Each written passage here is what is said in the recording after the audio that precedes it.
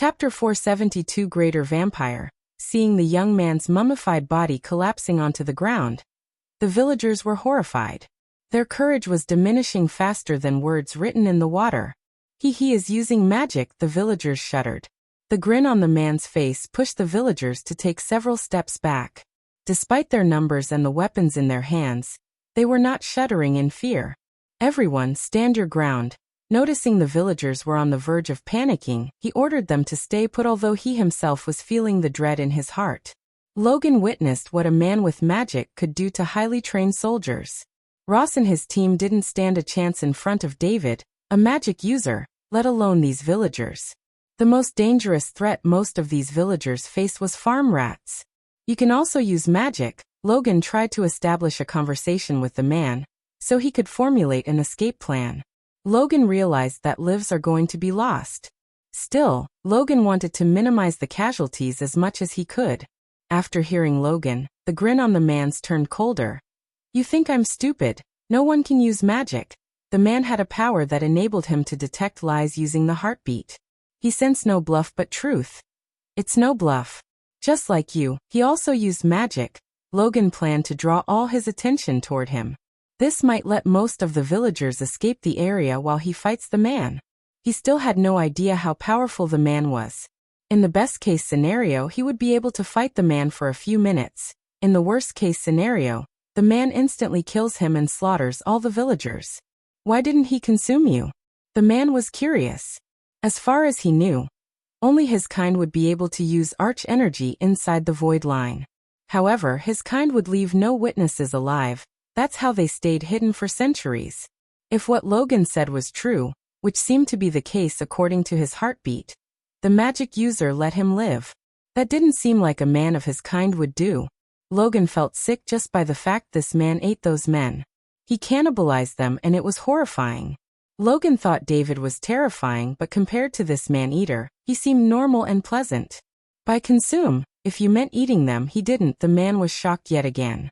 His kind would always consume their victims.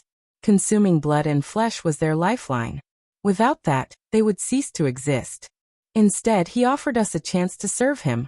Logan could see the dark lines on the man's forehead getting darker and darker.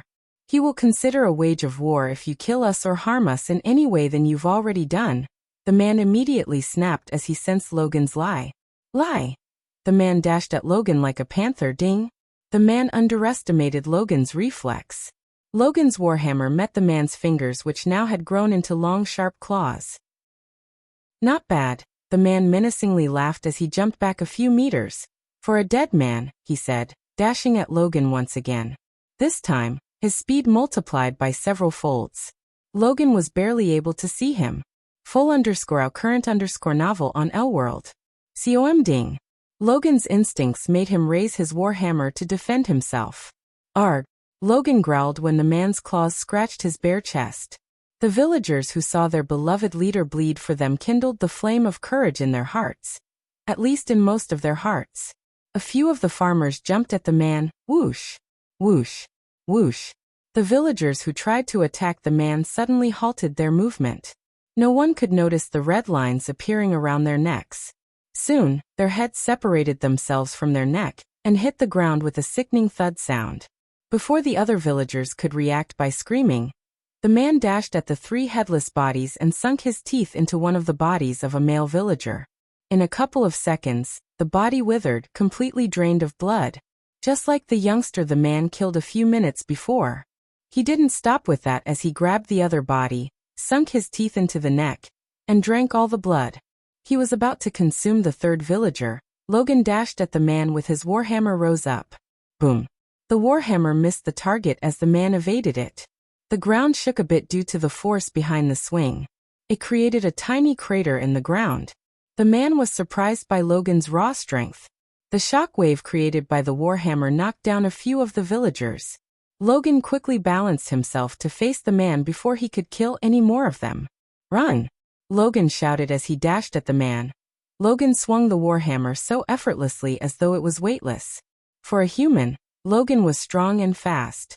He kept swinging the warhammer to stop the man from killing any more villagers. Silly little cow, the man snickered. The man saw Logan keep swinging the warhammer chaotically. Logan's movements were getting slower and slower. The man's grin grew wider and wider.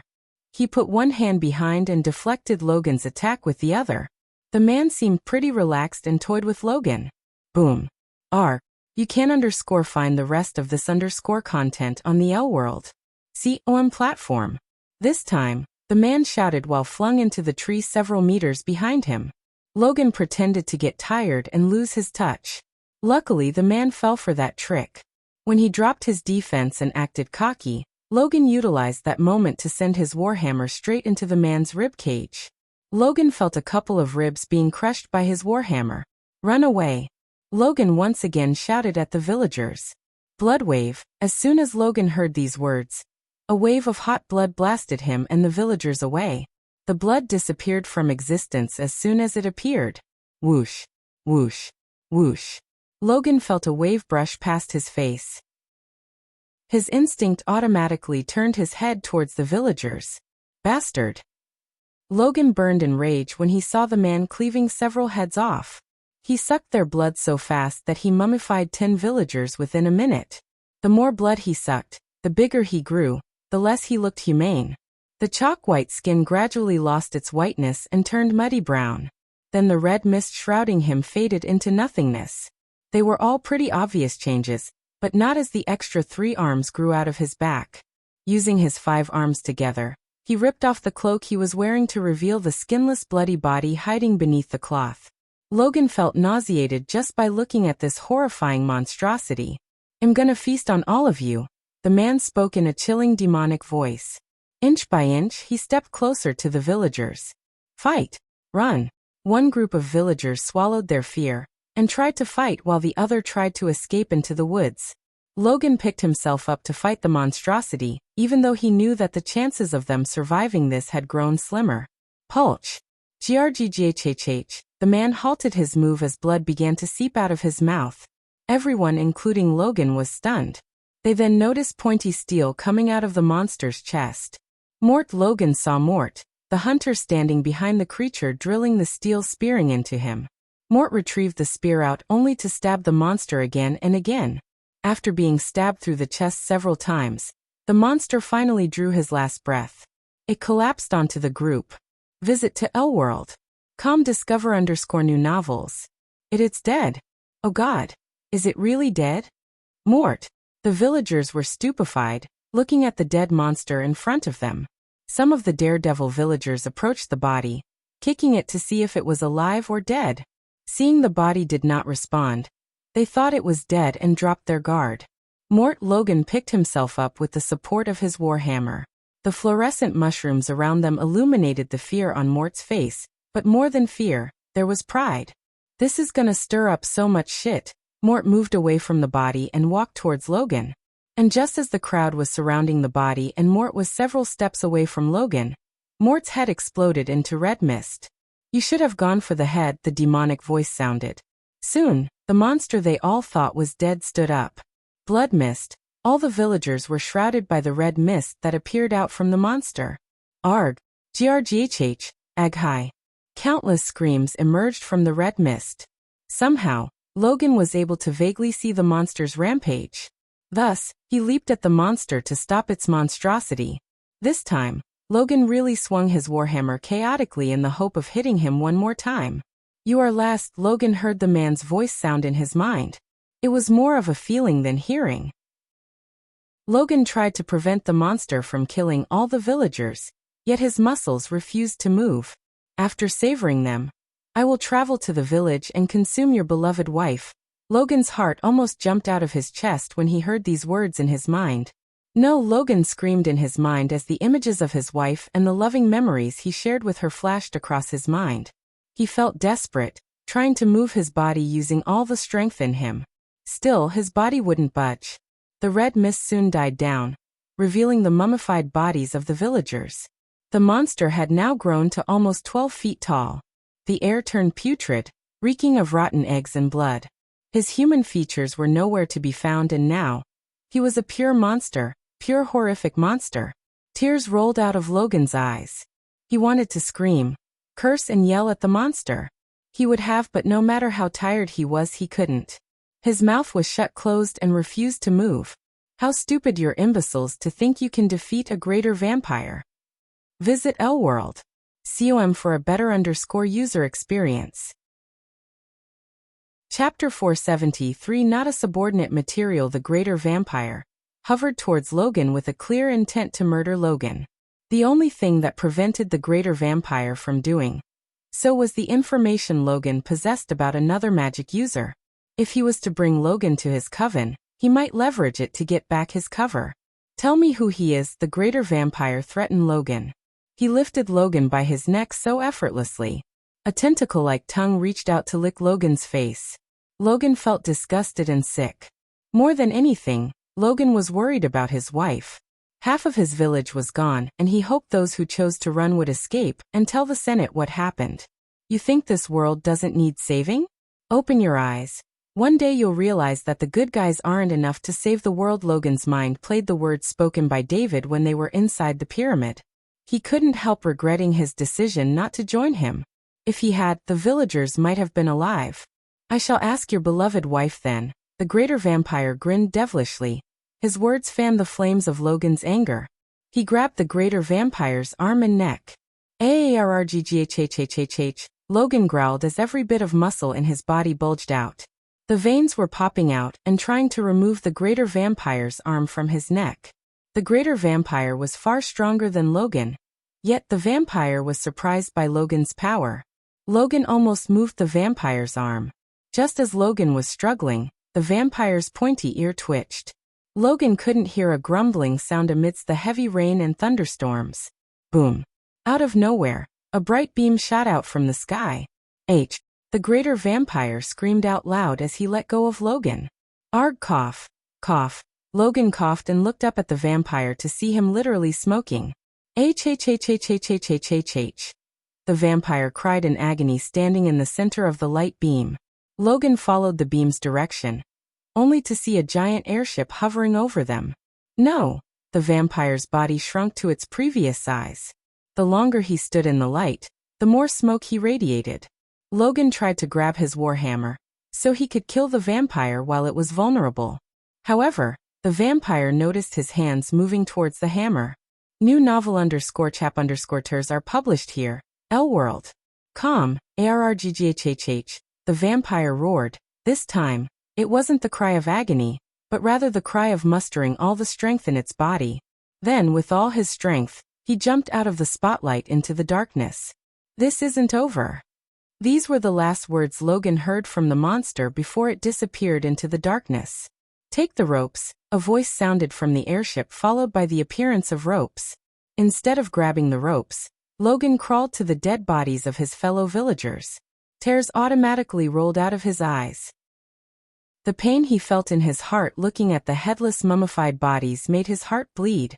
He wished things had gone differently.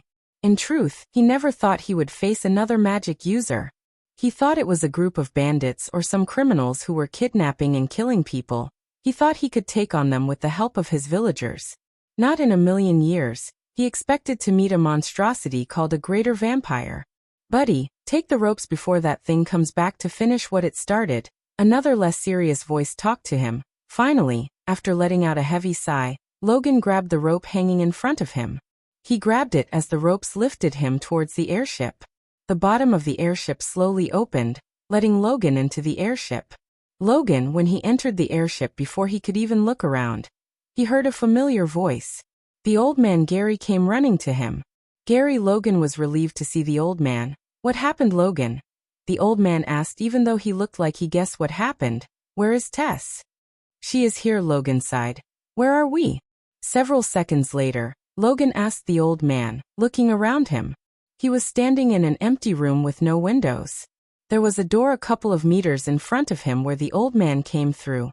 He walked towards the door.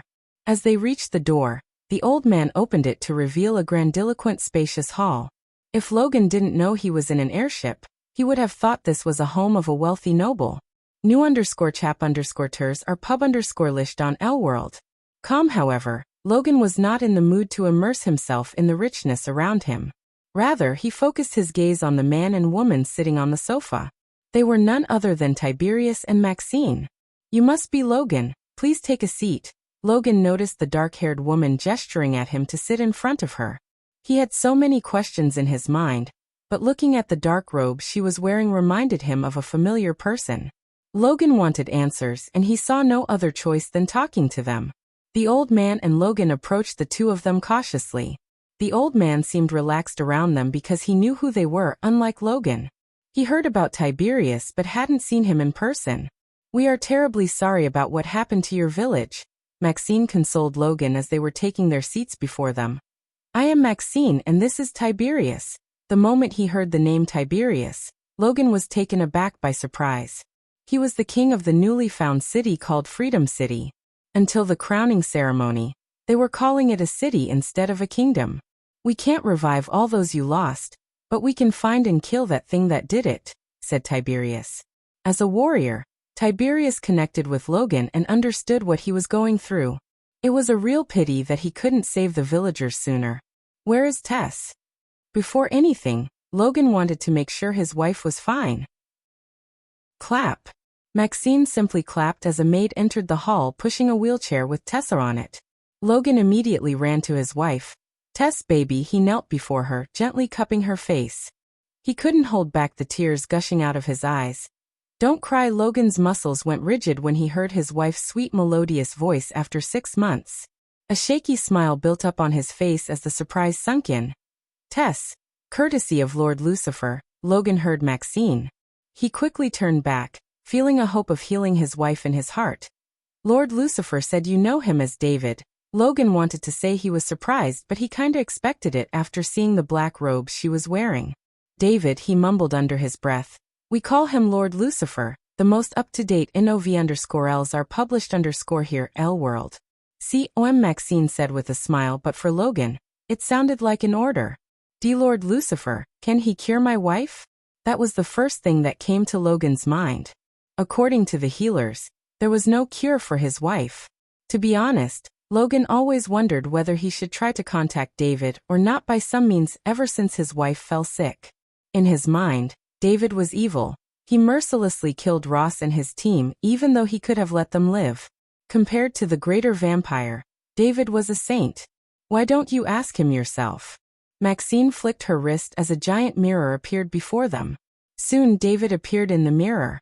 Since he must not let anyone see his real face, which was Ghost, he changed his face to David face using the mask.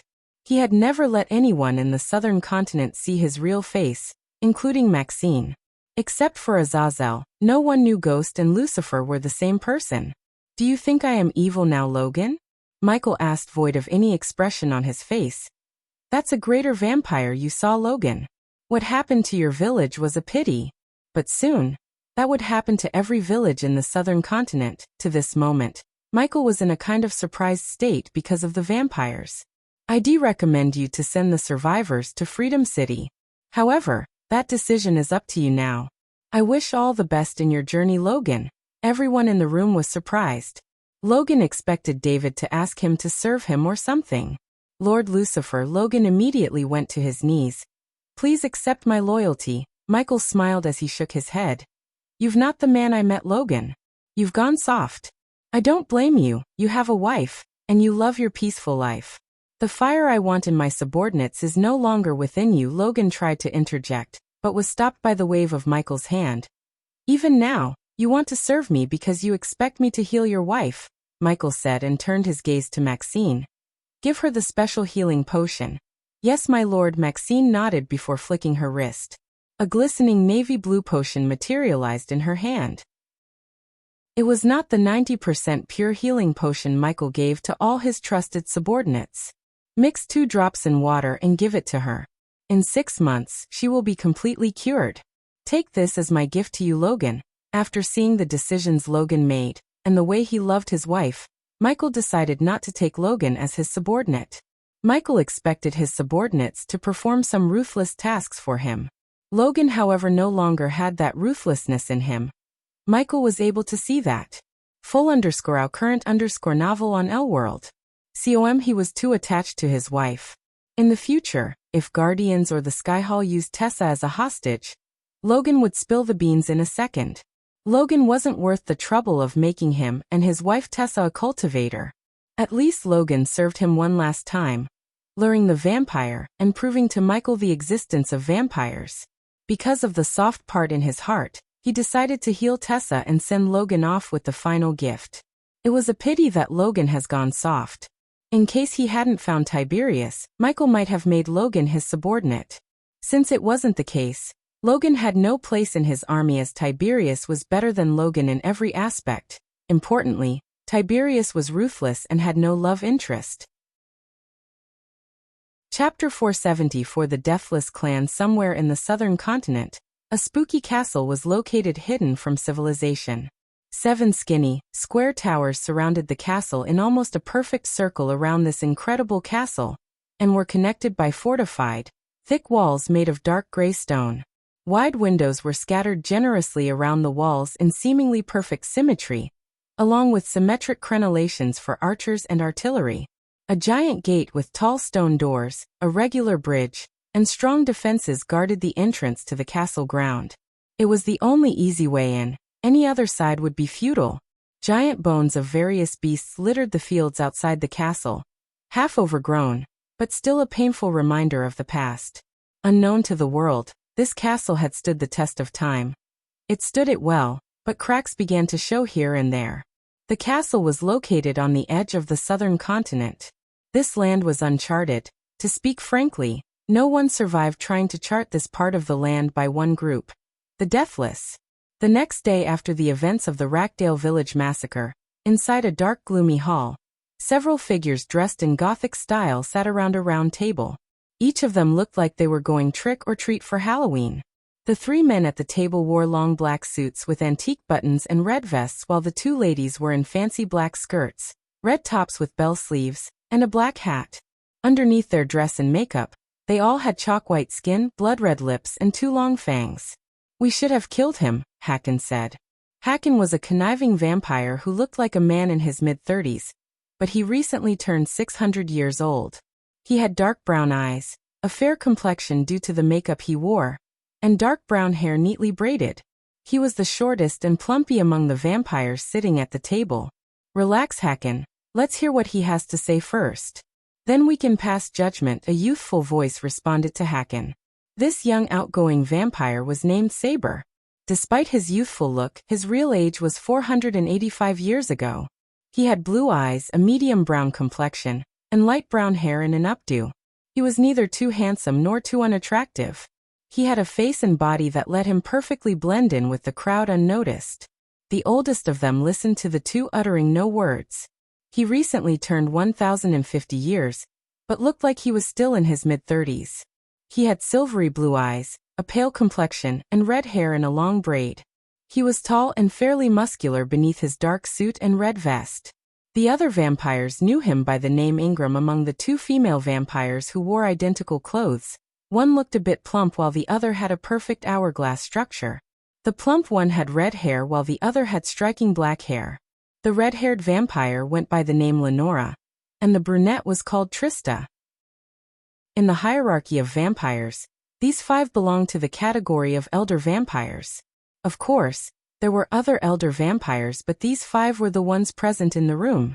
Each of these elder vampires served an alpha, and these alphas served the most powerful vampire of them all, the Maker. The Maker was said to be the first vampire. According to the ancient texts possessed by the Deathless clan, the Maker disappeared 6,000 years ago. They believed that the Maker had entered into an eternal slumber, and it was their task to locate him and wake him from his slumber. The Deathless clan was working in the shadows for thousands of years with a single purpose: find the Maker. Visit Elworld.com for a better user experience. He has waited long enough. "Let's call him Lenora," the red-haired vampire said in a carefree, playful tone. "Yeah, let's get this over with." Trista waved her hand.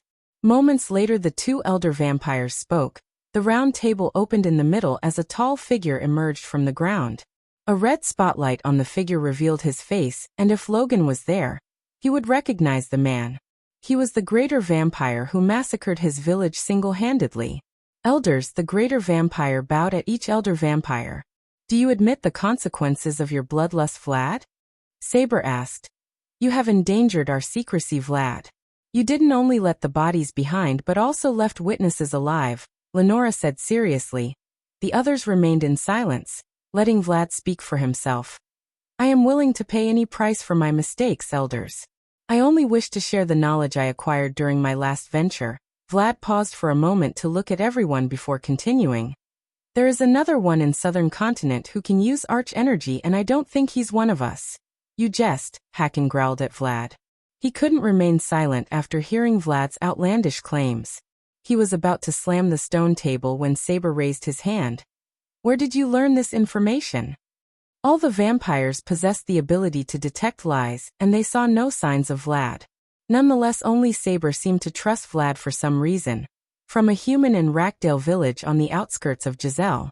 He told me that the man offered to join him. The human lied that he joined.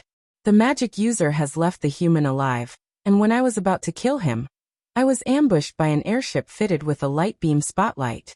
I believe the magic user sent the airship to aid the human. So it's true. Saber's words shocked everyone more than Vlad did. Saber, what the hell are you talking about? He was deceived. No one other than us can use arch energy inside the void line. Han couldn't believe what Vlad just said. You can't deny the possibility that he might be a rogue vampire exiled by us, Lenora said as Saber shook his head. I've been hearing things from my men. Recently, the pirates started to talk about a captain who casts spells and uses magic. We can all agree that pirates are not a very reliable source of information. Try the Bellworld. COM platform _ for the most advanced _ reading experience. No shit, Hakan sneered. 2 bottles of rum and they sing songs about Kraken. Forget about us. If there is someone who could use arch energy inside Void Line, all the great clans would have hunted him down. Saber smiled hearing Hakan. You answered your own question, Hakan. No one believes the pirates. Pirates lie, but he didn't. Saber pointed at Vlad. I also happen to have on good authority the Guardians suspect the one Vlad told us about, and the one who calls himself Lucifer might be the same person. Saber's lips curved upwards, revealing a slight grin that seemed like the devil of a grin. He may have looked normal, calm and harmless among the 6, but in truth, he was the cruelest and most dangerous of them all. He, Lenora giggled. Does this authority happen to be a certain Guardian? Why do I have a feeling you tasted my food? Saber asked with a smile at Lenora. Because I did. Lenora licked her lips. I have to say, Saber, when you turned a cultivator into us, I had my doubts. But after tasting her, it's worth all the trouble. I'm thinking about getting cultivator minion myself. Seeing the conversation straying away from the right track, Trista clapped her hands. What should we do with him? Trista asked, pointing at Vlad. What else? The smile on Saber's face faded away. Kill him, Saber said, snapping his finger as Vlad exploded into a bloody mist. What the fuck, Saber? Hakan growled. You ruined my clothes. How about I treat you to a special meal? Leaving the bloody mess of Vlad behind, Saber took Hakan to his special lair underground where he kept a special blood meal. For more _novel, visit Elworld. Meanwhile, in the Ukulun realm, Michael was standing in the middle of the Black Forest with Gaia and Eladir. They had a boar in a steel cage in front of them on the ground. Can you at least give us a clue? Gaia leaned on Michael, trying to seduce him to spill the beans. With a proud smile on his face, Michael took out a muddy brown potion in his hand. The potion was glistening brightly inside the vial. The boar was in a paralyzed state, so it didn't even budge when Michael bent down to pour the potion into its mouth. Little by little, the poutine went into its mouth. Gaia stared at the boar, expecting something, although she had no idea what to expect. Even Eladir was curious about the potion because Lucifer was working on the potion for almost 6 months non-stop. After finishing pouring the potion into its mouth, Michael kicked the steel several meters away from him. When the steel cage hit the ground, the steel cage opened. At that same time, the paralyzing poison Michael injected into the boar wore off. Thus, the boar leaped out of the cage. As though it remembers who caged it, the boar locked its gaze with Gaia. The boar then went to dig the ground a bit with its legs as a sign of aggression. Gaia even saw puffs of smoke rushing out of its nostrils. So your motherfucking potion makes the boar angrier? Gaia rolled her eyes. She then took out the heavy sword hanging on her back. But Michael, wait for it. Michael lowered her hands. The boar began to run towards them. It was royally pissed because of what Gaia did. The boar was having the time of his life with a female boar when she plucked him up and put him into a cage. Wait for it. The boar was getting closer and closer, yet Michael did not allow her to attack it. Just when the boar was a couple of meters away from them, Michael snapped his finger. As soon as he did that, the boar exploded from within into a bloody mist. What the? Gaia was stunned. She saw no spellcasting or use of arch energy from him. Yet the boar exploded. Michael took out another muddy brown potion from his system storage. Imagine mixing this in the food of our enemies. I can kill them anytime, any moment, with just a snap of my fingers. Michael felt the urge to let out a burst of evil laughter, but he controlled himself. This potion was one of the greatest achievements of his life. He created an entirely new potion that even the system had no knowledge of. No matter how many 6-star alchemists tried to replicate this potion, they wouldn't succeed, because the potion contained something this world didn't have: nanites. Updated _ at L-World. Only one thing left: naming this potion. Why don't you guys suggest me a cool name for this potion? Chapter 475. Leaving Mazeroth. Another 3 weeks flew by in a flash in Ukulun Realm.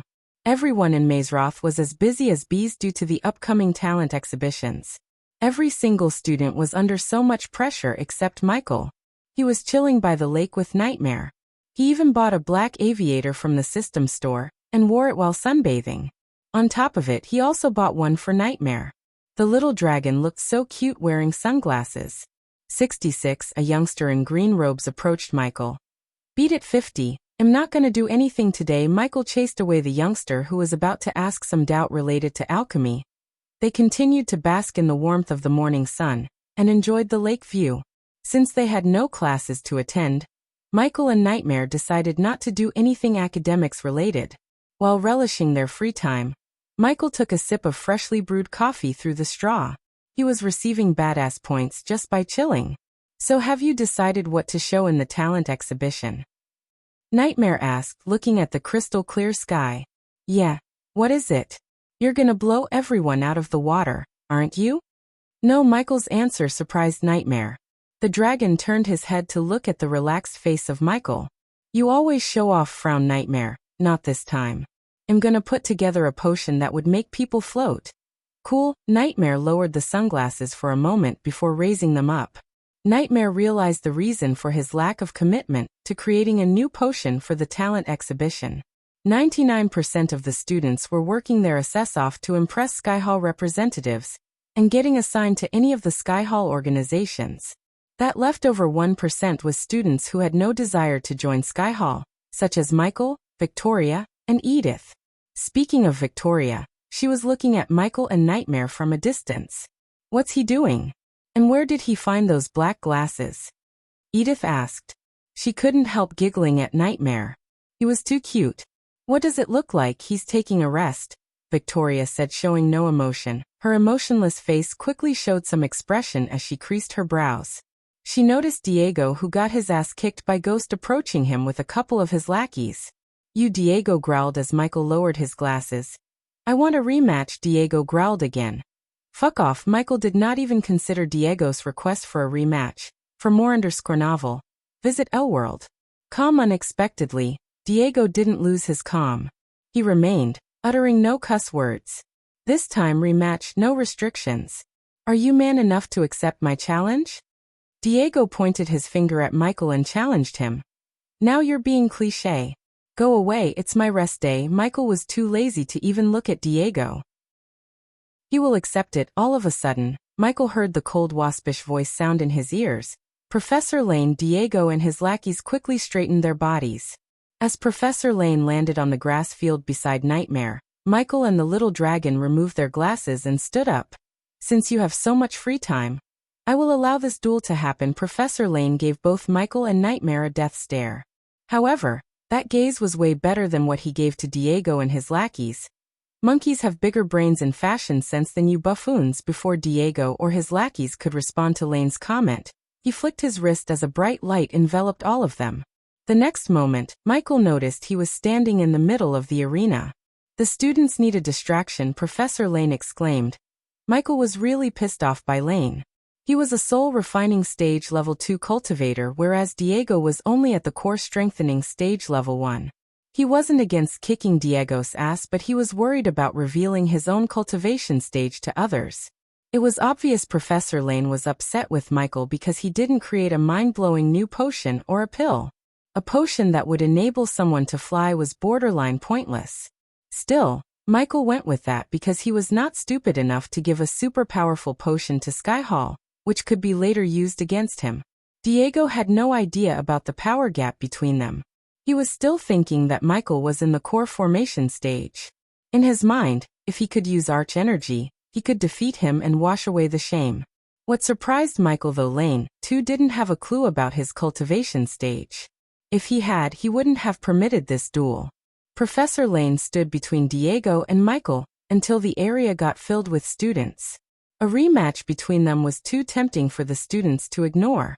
Victoria and Edith came to the arena with the rest of the Warrior House students. It was a sudden battle, but surprisingly the students of each house managed to draw signboards showing their support for each participant. Unlike the first duel they had, this time, Michael had way too many supporters from the Alchemist's house. 66, 66, 66, 66. The most up-to-date NOV_Ls are published _here L-World. They were cheering for Michael loudly as the scene reminded Michael of the tournament. Let's get this over with. Michael sighed. Unknown to him, a special person came to witness the battle disguised as House Runmaster's students. It was none other than Rowena Winston, the Holy Maiden of Sky Hall. Just like Michael, she got bored and decided to chill. When she saw the commotion, she decided to come to the arena. You can go chill out, Michael patted Nightmare on the head. The dragon nodded, then he snickered at Diego. I hope you have a healing potion with yourself. Diego might seem calm outside, but inside he was burning with rage. He wanted to rip the wings off that snarky dragon and teach it a lesson. For now he had to deal with his master. After everything was said and done, Professor Lane simply flicked his hand as a giant chakra flicked in the ground. It will keep you alive. Professor Lane didn't linger around. He took off into the air, leaving Michael and Diego behind. Michael felt nothing, but Diego could feel his arch energy returning to his body. I was waiting for this moment for so long. Diego cracked his knuckles. Michael, on the other hand, just like before, said nothing. He just lowered his sunglass. Begin. Ignitia. Not even a millisecond passed by after Lane uttered the word begin when a golden bolt of lightning shot out of Michael's finger and penetrated through Diego's throat. Grrrhhhh. Diego clenched his throat as blood gushed out of the wound. He dropped to his knees, losing all the strength in his body. The chakra beneath him began to glow in green and soon a light layered Diego's body. The students were utterly shocked. Many didn't even see what just happened. The duel was finished as soon as it began. All the cheers resounding in the arena stopped abruptly. Michael raised his sunglasses and looked badass doing it. Professor, can I leave now? Michael looked up, asking Professor Lane. For the first time since Michael met him, this was the first time he saw Lane shocked. Professor Lane was unable to answer Michael for a few moments. Not only him, but Rowena was also surprised. So he is the ghost, Rowena said to herself. Ever since Rowena heard Ghost saved her mother, cousin, and Sabrina, she wanted to meet Ghost in person. But due to some reasons, she was unable to do so until now. As the Holy Maiden, she had access to all student records. Thanks to those records, she identified Michael successfully. This _ content is taken from L-World. Not yet. Professor Lane regained his cold demeanor.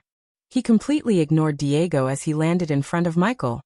Here, Michael saw Professor Lane taking out a silver parchment from his space ring with a flick of his wrist. You're excused from the talent exhibition. You can leave whenever you want and return after the holidays. Everyone, including Michael, was surprised by the sudden gift from Professor Lane. The holidays were supposed to start 3 weeks after the talent exhibition. Michael removed the sunglasses. Well, thank you, Professor. It's better you don't show yourself in the talent exhibition than underselling yourself there. Michael didn't expect this from Professor Lane. To be honest, Michael was completely caught off guard by him. If he had known beating Diego again would get him an early ticket out of Aquilon, he would have done it sooner. Thank dash before Michael could finish his sentence, Professor Lane vanished into thin air. The badass points notifications were going crazy in his mind. In a few minutes, he earned almost 80,000 badass points. He thought the reign of badass points was about to end when he turned back. He was dead wrong. Someone landed beside Diego with a loud thud, shaking the ground beneath. Halt! The clear, crisp voice made Michael halt his steps. Without even turning back, Michael knew who was standing behind him by the reactions of the students around him. Just as he guessed, he turned around to see the head prefect Elliot Watson, clad in full silver armor, looking at Michael. The array placed in the arena almost healed Diego back to full health. Not another duel. Michael was annoyed inside. Although fighting them would get him a ton of badass points, he felt bored fighting arrogant young masters. He had better things to do than wasting time on them.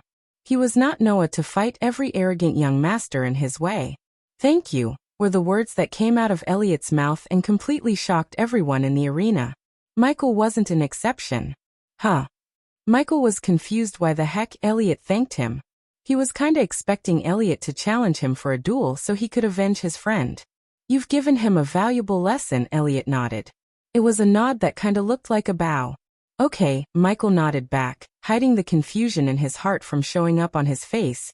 After Elliot thanked Michael, he took Diego and flew into the sky. Michael didn't linger around either. Now that Professor Lane had permitted him to leave the Ukulun realm early, he needed to pack his things, inform Gaia, and leave Mazeroth. The first thing he planned to do after leaving Mazeroth is to find the vampire and get every piece of information he could on the bloodsuckers. The source of this _chapter. L-World. COM. Chapter 476 Reunion with Vidora. Michael was packing up everything when Gaia entered the room, pouting. "You're packing up, I see." She came to his workbench where several apparatuses were fuming up colorful smokes. "I know what you're thinking, and no. You can't come with me until you get the holidays." Gaia sighed instead of arguing with him. She expected this answer, and in fact, she would be more helpful to him in the Ukulun realm than in the outside world. "So you're going to Giselle or the sect?" asked Gaia while dismantling his apparatus setup. "Giselle. I want to find more about the vampires, and I have a feeling the vampires have something to do with Peyton and Sabrina's disappearance." Gaia continued to help him pack all the things. The silver scroll offered to him by Professor Lane enabled him to use Arch Energy. Not that he needed a scroll to use Arch Energy. Now no one would suspect him. The room looked clean and rather empty after he put everything into the system storage. He was too busy cleaning everything up to notice the sad look on Gaia's face. Finally, when he turned around, he saw her standing in the center of the room, sad-faced. He put everything on hold and approached her. "Just 10 more months, Snaky," he said, gently cupping her hand. I know her voice stuttered due to her trying to hide her sadness. How could she hide anything from Michael when he knows her completely? So he just smiled before kissing her right between her eyes. "We are gonna spend eternity together. So don't worry." She couldn't hold back her feelings as he locked her lips with his. Good thing Michael scanned the room and made it spy-proof. Although it said that Mazeroth doesn't spy on students, he didn't believe them. Soon, they stopped kissing to embrace each other. "I'm gonna miss you," she said, hugging him as tight as she could. "Me too." Where is that flying lizard?" Here Gaia shuddered. She quickly let go of Michael, turned around, and saw Nightmare flying before her. "Fuck. Don't sneak up on me, ugly brat." She tried to grab Nightmare, but he evaded her easily. "I didn't sneak up on you. You were just too busy being lovey-dovey." Visit L-World. Com for a better reading experience. You're gonna pay for that. With her threat began their cat and mouse chase around the room. Considering Michael created his new potion, which he still has to name in this room, he was extremely thorough in cleaning the room. He didn't leave a single speck of evidence that could be traced back to the new potion. Got you. After chasing Nightmare for 5 minutes, she finally caught him. She headlocked Nightmare, knocking him on the head repeatedly. "I am so happy we are leaving you behind." "A nightmare," Michael called Nightmare as they both looked at him. An evil grin quickly emerged on Gaia's face. "Sorry to burst your bubble, but you're not coming." Nightmare was shocked. "What the fuck?" he growled, still being locked under her arms. "I can't take you with me." The scroll was pretty clear about it. Michael took out the silver scroll from his storage and threw it at Gaia. Both the snake and the dragon curiously read the contents written on the silvern parchment. Familiars are not allowed to leave Ukulun realm. Gaia read the line out aloud before closing the scroll. Now that I think about it, Gilrine was talking about some pocket dimension. What pocket dimension? Nightmare growled. He was not at all happy about staying in Mazeroth without Michael. He would have been less pissed about this if he was able to stay with Gaia. Unfortunately, no one was allowed inside staff quarters. Thus, Nightmare had to stay in the room alone or with Eladir, who spent most of his time cultivating, meditating, and reading books in the library. I think they are planning to bring all the familiars into a pocket dimension for training or something. It will be a good experience for you, Nightmare. Michael rubbed Nightmare's head playfully after coming to him. I think Eladir is in the library. Seeing Eladir hadn't returned to the room, Michael realized he might still be in the library. Here, take these. Gaia saw 2 black rings appear on his palm. Space ring? Gaia tilted her head. Modified interlinked space rings. We can use this across realms, said Michael. These 2 rings cost him 10,000 badass points each in the system store. He wouldn't have bought them if they weren't vital to his plans. Using these rings, even after leaving the Ukulun realm, Michael could provide Gaia and Eladir with necessary items from his side and vice versa. Visit L-World. COM for a better reading experience. The downside of these rings was he wouldn't be able to store anything weighing more than 50 kilograms and space rings. Because of this restriction, it was borderline impossible to work on devices that required Eladir's runes. For instance, the mortar. Fortunately, by the start of next month, everyone would get holidays and be allowed to leave the Ukulun realm. That time, the 2 of them could finally finish building the mortar, and hopefully more powerful devices for Bertha. Give the other to Eladir when you see him. After everything was said and done, Michael was ready to leave the Ukulun realm for Giselle. Aren't you going to meet Lane? Gaia asked. You've seen him. He is not very good at connecting with people. Besides, he's pissed at me for not making a breakthrough in alchemy by creating an entirely a new potion or a pill. Less he knows you already created one. Nightmare joined the conversation. And it will stay that way. Michael's voice became serious. I haven't perfected this potion. But even in this imperfect state, this potion is a game changer. They both nodded in agreement. I will see you 2 later. Since there were no obligations left in the Ukulun realm, Michael activated the silver scroll by sending the scroll a silver of arch energy. The next moment, a bright light enveloped him and disappeared in a few seconds along with Michael. Okay, Lizard, I have classes. I'll see you later. Stay out of trouble. Gay rubbed Nightmare on the head with a smile. You too. You're the one who should be careful. She gave a nod before leaving the room through the window. Little did Nightmare know at this time that in the pocket dimension, he would meet 2 other dragons who were going to change his life. Life without Gaia and Ghost was so boring to Vidora, especially to Iag and Sarba. It had been approximately 3 months since Ghost and Gaia left for Mazeroth. The only entertainment they had after coming out of cultivation was the surveillance mirror. The 3 of them watched all the footage live and recorded it to find out more about the vampires. There were barely any drones or spy cams on the southern continent, excluding the homes of senators and Stormville Mountain. Otherwise, they would have tracked the vampire who apparently massacred a village on the outskirts of Giselle. If Azazel let Delar take us to the crime scene, I can try to track the vampire, Sarba meekly said. And I can test my new scorching breath on that bloodsucker, Iag said without bothering to hide her arrogance. Nothing much changed in their behavior or physical bodies in these 3 months except their powers. Iag now could breathe fire in addition to her ability to shoot sonic waves, and Sarba developed powerful senses. His senses let Sarba locate a living being using the heartbeat from a mile away. That was one of the senses he had. Taste, smell, vision, hearing, every sense known to man was heightened for Sarba. I don't believe our core formation level 5 will be enough to go head-to-head with the vampire. We know nothing about their kind, Kane calmly said, only to get a headbutt from Iag. Full_our current_novel on L-World. COM, don't worry, Black. I'm sure you will get a power of your own soon. It's obvious you're a late bloomer, he.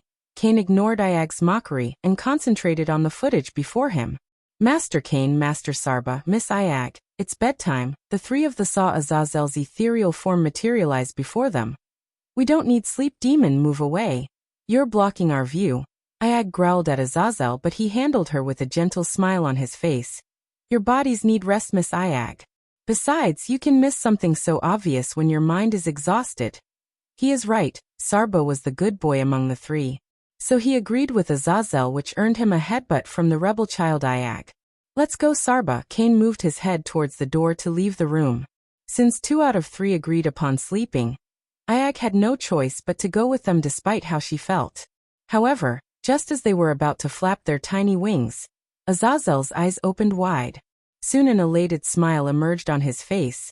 The 3 of them were completely taken aback by his surprise. He is here, Sarba joyfully said as he sensed a powerful figure walking toward them. And he had no doubt that this powerful radiation belonged to none other than Ghost. Just as he said, the door opened to reveal Michael in his usual black attire. Ghost? Even the normally silent Cain grinned and leaped at Ghost excitedly. They were so surprised and happy to see him again. They wrapped their heads around his neck, showering him with kisses as though they were puppies. My lord, Azazel quickly went to his knees as his eyes were brimming with the joy of seeing his lord return. Nightmare and Gaia, where are they? Ayag and Sarba asked in unison. My lord, congratulations on reaching the soul refining stage. When talking to Michael through the spiders and mirror before, Azazel couldn't see the level of Michael's cultivation stage. Right at the moment, the demon butler could feel the immense power he was radiating and sense his cultivation stage. And I have to congratulate you for reaching core strengthening level 8. For some reason, Michael wasn't surprised by the demon reaching core strengthening stage level 8 from level 5 in a few months, virtually doing nothing. The demon butler was bound to Michael, so the stronger Michael was, the stronger the demon butler would be. Am unworthy of such words, my lord. Azazel bowed as Michael turned his gaze towards the 3 heads staring at him for an answer about Gaia and Nightmare. They will soon. The moment he placed them on the table, they began to nag him about what happened in Mazeroth. It took him almost an hour to finish narrating everything that happened in Mazeroth and answer their questions. Azazel, tell Maxine and Tiberius to meet me in Caius' home. Yes, my lord. Full underscore new underscore episode underscore on the L world. See on platform. Azazel nodded. Now let's go meet Arya and her brothers. Chapter 477. The Dark Suit 2. Michael stopped by his room to change his clothes before meeting Arya and her brothers. Entering his room, he snapped his fingers as the light orbs fixed on the walls dimly lit the room in crimson red. Fedora jumped to the neatly made bed from his shoulder. The armor stand was located in the corner of his room beside the alchemy table void of any armor. Before equipping the armor through the system, he willed the system to put the armor on the armor stand. The next moment, the Lucifer armor was put on the armor by the system for display. Fedora noticed several changes in the armor, such as the armor being darker than before. The armor linings were painted in crimson red. The material of the armor seemed sturdy and the long blades sticking out of the wrists. These were all visible changes. In addition to them, Michael equipped the armor with the upgraded APD and Mark III grappling hook, while Eladir placed invisible runes that increased the armor's resilience to withstand an immense amount of both physical and magical attacks. Thanks to the runes, now his armor was resistant to fire except primordial flames. The upgraded version of APD enabled him to not only inject himself with potions and pills, but also inject others using a retractable needle, and spray potions through a sprayer attached to the center of his gloves. You made some changes, Ayag commented at the armor. I call this Dark Suit 2. Michael planned to forge a new, more powerful armor in the future, but for now, he had to make do with this armor. He made all the changes he did to his suit to Gaia's suit too, except for the chest area in her armor designed to fit her bosom. Both armors looked identical. For a few moments, he just stared at the armor, feeling the armor. Instead of willing the system to equip the armor in an instant, he manually wore the armor piece by piece. Sling. Sling. After fitting the gauntlets around his wrist, Michael clenched his fist as the hidden blades came out, producing a sharp sling sound. He then raised his hand. A green mist sprayed out of his wrists. What the heck is that? Ayag frowned. Fear toxin, Michael said, checking the APD by injecting himself with a healing potion. Several tests later, Michael put on the mask and finished putting on the armor. The latest _AP_SODIES are on the L world. See OM website. He walked towards the mirror to check himself out. To be honest, he looked frightening in the armor. So he decided to shroud himself with the cloud of darkness and light his eyes with eyes of darkness. Unlike before, his eyes were now flaming in dark flames. Since he was standing in his room near the bed, he avoided conjuring the dark flames around him. Nonetheless, the little bit of dark flames coming out of his eyes was enough for Vidora to sense its overwhelming power. Sarba, who now possessed the god-level senses, noticed the violent surge of energy within him. Just looking at the dark energy within him gave him a headache. He quickly retracted his senses. So that's the dark flames? One of the primordial flames, Sarba asked as Michael nodded. Cool, isn't it? Or should I say hot? Michael chuckled before putting off the dark flames. Soon, the shroud around him and the fire in his eyes vanished. Let's go, Michael put on the hood. It was time for him to meet Arya and her two brothers, Titus and Optimus. Vidora jumped back on his shoulder with a swift leap. He made his way to the throne room where he planned to meet the trio. In the dark forest, two men with jacked-up bodies were treating a giant tree as their personal punching bag, while a girl with short hair sat on the branch above them and plucked the dark leaves one by one. Are you becoming slow, Titus? Still faster than you. The two men breathed heavily as they were training in the dark forest for almost 10 hours. They were identical twins, and except for their hair color, nothing different about them. Even Arya would have a hard time if it wasn't for Titus having blonde hair and Optimus having brown hair. They had scars that many used to differentiate between the brothers. However, the healing potions and the rebuilding process healed all their scars. As a result, their skin was now smooth and scarless as a baby's bottom. Life in the dark forest was difficult for the brothers.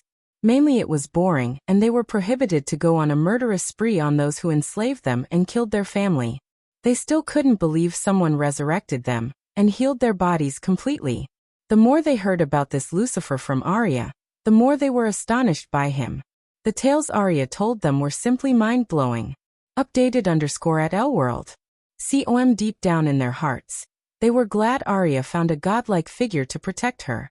She had grown so much, they could tell that. She was not a meek, scared little girl anymore as she defeated both of them in a fair fight. Titus and Optimus couldn't wait to see Arya's lord and Tiberius, who trained alongside them in the Ludus under Doctorus. My lords, my lady. Titus and Optimus stopped their training when they heard Azazel's voice. The first time they saw Azazel, they freaked out. Now they got used to the sudden appearances of Azazel. Lord Lucifer is here and he wants to meet the three of you in the throne hall. Arya immediately jumped down from the branch and landed on the ground nimbly. Titus and Optimus looked at each other. They seemed a bit tense. Still, they followed Arya and Azazel behind to the underground mansion. The hallways were as usual dimly lit with crimson-red orbs fixed onto the walls. The eerie silence would freak anyone out, and the two gladiators weren't an exception. As the narrow hallway opened up to the hall, they saw a figure gracefully sitting on the throne clad in dark armor. With one leg over another and head resting on his fist, he looked relaxed yet dominant. They noticed the three-headed creature atop the throne handle, looking down on them. My lord. Arya immediately dropped to one knee and bowed. She gave a stare to both of her brothers, wordlessly ordering them to do the same. Titus and Optimus, how are you two feeling? Titus and Optimus heard Lucifer talk in a demonic voice that perfectly suited him. Feeling well, thanks to you, my lord. Titus bowed his head. Considering Titus and Optimus were soldiers, they showed no lack of respect to their lords. Good. Michael used the X-ray eyes to see their cultivation level. It was no surprise to Michael that they were still at Arch Sensing Stage Level 1. They barely had any Arch energy circulating in their veins. Fortunately, they looked extremely fit and healthy. Are you two willing to be my subordinates and put an end to the slavery once and for all? Michael asked them directly without beating around the bush. Since Arya had already talked them down to accepting Lucifer as their lord, the two brothers didn't ask any questions. Yes, my lord. For more _novel, visit Elworld. COM, the two brothers said, bowing in unison. Does the host wish to accept Titus Atronius as a subordinate? Does the host wish to accept Optimus Atronius as a subordinate? As soon as the brothers agreed to serve him as his subordinates, the system's notification sounded in his mind. Yes, at the current level of the system, he was allowed to have 11 subordinates. Currently, he had 9 subordinates, and with Titus and Optimus, he had reached the maximum level of subordinates. Of course, he could have more subordinates, but the system rules for a subordinate wouldn't apply to them, and he wouldn't be able to see their loyalty level. He planned to make Daniel his subordinate, except now he had no slots remaining for him. That wasn't a problem, as Daniel and Ricky were absolutely loyal to him. Michael quickly took a look at their loyalty level to see the brothers harboring 56% loyalty towards him, while Arya had 87%. Her loyalty level pleased him, contrary to her low cultivation level. She was still at the body strengthening stage despite taking all the potions and pills he was providing her. She couldn't blame her though, because her body was still adapting to the conditions of cultivation continents. It would take years for her to absorb all the arch energy provided by the pills and potions, and she was considered a genius compared to the rest of the Southerners. So unless he finds a way to quicken the cultivation speed of all his Southern continent subordinates, it would take decades for them to even reach the core formation stage. Showing all these thoughts and future plans to the corner of his mind, he stood up. Families can be your strength and weakness. Remember that. Michael stood from his throne after speaking those words. Now that you 3 spend time together, it's time to get back to work. Arya. Michael looked at Arya. My lord, take your brothers to Bradford. Sadie will use her connection there to get them into the army. Michael started his long-term plan of army building by sending Titus and Optimus to Bradford, where they would be trained by Ghost, in other words, by himself. Visit elworld.com for a better user experience. As you wish, my lord. Deep down, Arya was glad to hear Lucifer's order. Compared to serving Lucifer directly, getting appointed as soldiers under the new King Ghost was much safer. According to the information Arya gathered, Bradford was managed by the Sunrise sect rather than the new king, who goes by the name Ghost. Due to the agreements Ghost signed with King Bredia, Bradford was immune to invasions and wars. Thus, she knew her brothers would be much safer in Bradford. After Arya and her brothers left the hall, Michael activated the runic teleportation to teleport to Caius' home with Fedora. Sarba's help would be vital for the task he was about to undertake. Chapter 478. The Castle of Vampires. Maxine and Tiberius were waiting in Caius' room with Caius for the Dark Lord. Since everything was going according to plan without any hiccups, they were pretty relaxed. Compared to the other two, Tiberius was slightly tensed up, as he didn't like whatever slaughtered Logan's village to be alive and well. Logan told all about how their battle went. Tiberius thought only Lucifer and the Dark Queen could use magic, but now, there was another one. He couldn't wait to get some answers from Lucifer. Luckily, he didn't have to wait any longer, as Michael appeared in the room out of thin air. My lord. Maxine immediately dropped to her knees, then Caius, and finally Tiberius did the same. Rise. Michael approached the chair before willing the system to replace the chair with his throne. You must be Caius. The moment Michael placed Fedora on the oak table, Iag locked her gaze with Caius. Except for Maxine, who met Fedora a couple of times, Tiberius and Caius were startled to hear the menacing voice of the white head among the three. Yes, my lady. Iag emphasized the word my lady. She was extremely overbearing and dominant that despite her stature, she exerted enough pressure on Caius to turn his face pale. Tiberius, I presume. Nice to meet you. Sarba talked in an exactly opposite way of how Iag spoke to Caius. Tiberius was surprised by how polite and respectful the silver head was. Well, it took a couple of seconds for Tiberius to find the right words to greet the majestic creature looking at him. Fuck it. Tiberius pushed away the thought of finding fancy words. Nice to meet you too. Tiberius went with a simple greet as Sarba nodded. Enough pleasantries. Michael raised his arm. Before we move to the obvious, tell me, how's everything on your end? Caius saw the dark eyes staring at him, and it felt as though he was staring into his soul itself. We have no problems on our side, my lord. In a week, Maven will be merged with Giselle with the support of the people of Maven. The latest _AP_SODIes are on _the L world. See OM website. The civil war he incited in Maven was going to finally pay off. He was glad to hear this update. General Quintus has recently started invading the lands of Prerid. The The name General Quintus rang a bell in his head. He pondered for a moment before remembering everything about Quintus. He was the man who invaded Aria's homeland, Weesight. He decimated the kingdom completely, removing Weesight from the map and expanding the territory of Kingdom Myril. What's our stand in this war? I was thinking we should support Pririd, my lord. Caius stepped forward and pointed at the map on the table. His finger was on the kingdom Pririd adjacent to Maven. And the kingdom of Pririd was located between Maven and Myril. General Quintus has been expanding his territory for decades and typically every 3 or 4 years. We have to change the map because of him. If we conquered Pririd, the possibility of him trying to invade Maven is high. Everyone in the room agreed with Caius. Cain, you think you can handle this? Michael asked Cain instead of guiding Caius on what to do next. He decided to treat this situation as a test for Cain. Yes, Cain said confidently. He already plotted a plan in his head. Then Michael turned his gaze towards Maxine. What about you, Maxine? How is the mining going on? The new machines and the pulley system will be installed next week, my lord. After that, the mining process would be 300% faster. Good, Michael nodded. Finally, he turned his gaze to Tiberius. However, instead of asking for an update, Michael gave Tiberius an update. We are going to capture that vampire, dead or alive, Tiberius has to say. He was indeed relieved to hear Lucifer. How's Logan doing? After what happened to Logan's village, Tiberius offered Logan to settle in Freedom City, which Logan wholeheartedly agreed. Not that Logan had any choice.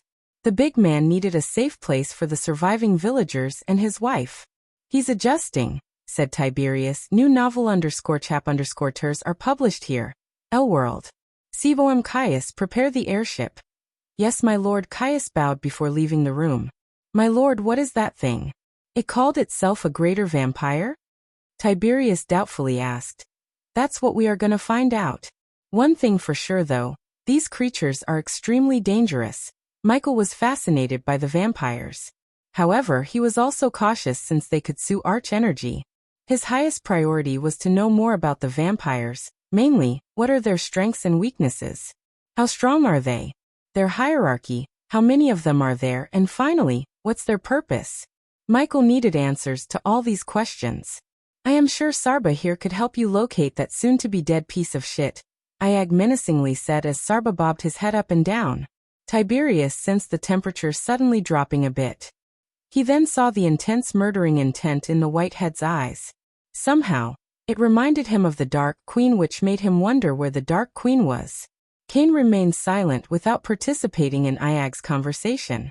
He was ironing out the tiny details in his plan until Michael said something related to the upcoming war between Pririd and Myril. The slavery will soon come to an end after this war, Michael said, looking at Tiberius. He truly felt grateful to Lucifer in this regard. Just like he promised, Lucifer helped him build a new kingdom for all those who've been enslaved by the rich. Whether Myril and Pririd would be merged with Giselle and become a single large kingdom or not, Tiberius knew the slavery is coming to an end soon. It's ready, my lord, Maxine said after being told by Caius through the earpiece. Her words brought Tiberius out of his imaginary world where slavery existed no more. Finally, Tiberius was relieved. Although it was only 5 minutes since Caius left, it felt like an eternity. The safety of his people was the most important thing to Tiberius.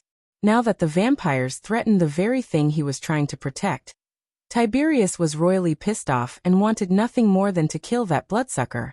Tiberius and Maxine moved closer to his throne while Vidora jumped back on Michael's shoulder. The next moment, Michael activated the runic teleportation to teleport themselves to Caius' airship. Tiberius hated teleportation, but closing his eyes helped him deal with the after effects. When he opened his eyes, he was standing in the airship. Set a course to where Logan fought the vampire, Maxine ordered Caius as though she read Michael's thoughts. The daylight arrived as such intricately woven threads of gold so light that its creator could only be divine. On their way to the destination, Michael remained with his eyes closed. He was meditating and organizing his thoughts. Ever since he merged himself to become whole, he felt extremely powerful, which might unstable his mind as it did to Spectre. Therefore, he continued the meditation which helped him control and connect with the dormant powers within him. After almost half an hour of flying, they finally reached their destination. From above, there was nothing but forest beneath them. Rather than flying down as Maxine and Tiberius expected, Michael took out several drones from his system storage. "Open the door," Michael ordered Maxine as she walked to the door followed by the drones. Whoosh! As soon as she opened the door, a loud howling sound coupled with a powerful suction force tried to suck everything out of the airship. Maxine quickly shut the door, and the drones were already out in the air. The latest _AP_SODIs are on the L world. See website. Michael closed his eyes yet again, monitoring and controlling all the drones manually. The drones buzzed through the forest like busy bees trying to get honey out of flowers. Only in this scenario, they were surveying the area for the vampires. Maxine and Tiberius noticed his eyes were abruptly opening after a few minutes. "Did you locate him?" asked Diag. "You two stay here." Michael's face was serious underneath his mask. They couldn't see the look on his face.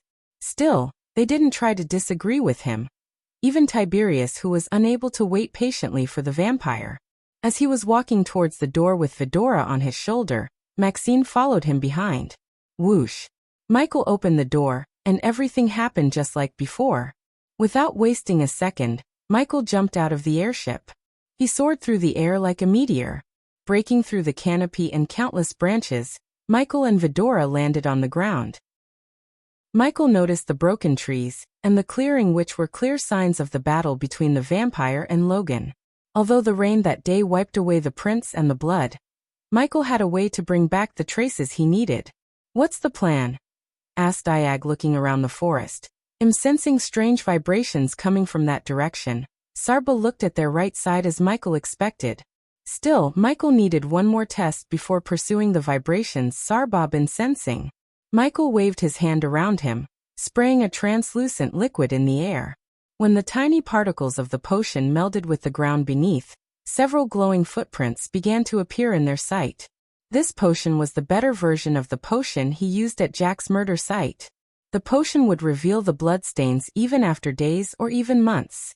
Almost 99% of footprints were chaotic and human, except for the remaining 1%. It looked like a human footprint, however. Only that pair of footprints were leading to the place where Michael noticed an anomaly. If that's the footprints of the vampire, I have to say, it awfully similar to a human's system.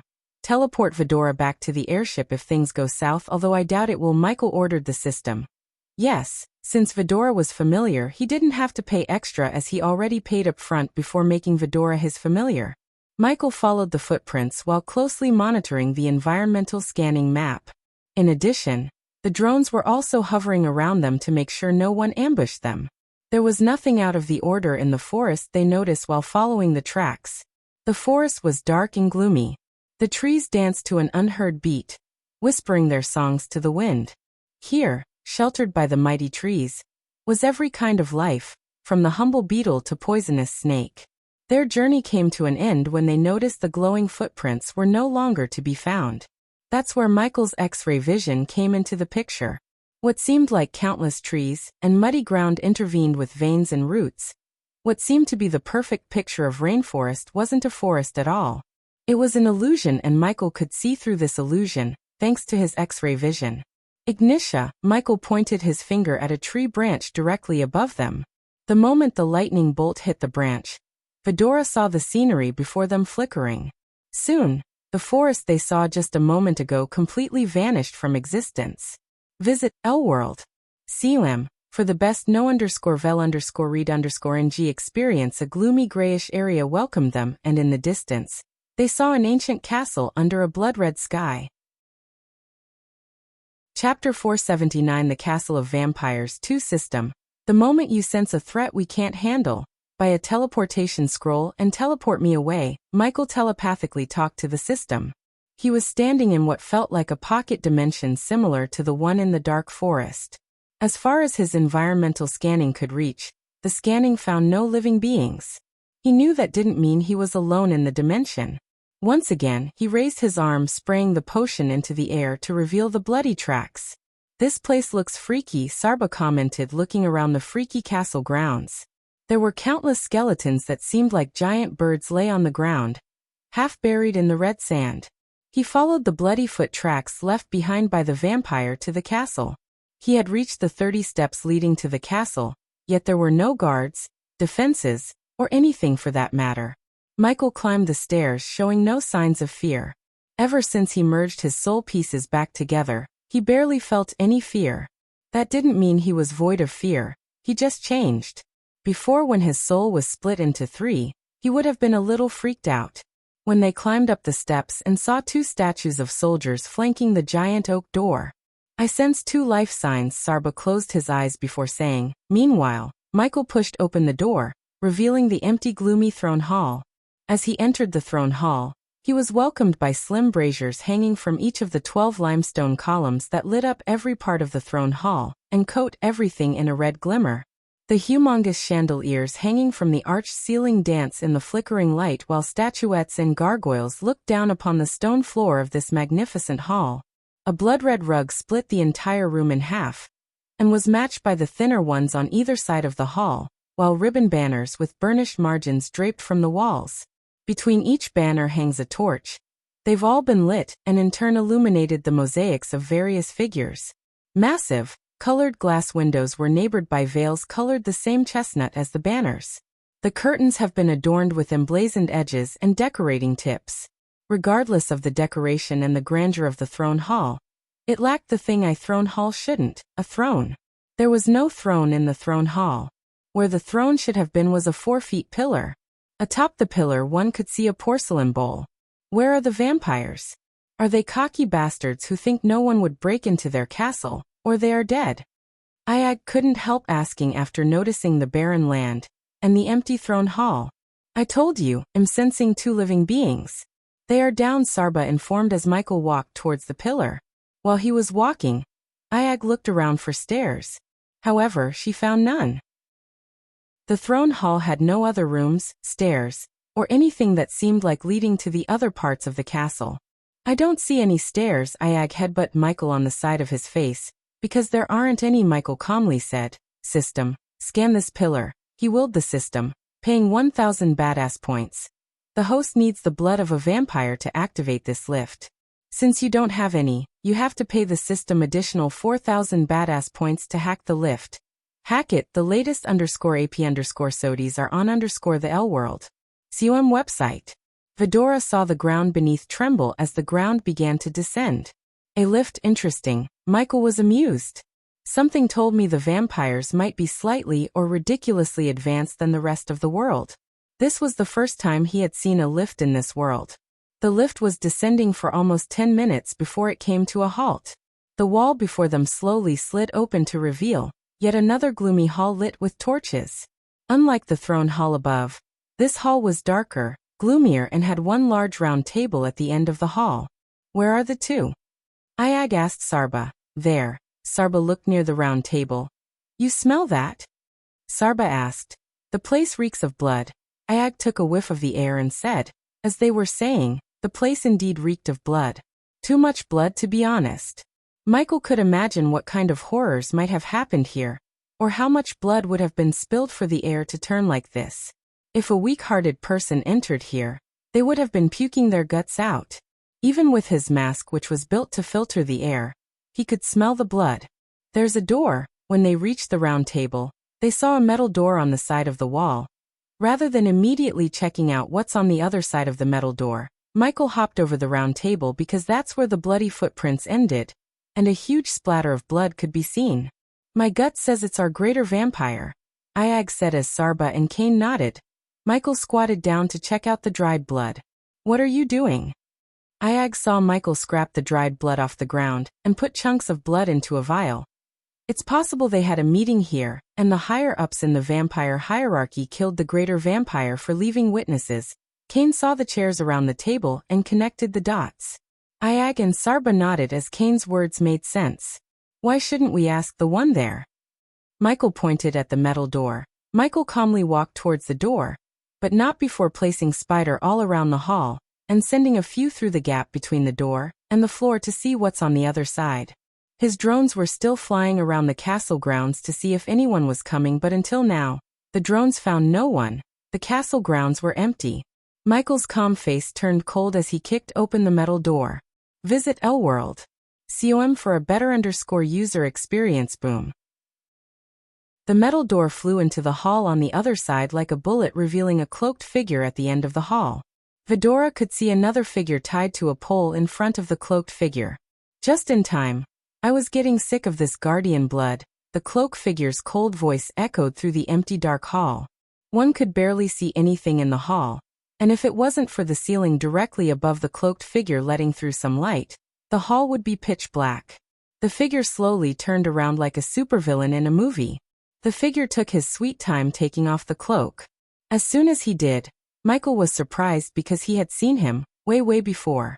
Victor. It was Victor. The same Victor he saw on the Phoenix Island where he had a conflict with Lord Julius. At that time, Victor was a core-strengthening stage warrior. On the other hand, Victor had no idea that the man before him was Ghost. Even if he did, Michael didn't think Victor would give a damn. Three-headed Hydra. Exotic. Victor licked his lips, and when he did, Michael saw the vampire fangs sticking out of his mouth. They were longer and more menacing than the ones shown in the movies.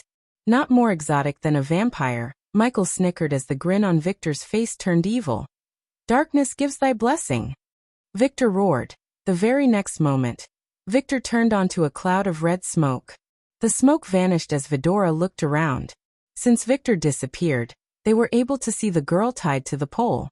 The girl's head was hidden beneath the sack on her head. And that was the only part of her body that had some cover as she stood naked. Her body was covered in her own blood. Vidora looked closer, finding that the girl was not tied to the pole but nailed to the pole through her arms, legs, and stomach. She looked like Jesus except she was bloodier, naked, and had several bite marks. It was obvious the vampires had been munching on her like she was some kind of living blood bag. Seeing this, Michael was pissed off. Behind us! Sarba shouted, sensing Victor's presence behind them. Victor wrapped his arms around Michael. And just when he was about to sink his teeth into Michael's neck, the dark flames shot out of his body. Ah! Victor immediately leaped away from Michael, screaming in agony. Just a sliver of dark flames was enough to burn Victor's armor to nothingness. I thought vampires would be stronger. Michael raised his hand as the shadows surrounding Victor moved as though they came to life and grew limbs. They instantly grabbed Victor. You get powers from the darkness. But Michael flicked and pulled his arm as Victor flew right into his arm. The darkness sling. The source of this _chapter. Elworld. Calm. Michael lifted Victor by his neck in one hand, and the hidden blade came out of its sheath in the other hand. Michael swung the hidden blade, cutting Victor's right hand, clean off from his shoulder. Ah! Victor screamed in agony. However, the right arm grew back in a couple of seconds. Regeneration. Michael's curiosity was just piqued. Victor tried to fight back using his newly grown hand. He cut Victor's hand once again, but this time, he used dark flames to burn the shoulder. Ah! I want. Michael heard a weak voice as Victor was screaming in agony. He turned his head and saw the naked girl moving her feet. To scream more. Although the voice of the girl was so weak as though she was on the verge of death, it was filled with pain and murderous intent. You heard the lady, this time Iag spoke. Then she opened her mouth to breathe bright blue flames. Victor was screaming as the blue flames kept burning his body like marshmallows. His body was healing as fast as Iag burnt him. Still, he screamed in excruciating pain. If you expecting backup, don't. Michael raised his hand as Iag stopped burning him. I dispelled all the surveillance arrays and runes in the castle. Michael's calm words startled Victor and destroyed his hope. He agreed to be the bait, thinking the elder vampires would come to his rescue when or if things go south. The only way they could know what was happening in the castle was through the surveillance runes and arrays placed all around the castle. Even Vidora had no idea when he did that and was completely taken aback by surprise. Did you think I will walk into a trap willingly? Michael's evil laughter reverberated in the castle. Pulch. This time, a large needle reached out of Michael's wrist, injecting a powerful knockout potion into Victor's bloodstream. Finally, his screams and body twitching came to an end. He dragged Victor to the girl by his neck. He then grabbed the sack on her, pulling it away to see her face. Try the L World. COM platform _ for the most advanced _ reading experience. Peyton. Chapter 480. Can Peyton be turned against the Guardians? Michael wasn't as surprised as Vidora was because Michael knew it was Peyton way before he took off the sack around her head. He heard Tiriana and the Alpha Guardian talk about the missing Guardians led by Peyton, and Victor told him he was sick of Guardian blood. Michael connected the dots and reached a conclusion: it was Peyton. Peyton's face was messed up as though the vampires were drinking her blood and beating her up for some sick pleasure. Michael hated the Guardians, but no one deserved this. Peyton could barely say the word. I think we should put her out of her misery, Iag sighed. Even Iag, who inherited the personality of Gaia, couldn't help feeling pity for Peyton. No, Michael gently grabbed her bloodied shoulder, injecting her with a little bit of healing potion to keep her alive, and with the blood tonic to end her life if she tried to be a hero, although Michael doubted she would. Are you the Dark Lord? Instead of answering Peyton, Michael retrieved a piece of cloth and covered her naked body before removing the nails. System, teleport us to the crypt. Michael willed the system. Since Michael was with Peyton and Victor, he couldn't use the runic teleportation. Hence, the system happily bought a teleportation scroll for 10,000 badass points and used it to teleport them away from the vampire castle, but not before leaving a teleportation rune. Delar and Jesse were attaching mind-controlling chips inside the Alpha Undead when they say Dark Lord suddenly appeared in the middle of the hall out of thin air. Carry on. Michael was too focused on the task at hand to notice the 20 Alpha Undead standing at ease like super soldiers. First, Michael injected Victor with a whole lot of paralyzing poison and fear toxin. Then, he forced Peyton to sit on one of the chairs in front of a large oak table and his throne. Peyton was too traumatized to even look around. Her dead eyes had lost the glow Michael saw in them when they met before. He could only imagine what she may have gone through. You should see this. Michael waved his hand as a giant mirror appeared before Peyton. Peyton's attention was immediately drawn by the feed that appeared. She saw the familiar faces of Tiriana, and the person she looked up to the most, Tenulia, aka the Alpha Guardian of Hunter Guardians. Peyton recruited these Guardians and... What is it, Tiri? Visit L World. COM for a better user experience. The last member she recruited is Sabrina. Sabrina Winston, Noah's little sister. What the fuck was she thinking? She recruited someone who's not even a Guardian? That bitch is expendable. But not her. If we are to lose Sabrina and Noah found out that his little sister died because of us, everything will be ruined. The feed stopped as Vidora expected some anger outburst from Peyton. However, Peyton didn't react as they expected. Only tears were rolling out of her eyes. No one knew what she was thinking in her mind. Michael began to play the mind games with her by putting the feed on a loop. That bitch is expendable. But not her. Peyton was feeling so many emotions at once. We have to find her no matter what. Immediately contact every single Guardian in the southern continent. I'm authorizing Code Red. Use all and any resources. I need Sabrina found ASAP. I will contact the other alphas. After Tenulia spoke these words in the feed, Michael tapped the table. Your devotion is misplaced, Peyton. You heard her. For them. You who dedicated your whole life to the guild is simply... Michael paused for a moment. Expendable. Michael willed the system to play the feed again, fanning the flames of anger within Peyton's heart. Peyton couldn't move her eyes away from the mirror. She felt so betrayed because she was betrayed. She lost the count of days being tortured and getting her blood sucked out by vampires in that torture room. All that time, she had hope in Alpha Guardians and the Hunter Guardians that they would come to her rescue. The vampires tortured her every single minute without a break. Every single day, they sexually abused her. They sucked her blood from every bit of her body, cut her flesh for fun, and healed her up so they could start all over again. Nothing was able to break her spirit as she endured everything they did to her. However, Tenulia's words hurt and caused her more pain than the vampires ever could. This is the real face of the so-called Guardians, Peyton. It took several minutes before Peyton opened her mouth. Why did you save me? She looked directly in his eyes, completely avoiding eye contact with Vidora. full_our current_ novel on L-World. COM.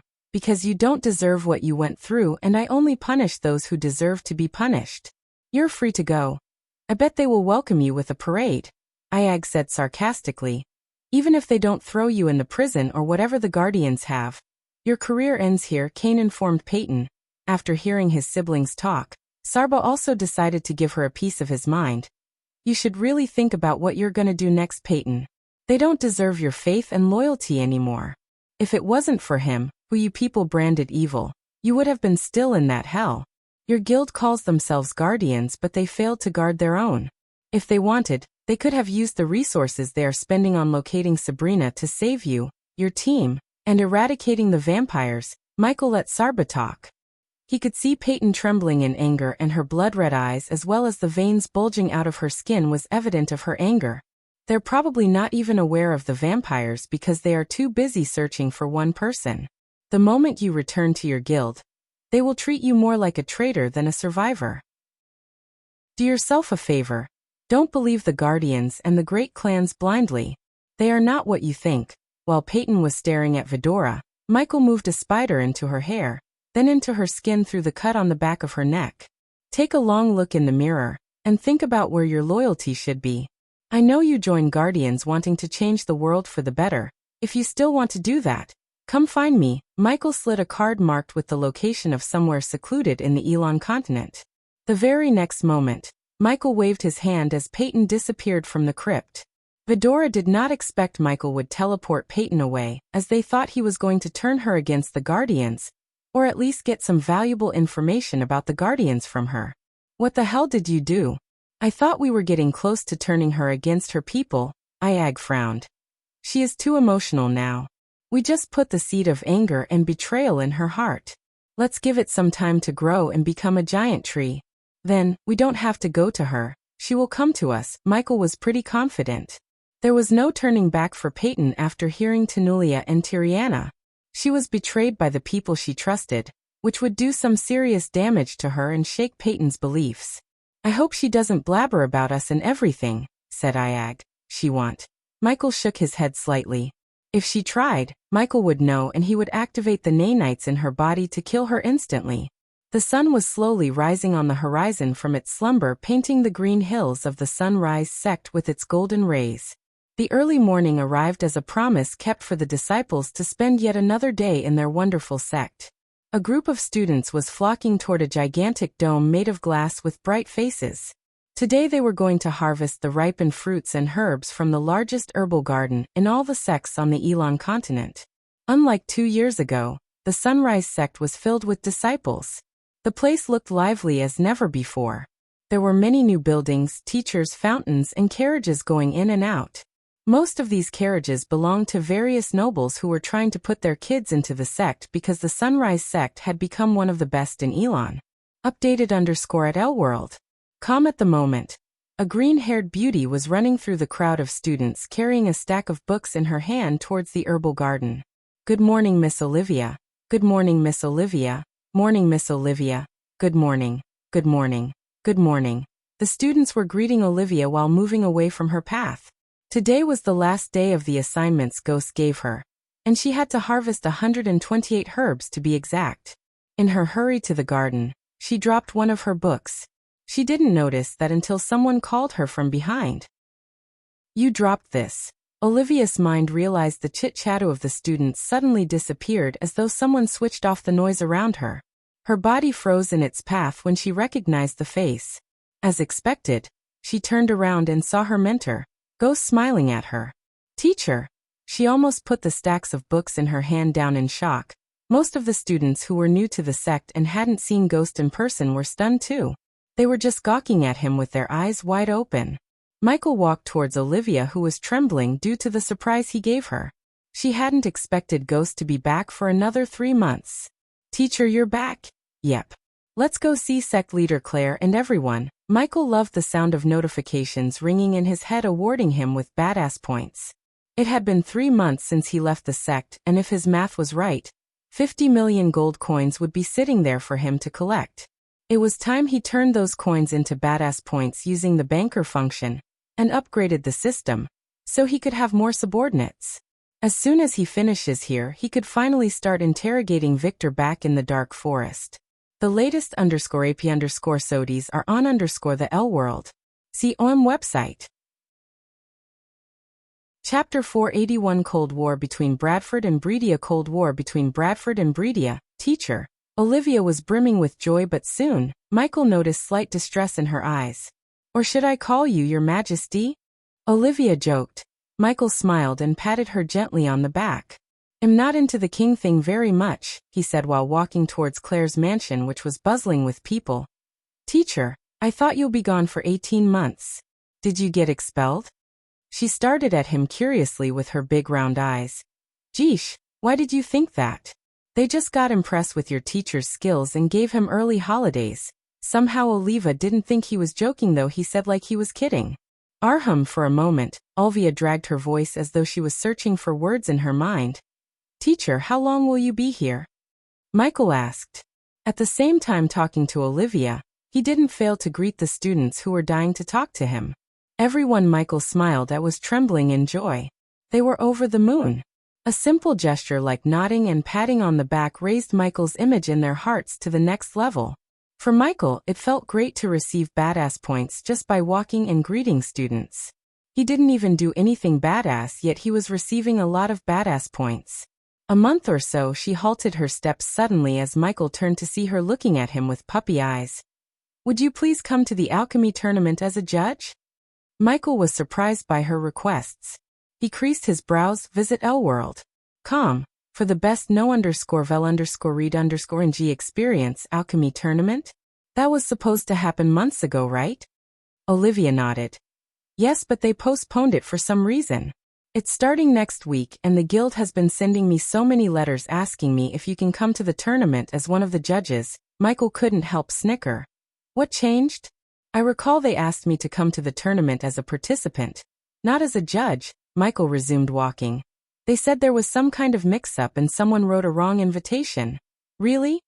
Michael dragged the word as though he was laughing inside. Both of them knew it was nothing but a blatant lie. There was no mix-up or mistake. They were too arrogant to invite someone who was just a fraction of their age as their fellow judge. Now that they learned he got admitted into Maze Roth, they just wanted to curry favor. What's in it for me? And if my memory serves right, you were training a group of students. Yes, I am still training them, and the answer to your first question is Aqua Auction Token. That's what you will get, teacher, should you choose to come as a judge. What's that? Michael asked. He had no idea what the heck is an Aqua Token. But by the look on Olivia's face, he realized that it might be a big deal. Since auctions were places where he could find some really powerful artifacts, he was tempted to accept the Alchemy Guild's request. Why am I not surprised? She sighed, thinking about her teacher's lack of knowledge of what's happening in the world. You heard about the Phoenix Manor auction, right, teacher? Michael nodded. How could he forget that place? He met his vampire friend there, and at that time, Lord Julius, who was a core-strengthening stage warrior, threatened his life. Well, the Phoenix Manor auction is a beggar compared to the Aqua auction. It's one of the most prominent, and if not the biggest auction in the world. If you want to actually bid for the items in the auction, the token is the only way. People will pay millions to get their hands on the tokens. So where will this auction take place exactly? Visit to L-World. COM discover _new novels. Kingdom Alara in our continent. Until now Michael was only tempted to go as a judge, but after hearing that the auction will take place in the R continent, he decided to accept the Alchemy Guild's invitation. He always wanted to check out the most powerful and the richest continents of them all, but he didn't get the chance till now. When? Asked Michael. If it was before Maze Roth, he wouldn't have worried about the time. Now he had to, as he only got 45 days of break. 2 weeks from today, and do not worry about the traveling time, teacher. The token has a rune that will teleport you directly to one of the rooms assigned to that token in Alara. You can bring Elia with you and speak of Elia. Olivia looked around to locate Elia. It was rare for Olivia or anyone to see Ghost alone without his other shadow. Stop looking, she is still in seclusion. Hee. Olivia giggled, squinting her eyes. She forgot the thing that's been bothering her for a moment. Both of them discussed alchemy on their way to Claire's mansion, and when they entered the mansion, they saw Claire sitting on a throne-like sofa and talking to several men and women in their middle ages. She had one leg over another and looked intimidating like a queen. "That's your problem. I want the patty seeds delivered on the agreed date." Claire's brows arched up as though they were a pair of swords. Her voice and demeanor were extremely dominating, which made Michael appreciate her. "If I heard one more bandit attack or out-of-stock excuse from any of you, I will personally bring down the wrath of the entire Sunrise sect on every single of you." Michael could see the people shivering from where he was standing. In her furious state, Claire failed to notice ghosts standing in the hallway. "What about you, Lord Cyril?" Claire turned her gaze to the one sitting right to her. "What made you hand over the working contracts to Kethin instead of Bradford? As I recall, you always hired the people of Bradford, not Kethin. Your decision has cost hundreds of people losing their jobs." Olivia began to shudder. Everyone in the sect was trying to fix the situation of Bradford before Ghost came back from Maze Roth. They all feared how Ghost would react if he knew what's going on in Bradford. Claire and the elders didn't try to hide the situation, but they wanted to deal with the situation themselves instead of involving him or Elia. "Sect leader Claire, can we address the elephant in the room? We are here because of the Cold War between Bradford and Breedia. Our hands are tied, Sect leader Claire. We cannot make an enemy out of King Breedia and Ghost." "That's King Ghost for you," Claire coldly corrected the brown-haired man. "Pardon me, Sect leader, we cannot make an enemy out of King Breedia or King Ghost. We may have given the jobs to Kethin, but we will give the mining contract to the people of Bradford. That would suffice, right?" The man tried his best to sound as polite and courteous as possible. The most up-to-date NOV_Ls are published _here Elworld. "Calm, people of Bradford are not miners, Lord Cyril. They are farmers and fishermen. Besides, the mine's at the border between Breedia and Bradford. I don't have to remind you how many men and women Bredian soldiers arrested for some phony crimes they never committed in the first place." Michael was listening to her words calmly. His calmness freaked Olive, as she knew that there will always be calmness before a freaking storm. "That's why we recommend you hold a peace talk with King Breedia and sort this out, Sect leader Claire. We feel like we're stuck in a tug-of-war between Breedia and Bradford." The dark-haired woman sitting next to Cyril pleaded to Claire as they all bobbed their heads. "In 3 days, King Breedia will hold a gala celebrating the engagement between Princess Catherine and Andrew Winston. If you would." Lord Cyril didn't finish his sentence as his words trailed away. They were merchants who had several contacts in both kingdoms. Through those contacts, they learned that King Breedia hasn't invited anyone from Bradford, not even for a courtesy. Thus, they were practically asking Claire to go uninvited and hold a peace talk with him, which had the highest possibility of her being humiliated or disrespected by King Breedia and his men regardless of her status. "It's more appropriate for me to attend." Before Claire could respond to Cyril, another voice reverberated in the hall. They all turned their heads in the direction where the voice came from and saw Ghost walking towards them. They felt chill running through their spines as they immediately stood up as though their seats were on fire.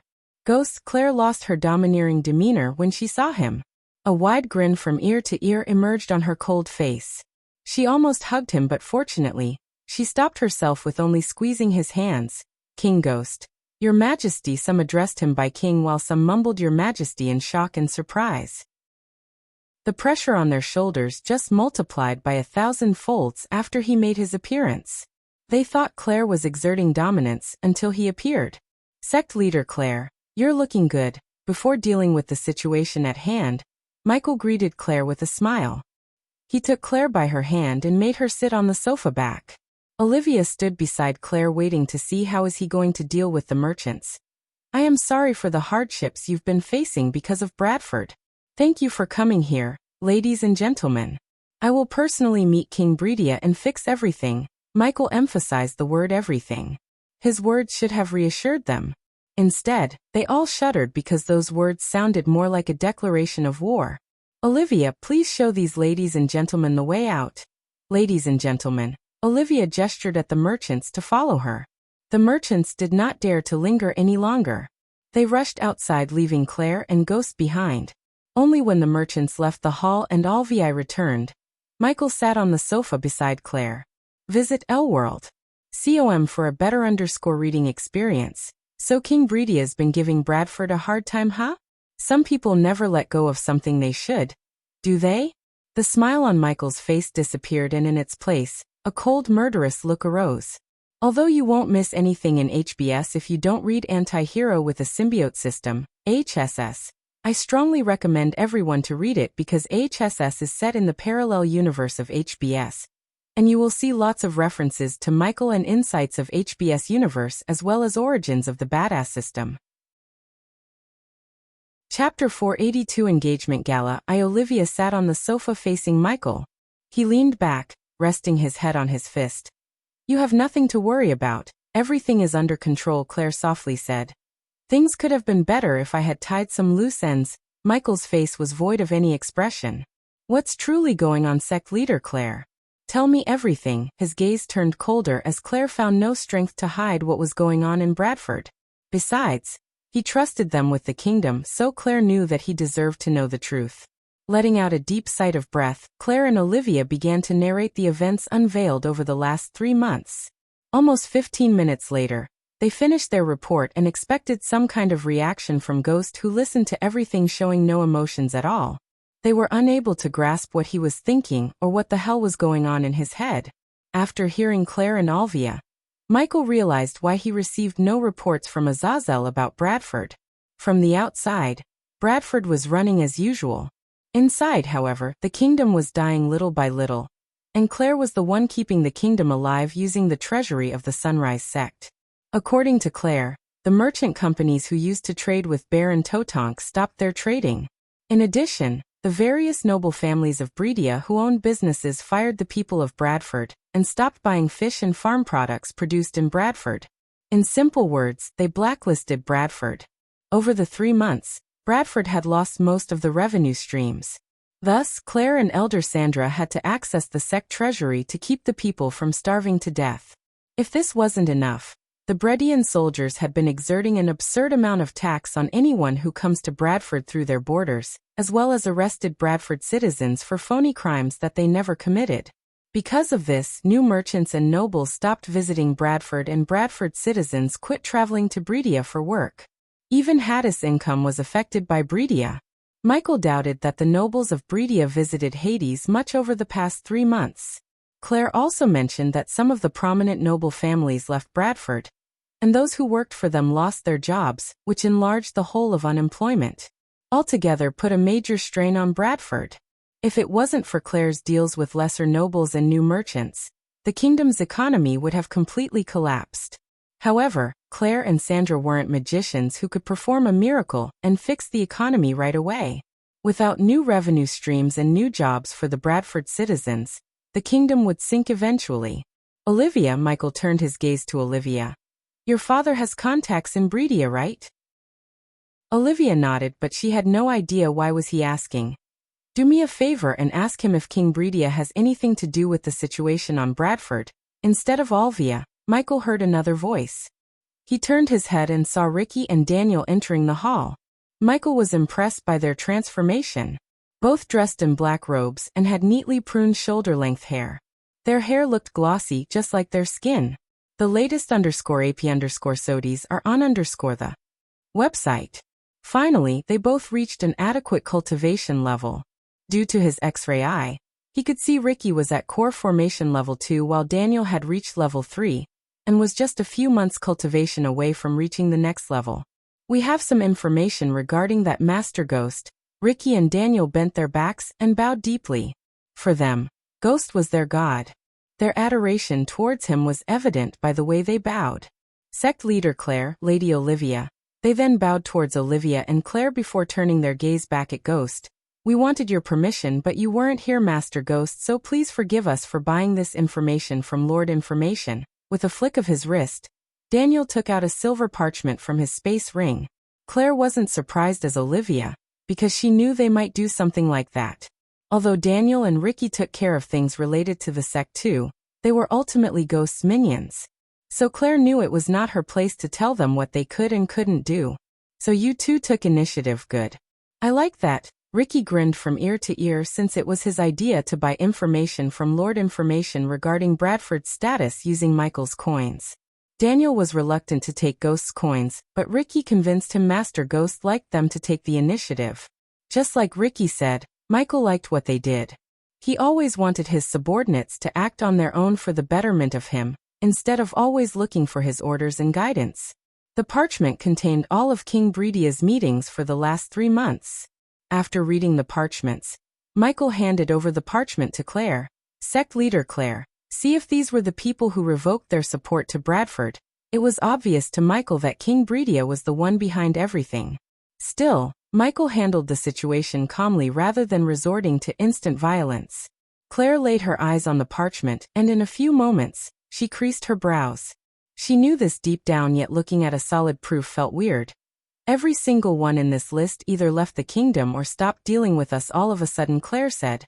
I don't think we need more proof on King Bridia is the one behind everything. Ghost, don't do anything rash. We can talk this out with him, Claire quickly said, trying to calm him down before the things go south. Even if we know he's the one pulling the strings, we can't prove anything, teacher.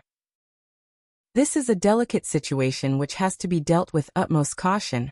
Olivia pitched in, letting Michael know her thoughts. Do you think I am rash and unreasonable? Michael asked the 2 girls. When he looked at Daniel and Ricky, they immediately shook their heads, wordlessly telling him he was neither. If anyone was unreasonable and rash, it's King Bridia. He was the one who decided to marry his daughter to whoever won the tournament. I won that, and I wasn't going to marry that princess even though I could have said yes. No one would have batted an eye. Ricky and Daniel bobbed their heads up and down, agreeing with Michael. The latest _AP_SODs are on website. I was perfectly reasonable and, if not, magnanimous when I rejected the princess. Now Princess Catherine gets to marry her love and King Bridia gets to see his daughter happy. All because of what I did, Olivia agreed with Ghost. She had met hundreds of men in her life, and she couldn't find a single one who would have rejected a princess. Despite what the others were thinking, she knew her teacher was a good guy.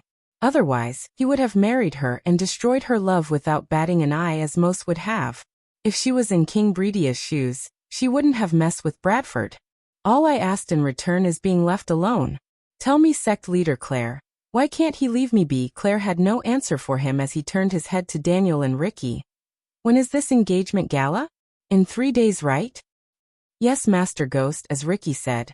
Michael stood up and so did Olivia and Claire. Ghost, what are you going to do? Asked Claire with a worried face. The last thing they needed was an open war between Bradford and Bridia. Although Bradford had 1/3 of Bridia's army, they were nowhere near to defeating Bridia in an all-out war. Don't you think I should attend the gala as a well-wisher of Bridia and the princess? Claire's heart skipped a beat when she heard him. They all felt a chill running through their spines because his words sounded colder, drenched in killing intent. Ricky, go to Grand Spire Bank in Flamefair and ask Miss Valric to meet me at Hades. Bradford owed Sunrise Sect millions of gold, and there were some things Michael wouldn't do even for millions of badass points, and one of those things was being in debt. Thus, he decided to pay the amount Claire gave to Bradford from the sect's treasury. Ghost, Claire tried to stop Ghost from doing whatever he was planning to do, but before she could say anything, he raised his hand. This is something I have to deal with myself. Claire. Michael cast the lightning dash spell and disappeared from the room, leaving a trail of golden light. How strong is he now? Olivia wondered. The pressure Claire felt when he cast the spell was several times stronger than what she felt around her grandfather. Somehow Claire couldn't even think that he had reached the soul refining stage. Michael didn't stop until he reached Hades. Most of the river town people were going on with their lives when he descended to the doorsteps of Hades. Before many on the streets could notice, Michael entered Hades and saw the restaurant was loaded with people. Except for a few tables reserved for him, elders of the Sunrise Sect, and his subordinates, the rest of the tables were occupied by the nobles and rich from various kingdoms and families. Visit. For the best no_vel_read_ng experience, Michael raised many eyebrows as he entered the Hades, especially the girls who stared at him as though they were going to eat him alive. He made his way to the table reserved for him. It was a curved sofa located at the far end of the hall. It was only a couple of seconds after he sat when he saw Gloria rushing to his table from the back. Master Ghost. Gloria immediately bowed, greeting him with a wide smile. Michael disliked being addressed as His Majesty, Somehow it felt weird for him. Therefore, he ordered everyone to keep addressing him as Master Ghost instead of Your Majesty. "Hey Gloria, how are you?" Michael asked with his usual gentle alluring smile. "I am doing wonderful, thanks to you, Master Ghost. Sorry we didn't expect you. I could have done something special." "No need. I just wanted to surprise my favorite manager." Master Ghost. Gloria let out a shy grin as her face reddened slightly. "Where is Raylene?" "In the kitchen." Gloria bobbed her head as Michael expected. "I should go tell her you're here." Hearing her, Michael shook his head. No, it seems you guys are so busy. Let her work. I can meet her after we close this time." Gloria, who was the one, shook her head. "No, Master Ghost. If I don't let her know you're here, she will fire me. Please let me inform Lady Raylene." Master Ghost. Michael chuckled, looking at her, pleading with puppy eyes. "Okay, and I would like a glass of grape juice and special, please." "Coming right up, Master Ghost." The nobles who saw the conversation between Gloria and Ghost were pleasantly surprised. Many heard that he was a man of simplicity despite his talents. It was truly stunning to witness his simplicity in person. The latest _AP_SODIES are on the website. Now they knew why the people of Rivertown worship him regardless of the recent hardships they were facing. Chapter 483. The War Between the Pentown and Flamefair. As soon as Gloria went into the kitchen, Raylene rushed out. Her sweaty face had a wide, bright smile. "Master Ghost." She tried to kneel down, but Michael stopped her by grabbing her shoulder. "Sit down." Michael had to apply some pressure to make her sit down beside him. Her rosy face was completely drenched in sweat. Michael could notice the redness in her hand, which was a mark of her hard work. "I hope everything's going well, Raylene." Yes, Master Ghost. "You have nothing to worry about." "Me and Gloria even thinking about opening another branch in Royal Land." Her words really made Michael happy. It felt great for him to see his subordinates finally making up good decisions themselves without his guidance. For him, it was like seeing the birdlings spreading their wings and flying away from the nest on their own. Raylene leaned back on the sofa facing Michael's eyes. "We are just waiting for Lady Elia to come out of her seclusion and clear up some of the financial sides of things." "Master Ghost, is she still in her seclusion?" Michael nodded. "But go ahead. I'm meeting someone handling my account in Grand Spire. I will transfer the coins to your account." "About that, Master Ghost?" Raylene scratched her temples. "I took the liberty of opening a separate account in Grand Spire for the restaurant, and I've been depositing the profits into that account." "Look at my Raylene, all grown up." Michael laughed as he ruffled her head as though she was a little girl to see her giggle. "Any problems transferring the coins to the bank?" asked Michael. Considering Raylene would have to physically bring the coins to the bank and deposit them into the account, she was vulnerable to getting attacked by thieves or bandits. Good thing Michael let Lord Malin handle the security side, since the Bradley family specialized in providing security. "When I was opening the account, Lord Malin himself came here to escort me to the bank." After that, Raylene leaned closer to Michael. "Visit. For the best no_vel_read_ing experience, once a week, he will send a courier here. Only I know how to identify the courier," she whispered to him. "So you put the coins in a space ring and send the courier to the bank?" "Yes," Raylene nodded. "The courier will make the deposit on my behalf and another courier will bring me the receipt." Michael nodded, although he could tell this process was still not 100% foolproof. For instance, the courier could steal the space ring and find someone to break the seal for him. It was difficult to break open a space ring, but it was not impossible. If an amateur ringmaster like Wilkes could do it, any run-of-the-mill ringmaster might possess the skill to do it better. Since he wouldn't be here always to transfer the coins to the system storage, he had to accept the risks. In case something happened to the space ring after Raylene handed it over to the courier, it was Lord Malin's responsibility to get the space ring safely to the bank. Hence, Michael didn't need to worry about it much. Besides, having a separate account that Raylene could access anytime enabled her to function independently without having to wait for him or Gaia. "Everything is coming into a shape nicely," Michael said to himself, seeing his business empire starting to roll on its own. Every component in the chain had been working without depending on him much, and he wanted to be like that. "You said you chose Royal Land, but why not Kethin? Isn't it a better choice since it's closer to Bradford than Royal Land?" Michael asked curiously. For him, Kethin seemed like a better choice. As he said, it was closer to Bradford, so traveling wouldn't take as much toll on Raylene as it would if she was to travel between Bradford and Royal Land. The ongoing war will affect the business, Master Ghost. What war? Michael creased his brows. Only then Raylene realized that Ghost was in Maesroth when the war began. She had a look of realization as she answered. A week after you left, Flamefair waged war on Pentown, and since the latter is an ally to Icefair, they extended their support to Pentown. So the three dukedoms are at their throat for the last 3 months. Michael knew Flamefair Duke had been conducting human experiments in secrecy. Now that he heard he waged a sudden war on not only one but 2 dukedoms, Michael Duke Avon of Flamefair is planning something big. Michael felt like there was a lot on his plate all of a sudden.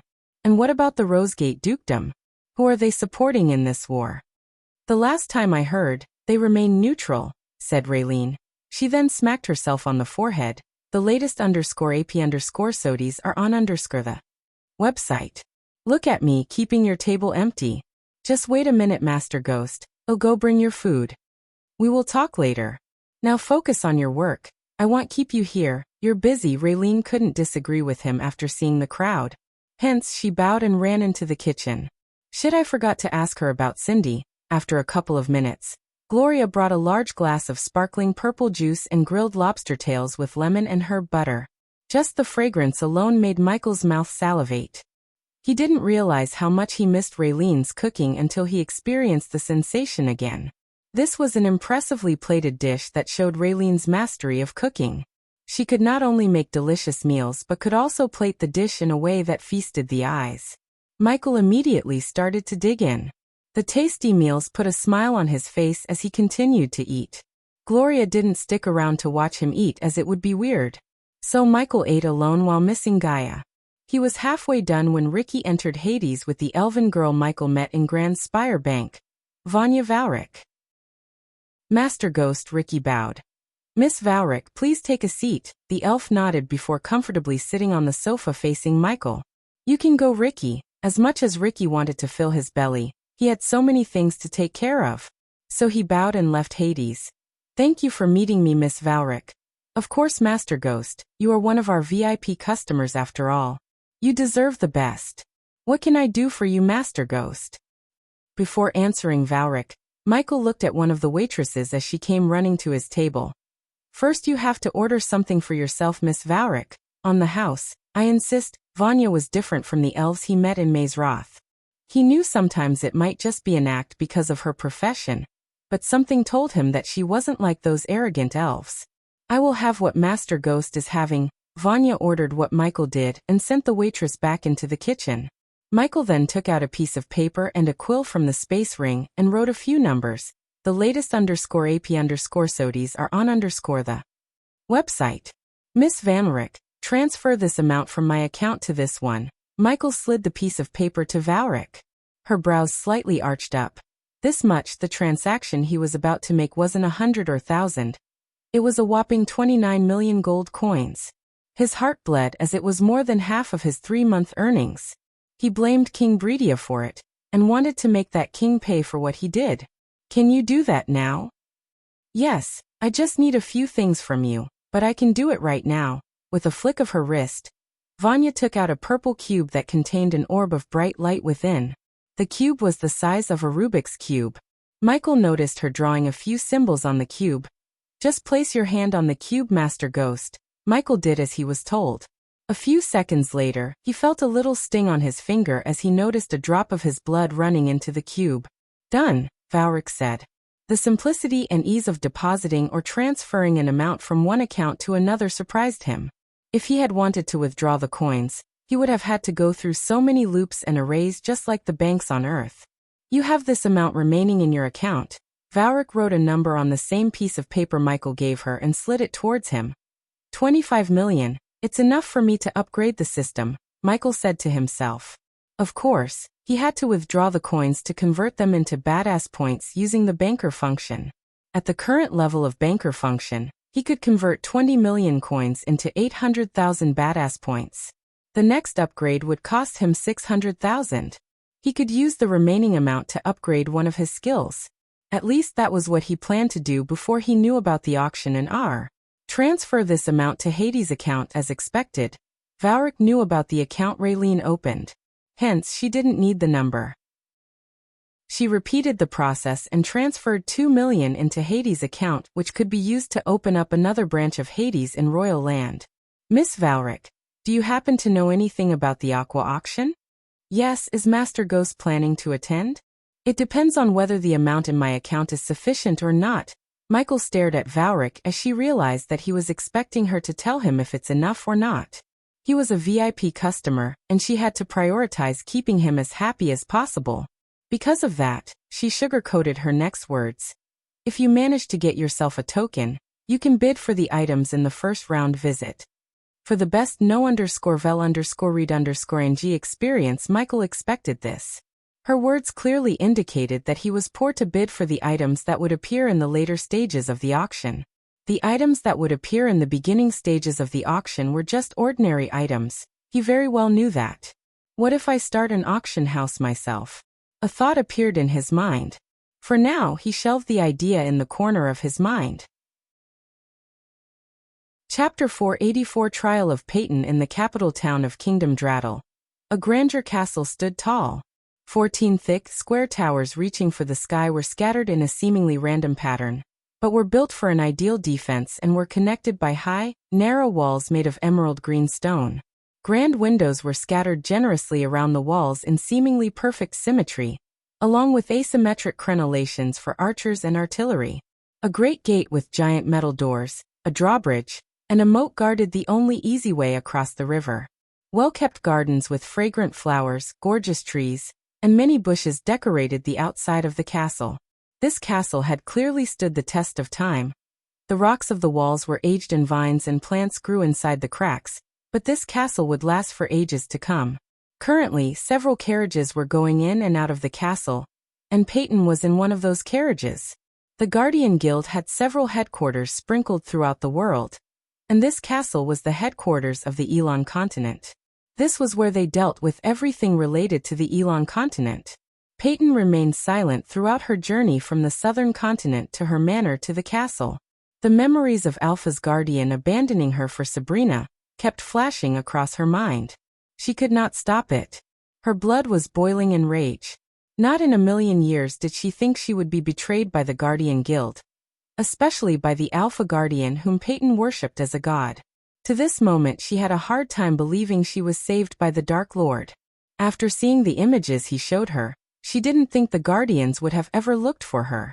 Deep down she knew if it wasn't for the Dark Lord, she would still be getting tortured by the vampires.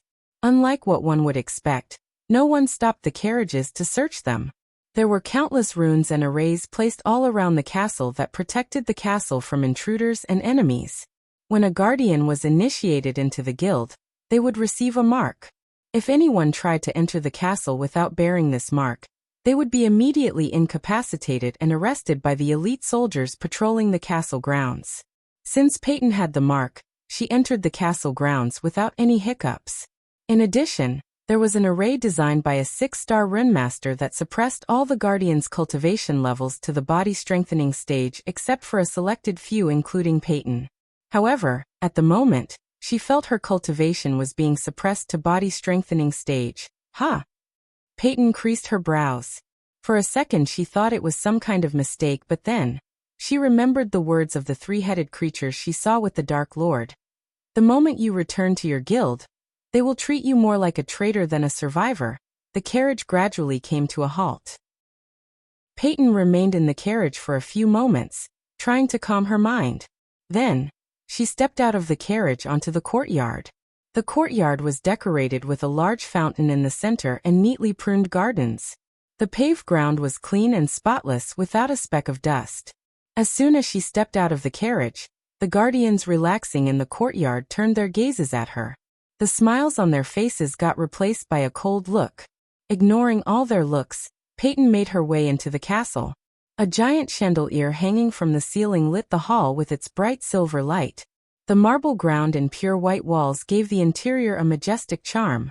At the moment, numerous guardians were going with their work, and several noticed Peyton. Just like those guardians outside, All of them had a cold look on their faces. Visit. For a better user experience, Peyton.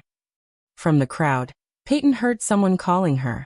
She turned in the direction of the voice to see Zanali, her best friend, running towards her. Peyton, Zanali pulled Peyton close, hugging her tight. Thank the gods you're all right, she squeezed Peyton, refusing to let her go.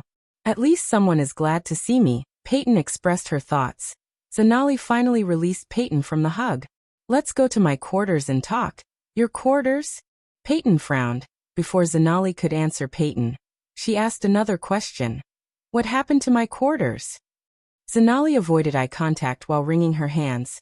We'll talk about that. Come on. Zanali grabbed Peyton by her hand before dragging her towards a polished door made of white wood. Peyton's quarters was just a couple of doors away from Zanali's. When she saw her quarters, the door had no nameplate as it used to have. Zanali opened the door to reveal a spacious room with fancy sofas and tables. The floor was wood, not marble like outside. The walls were painted and decorated with a crimson-red wallpaper border. The room was lit by the chandelier and the several orbs attached to the walls. The room was done in a floral theme in light muted colors and overall had an elegant look. Among the first things Peyton noticed walking in was a portrait of a graceful red-haired woman sitting on a throne. She had a resemblance to Zanali, which indicated to Peyton that she was Zanali's mother. Zanali and Peyton sat on the cushioned sofa as Zanali began to brew them a cup of tea. I never lost faith in you, Peyton. I knew you would return, Zanali said, giving the cup and saucer to Peyton. Where is Sabrina? Tiriana and the Hunter Guardians kept everything hush-hush. But I heard, you team disappeared from the safe horse without a trace. Normally Peyton included Zanali in all of her teams, but due to Zanali having to leave for Nagaland, she couldn't be a part of Operation Desert Eagle. But everyone including Tiriana and Tanulia thought Peyton recruited Sabrina. In truth, Zanali was the one who recommended Peyton take Sabrina in her stead. I saw the way everyone looked at me. What's happening here, Zanali? Zanali sighed as she placed her hand atop Peyton's. She tried to console her by gently squeezing her hand. Visit. For the best no_vel_read_ng experience, those idiots are thinking you led Sabrina into a trap because... Because what? Peyton furrowed her brows. Because the higher-ups promoted Noah to captain instead of you. Peyton clenched her. The anger within her exploded like a volcano. Her eyes turned red due to the veins popping out. They think I led my team into a trap and killed them because I didn't get a promotion. Peyton asked, gritting her teeth. They are idiots, Peyton. Don't give a damn about what they think. They all like Noah and that's why they've been acting like this. When you tell the truth in the hearing, they will realize how wrong they are. Her words were supposed to calm Peyton down, but instead, when Peyton heard her, her rage multiplied by several folds. Zanali noticed Peyton's hands trembling. Yeah, everyone like Noah who spends most of his time doing God knows what, but they don't give a shit about those who risk our lives for the guild and its principles. Ching. Peyton crushed the teacup before standing up. Even you asked me where is Sabrina, not what happened to you. Peyton's voice stuttered. She didn't raise her voice even though she was raging in anger. To be honest, she couldn't raise her voice. The mix of emotions she was feeling right now suppressed her voice. Peyton, it's Dash. Tell me, Zanali, the Desert Eagle operation is supposed to be off the books. How did the rest of them know about it? How did they know who was in the team? Peyton's eyes welled up behind her glasses. The Alpha Guardian, she asked, disclosed the operation and asked everyone to look for you. Peyton let out a miserable smile as she shook her head. Not me, Zanali, Sabrina. They asked the Guardians to look for Sabrina. Zanali couldn't rebuke, because what Peyton said was the truth. The Alpha Guardians specifically told them to search for Sabrina discreetly. As far as the Winston family was concerned, Sabrina was in seclusion at Holy Trident Academy. Since Noah left Elon searching for something, he had no idea about his sister's disappearance. The latest _AP_SODIES are on the website. Do you know what they did to me? Knock. Knock. Knock. Just as Peyton was about to reveal what happened to her in the southern continent, someone knocked on the door. Who is there? Asked Zanali. The hearing is going to begin soon. Peyton didn't need any explanation. She knew the hearing was for her because she expected this to happen. The Dark Lord and the three-headed creature were right. Regardless of what she wanted to believe, Everything they told her had been the truth. She started to think the Dark Lord may have been right all along. If she was the Alpha Guardian, she wouldn't have played favorites. Peyton would have sent teams to look for everyone. Moreover, she wouldn't have let the Guardians brand a loyal Guardian a traitor until she received all the facts. Peyton Zanali stood up. As a best friend, she thought she knew what was going on in Peyton's mind. However, in truth, Zanali couldn't even grasp the amount of rage and sadness in Peyton's heart. The feeling of realizing that the Dark Lord, who Peyton thought was the ultimate evil, was in right rather than the guild she believed in her whole life crushed her heart. Let's get this over with. Lead the way. When Zanali opened the door, they were welcomed by the silver-armored soldiers.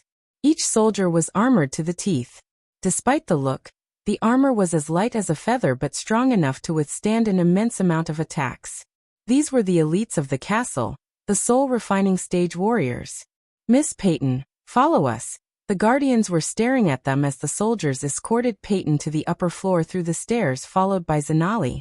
Peyton felt like a prisoner but uttered no word. Eventually, Peyton reached a giant metal door. The soldiers pushed open the door to reveal a spacious empty hall, where there was nothing but a table located on a stage elevated from the floor and several thrones behind this long oak table. After she stepped into the hall, the soldiers closed the door behind her. She slowly made her way to the center of the hall. Soon, a man dressed in red robes appeared below the table. The hearing about the Desert Eagle operation will begin shortly. As Peyton was waiting for the higher-ups to appear, Michael was seeing everything through the spider he placed on Peyton. The old spider he made would have been destroyed by the arrays when Peyron entered the castle. Thanks to Eladir, his new spiders were undetectable. Although they had the main weakness, the spider on Peyton was enough for Michael to witness the trial, which was about to make Guardians a deadly enemy. The latest _AP_SODIes are on the website. Chapter 485 Upgrading the System. Peyton waited for the higher-ups to take their seats patiently. She seemed calm but she was shaking inside. This was her first hearing.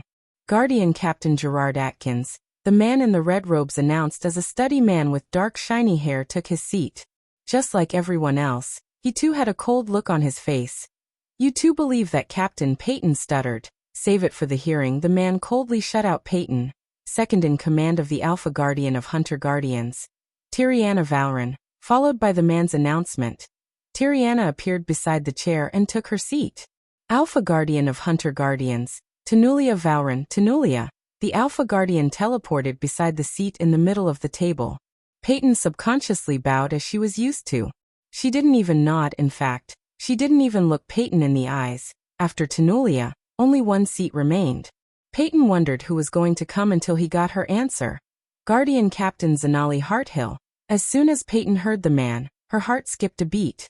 She was so stunned that her mind went blank. Her lips instantly became dry as she looked up at the stage to see Zanali slowly approaching the empty chair. The last time Peyton talked to Tanulia, she said there was only one Guardian Captain spot remaining. How could they give one spot to two Guardians? It was evident to Peyton the one spot remaining talk was just bullshit. Still, she couldn't believe Zanali and Noah, two of whom she recruited, got promoted instead of her. Looking at this, Michael was laughing aloud. He knew Peyton was on the verge of defecting, but after seeing this, he was utterly positive. Moreover, he really felt bad for Peyton.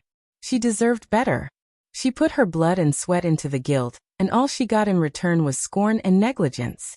Zanali, Captain, Guardian Captain Zanali, Tiriana coldly corrected Peyton. Shall we begin? The trial of Peyton began with Tanulia's words. 3 hours later, Michael was in the pocket dimension attached next to his room in the dark forest. He was not alone as Azazel and Victor accompanied him.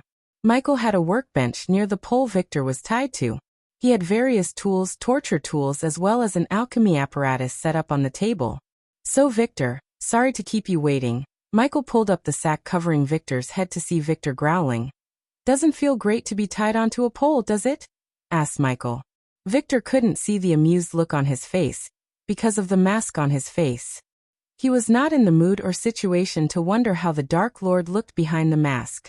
Were you always a vampire, Victor? Michael asked while sharpening a wooden stake. They say wooden stakes through the heart could kill a vampire instantly. But again, who wouldn't die, huh? The latest _AP_SODIES are on the website. Azazel grinned hearing Michael's joke. After putting the steak down, Michael put several cloves of garlic into a pestle and crushed them into a paste. Victor wanted to respond to his remark with an extremely antagonizing reply, but when he opened his mouth, Michael shoved the garlic paste into his mouth. Arg! Victor coughed and coughed and coughed, and kept coughing, but unfortunately, it was not due to vampires being allergic to garlic as Michael expected. Fuck. You crazy bastard. Victor spat out, cursing Michael. So no garlic allergy. Only direct sunlight seems to hurt you bloodsuckers. Let me go. Victor squirmed, but he couldn't get himself out of the bonds. Not until I find all about your kind, as he said. Michael stabbed Victor in the neck with his APD needle and sucked out vampire blood from him. Victor saw the Dark Lord pouring his blood into a vial. What are you gonna do? Victor stuttered. I forgot you have regeneration. Michael put the vial on the table before slashing Victor's chest with the hidden blade. This time, Michael collected the blood in a bowl. When the cut closed up, he swung the hidden blade again, opening another wound. Michael repeated this process until Victor's body turned paler than it was. I need a tissue sample. Victor was breathing heavily. His heart skipped a beat when he heard the Dark Lord. ARRGGHHH. Victor used all his remaining strength to get out of the bond, looking at the hidden blade on his wrist. He knew the Dark Lord was going to cut him again like a pig. His struggle was halted by a flick of the butler who stood a couple of meters away from him. Victor couldn't even move a muscle. He felt as though he was being clutched by an invisible hand, like cutting slices of meat.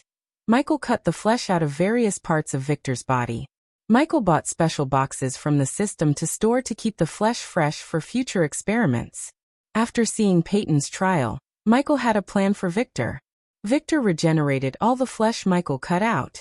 Michael was truly surprised by the speed of the regeneration speed. Only the dark flames seemed to stop the regeneration. So if he wanted to kill a vampire, he either had to cut the head off or stab them with a blade covered in the dark flames. Unfortunately, the latter was not efficient as no blade or metal could withstand the heat of dark flames. After fighting with Victor back on the southern continent, Michael had to replace his hidden blade. He turned to the system for a strong enough metal only to know that the current system level was too low. Visit. For the best no_vel_read_ng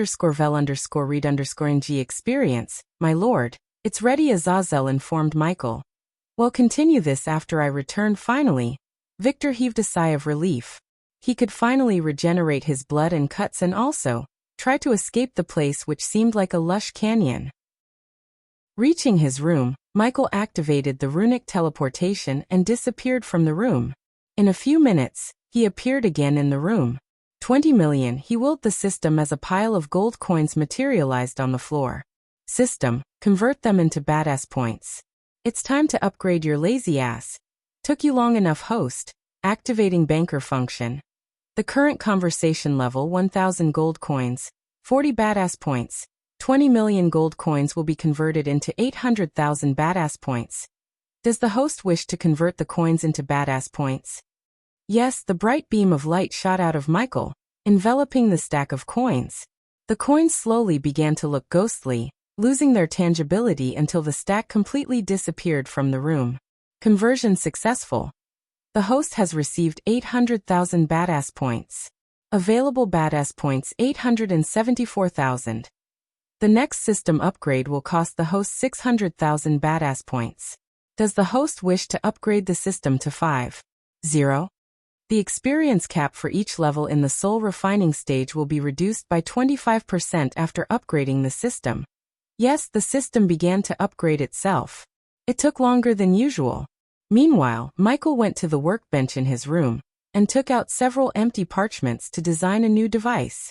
Ghost, the door on the other side opened as Fedora flew into the room. Now that their wings had grown a little bigger and wide, they could fly, but not like Nightmare though. Fedora landed on Michael's shoulder. I was thinking, how could the vampires were able to use arch energy inside the void line, and I might have an idea how. Kane said to turn Michael's attention to him. Sarba, tell him. Kane asked Sarba. When you fought Victor, I sensed vaguely familiar energy radiation from him. The latest _AP_SODIs are on the website. Familiar. Michael stopped drawing on the parchment as he put Fedora on the table to look at them directly. Yes, the energy Victor radiated is similar to the Stormville Mountain crystal. Hearing Sarba words, Michael took out a Stormville Mountain crystal from his system storage. What if the Hydra sleeping in the Stormville Mountain and the vampires have some connection? Kane asked. I too have the same feeling, Ghost. Iag opened her mouth.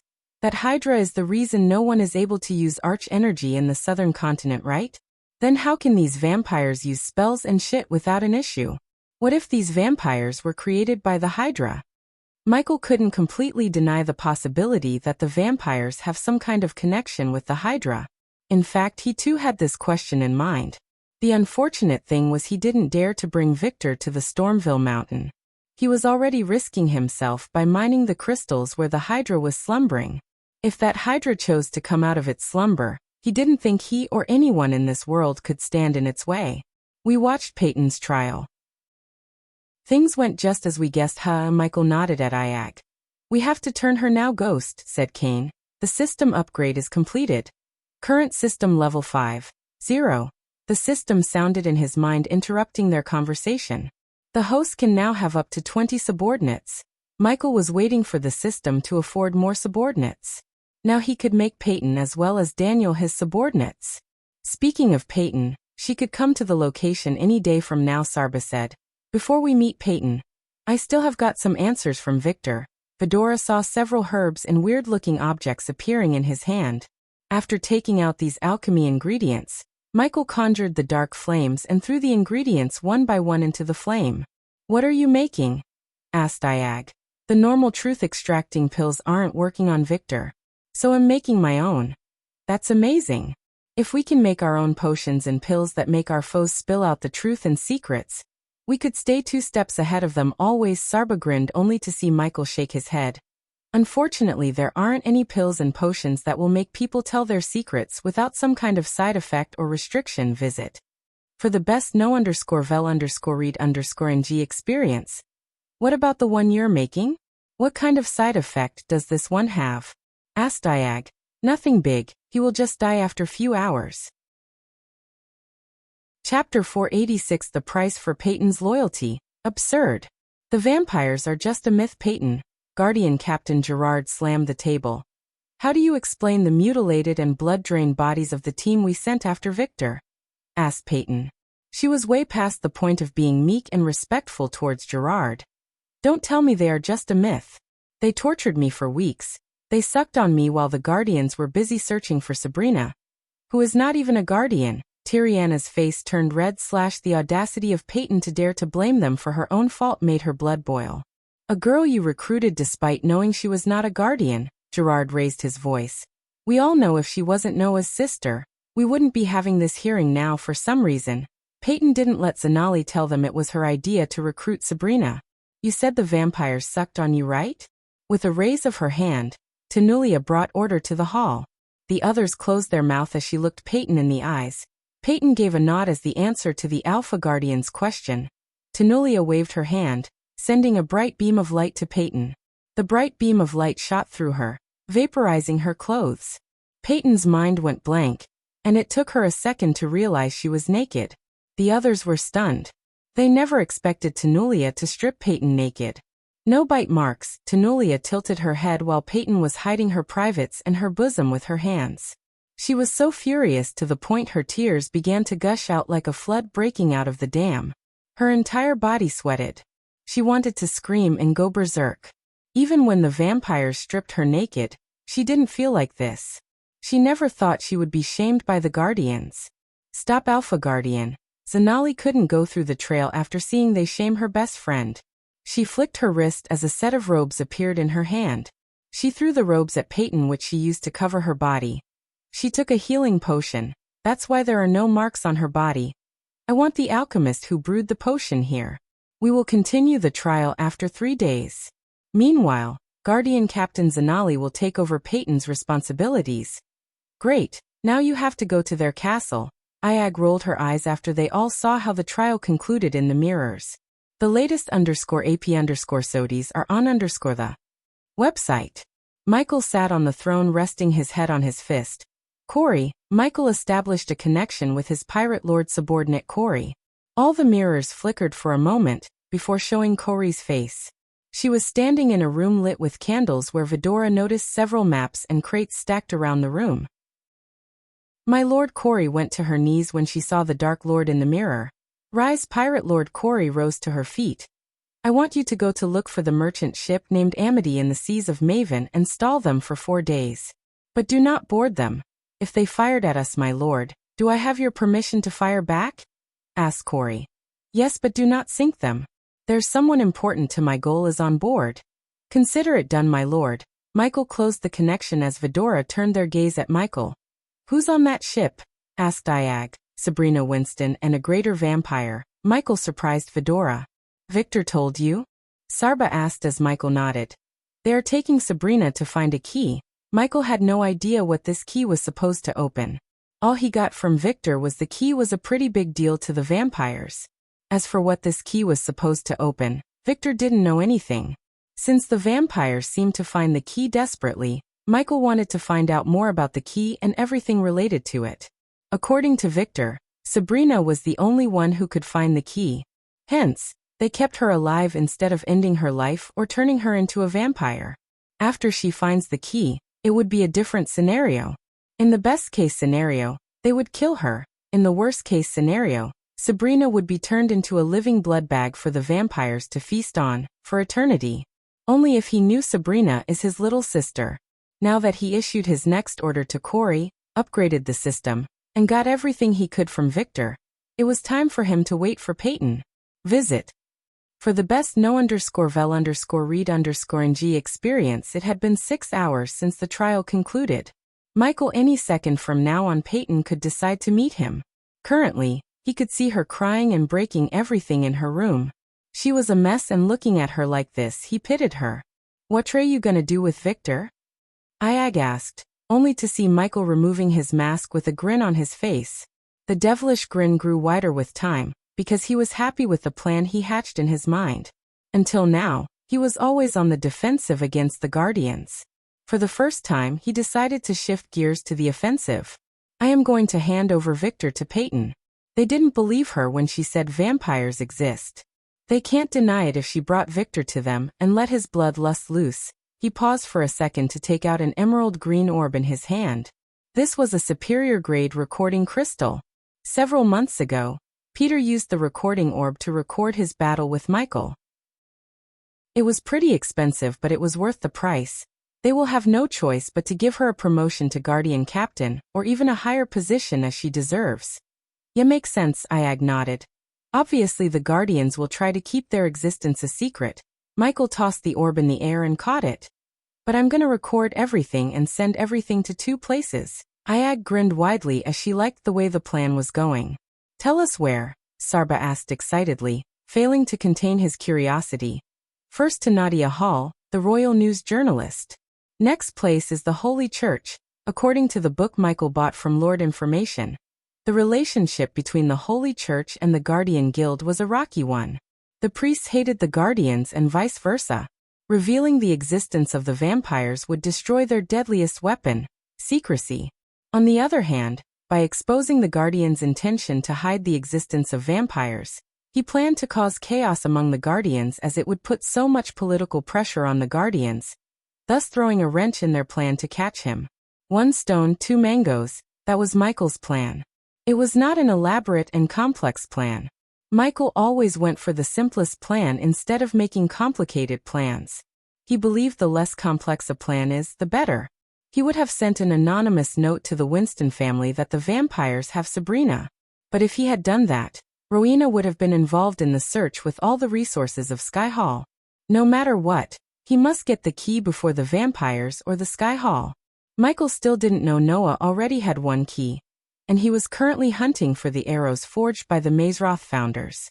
Nightfall arrived with a whisper of perfect black that grew into a comforting chorus of stars. At the edge of the Elon continent where the crystal ocean began, Peyton was waiting for the Dark Lord.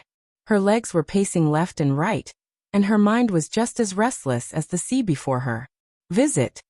For the best no_vel_read_ng experience, no matter how hard she tried to make sense out of how they treated her, she couldn't come up with a way to calm her mind. She felt betrayed by the Guardians, and that feeling destroyed everything she held for the Guardians. Now all she had for the Guardian Guild was pure hatred. The center of her hatred was none other than Noah Winston. Ever since he came into her life, everything she worked for went out of her hands. Her hatred pushed her to the point she was ready to sell her soul to the devil if she could see the guild crumble into pieces along with Noah. While she was pacing back and forth, she noticed the surrounding area growing darker and darker. Instinctively she looked up at the sky to see the Dark Lord descending to the shore with a man who had his head covered by a sack. The three-headed creature was comfortably sitting on his shoulder. Despite the full moon and the millions of stars in the sky, the beach became dark as though they had all lost their light. "I reckon you've seen the real face of the Guardians, Peyton?" Michael asked the moment his feet touched the sand. "Yes, I did," Peyton answered, gritting her teeth. He was glad to see the burning rage in her eyes. He could turn that rage into a weapon against the Guardians. "Are you going to destroy them?" Peyton asked. "The world needs Guardians, Peyton, just not this corrupted guild. I am going to reform them, with your aid." By reform, Michael meant turning the Guardians into his underlings. He would make his trusted subordinates rule the guild, and by doing that, he would subdue the guild under him. If Peyton served him well, she could have the guild for herself. Before knowing about Sky Hall, he thought Guardians were his enemies and planned to destroy them. Since it wasn't the case as the real enemy was revealed to be the Sky Hall, Michael knew subduing the Great Eight clans would be the better choice than destroying them. "Your loyalty was misplaced, Peyton. You know this now. Otherwise you wouldn't be here," Sarba said. "I want that bitch dead. That's my price, Dark Lord.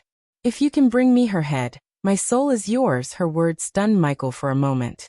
He knew she hates the Alpha Guardians. He didn't think her hate would push her to the point she wants Tanulia dead. Peyton's loyalty was crucial to his plans. Only with her, he could destroy the Guardians from within because that's the only way to dismantle the guild without getting himself killed. He was still not strong enough to openly go against the guild. "She killed innocent people when she raided my ship. It's time she pays her debt, with her life." Although it was risky and difficult to assassinate Tanulia, it was certainly not impossible for the #1 hitman. He kicked Victor towards Peyton. "Bring him to the guild and prove the Guardians' vampires exist. It'll exonerate you and get the promotion you deserve." As he said, he slowly ascended to the sky. "In 2 weeks, meet me here. I will grant you your wish." He uttered these words before disappearing into the darkness. With his promise to Peyton, the preparation to assassinate Tanulia Vauren, the Alpha Guardian of Hunter Guardians, began. Important news. Visit. For a better user experience, Michael will meet Dawn, MC of Rise of the Legendary Emperor, Draven, MC of Anti-Hero with a symbiote system, and Hunter, MC of Dictator with a badass system, soon. Although you don't need to read those novels, I will recommend you do check them out, especially HSS. Dictator with a badass system will be released after Michael meets Hunter. Chapter 487. Yasmin Winston. The next day Michael was meditating atop the tallest mountain peak in the entire Sunrise sect. The sun bloomed on the horizon, golden petals of sun rays stretching ever outwards into the rich blue. Slowly opening his eyes, Michael breathed in the fresh morning air, and listened to the birds chirping around him. He willed the system, retrieving the 2 black swords from the system storage. The swords were reflecting the golden sun rays. Looking at the smooth surface, one could tell they were damn sharp. Still, Michael increased their sharpness by rubbing the blades against the sharpening stone bought from the system store. "My lord, if I may, can I suggest you something?" Azazel appeared next to Michael. "Go ahead. You should finish the coronation ceremony soon. Your people need to see their king." Azazel was right, as he had never visited Bradford since he became the king. Claire and the elders handled everything. Michael wasn't interested in being king. Nonetheless, he could at least visit the kingdom and his castle. Moreover, he needed to meet his army and commander. "I will meet them." Michael stood up and put on his black full-sleeve shirt and the long black coat. "But first, I have an engagement party to attend." Michael threw the swords in the air, and they landed straight into the sheath on his back, forming an X. Michael prepared to leave the mountain when he saw Ricky flying toward him. Azazel's figure quickly vanished into thin air before Ricky could notice him. "Master Ghost, your carriage is ready." As soon as Ricky landed before him, he bowed and informed Michael. No need for a carriage. Beads of sweat broke out on Ricky's forehead. Noticing Michael's current attire, something told Ricky that Ghost wasn't planning to give his blessing to the princess. Otherwise, he wouldn't be in his battle attire. "Have you ever fought a real battle, Ricky?" Michael asked, adjusting his tactical fingerless gloves. These gloves helped him grab the swords tighter, thus increasing his sword mastery by a percentage. Michael planned to transform the mountaintop into his personal training area. Only he was too busy to draw the blueprints for all the training pieces of equipment he needed forging. For now, he just swung his arms in a circle a couple of times, and cracked his neck and knuckles before approaching Ricky. "Only one time, Master Ghost," Ricky answered Michael's question. "Tell me about it." Michael put his arm around Ricky's shoulder and asked, "The latest _AP_SODIes are on the website." "Well, one time when Daniel and I were guarding the gates, a group of hunters came to us chased by a gigantic brown bear." "Did you kill it?" Ricky embarrassedly scratched the back of his neck. "No, it ran away." "But not before giving me this." Ricky pulled down his shirt collar a bit to show Michael the deep scar running across his collarbone. "Let me rephrase my question. Have you ever fought a human?" Ricky shook his head. "Thought so." While talking, they arrived at the edge of the mountain. The very next moment, Michael turned around to fall down. "Hoo-hoo!" Michael shouted like a little kid free-falling. Kingdom Breedia was in a festive mood. One could feel happiness in even the darkest corners of the kingdom. King Breedia announced free food, 20 gold coins for each family, and more importantly, a permanent tax reduction by 2% to celebrate his daughter's engagement to Andrews Winston. The people flooded the surrounding castle. They all eagerly waited for the princess and the prince to appear. The vibrancy of the celebration, the energy of the dancing dragons, and the fireworks that make an artistic canvas of the morning sky were enjoyed by all. The citizens showed their joy by painting their faces, carrying banners, offering food to fellow citizens, and shouting slogans appreciating the king and the princess. The castle of Breedia had 4 solid, round towers towering above all and linked with small bridges. The castle walls were made of light gray stone. The engineers who built the castle placed refined windows thinly around the walls in seemingly perfect symmetry, along with symmetric crenellations for archers and artillery. The real beauty came from the surrounding garden, and the crystal blue stream running around the castle. The wooden bridge was raised to prevent the citizens from flooding the castle. Only after the engagement would King Breedia lower the bride, so the people could enter the castle grounds to see their princess and prince. Since the streets leading to the castle were flooded with cheerful citizens, the nobles and the guests entered the palace through the roof and landed directly in the throne hall. Humble braziers decorated the throne hall, hanging from one side of each of the 8 limestone columns that lit up most of the throne hall, and radiated warmth across this hall along with the majestic chandeliers. The illustrations of a kingdom in the sky on the terrace ceiling danced in the flickering light, while carved images and statuettes looked down upon the maple floor of this opulent hall. The nobles were standing on the floor blanketed with a coral rug that ran down from the throne, and split to encircle the entire hall, while matching banners with emblazoned crowns decorated the walls. Between each banner sat a shrine-like ornament covered in candles. A few of them have been lit and in turn, illuminated the artistic portrayals of Princess Catherine and Andrews Winston below them. The draperies colored the same coral as the banners hid the windows, while burnished corners and fancy tassels adorned the curtains.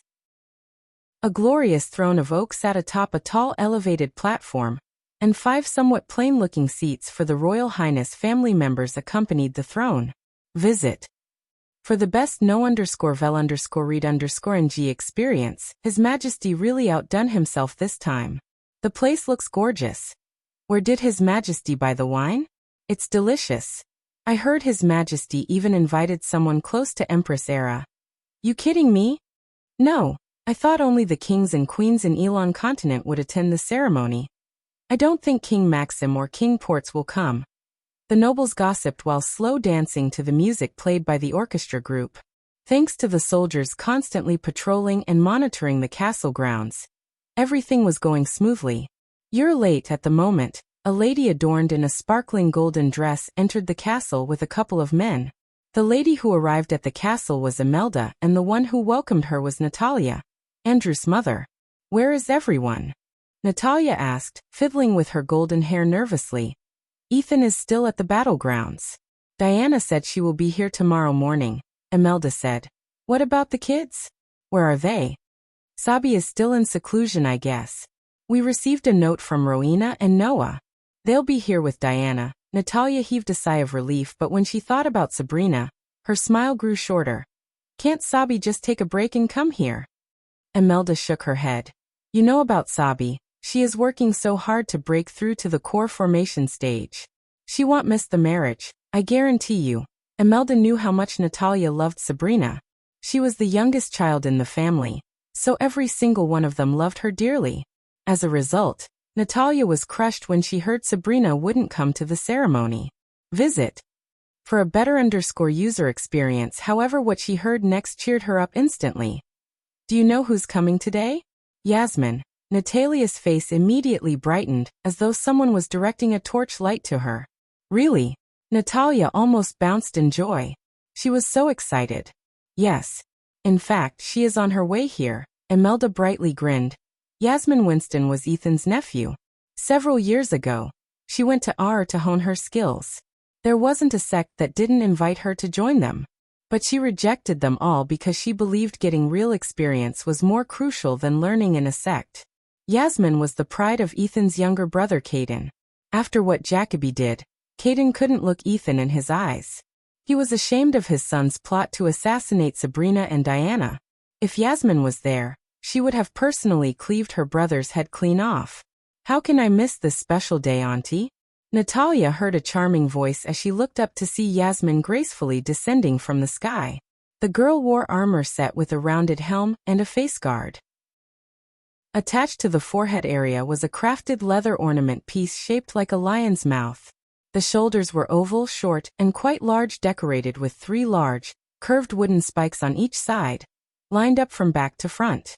She removed her helmet to reveal her perfectly sculpted face and her porcelain skin. Every single youngster in the hall turned their gaze to the black-haired girl in battle armor. She wasn't by any means a country-toppling beauty. However, the grace and the aura she radiated rivaled even the most powerful people in Elon.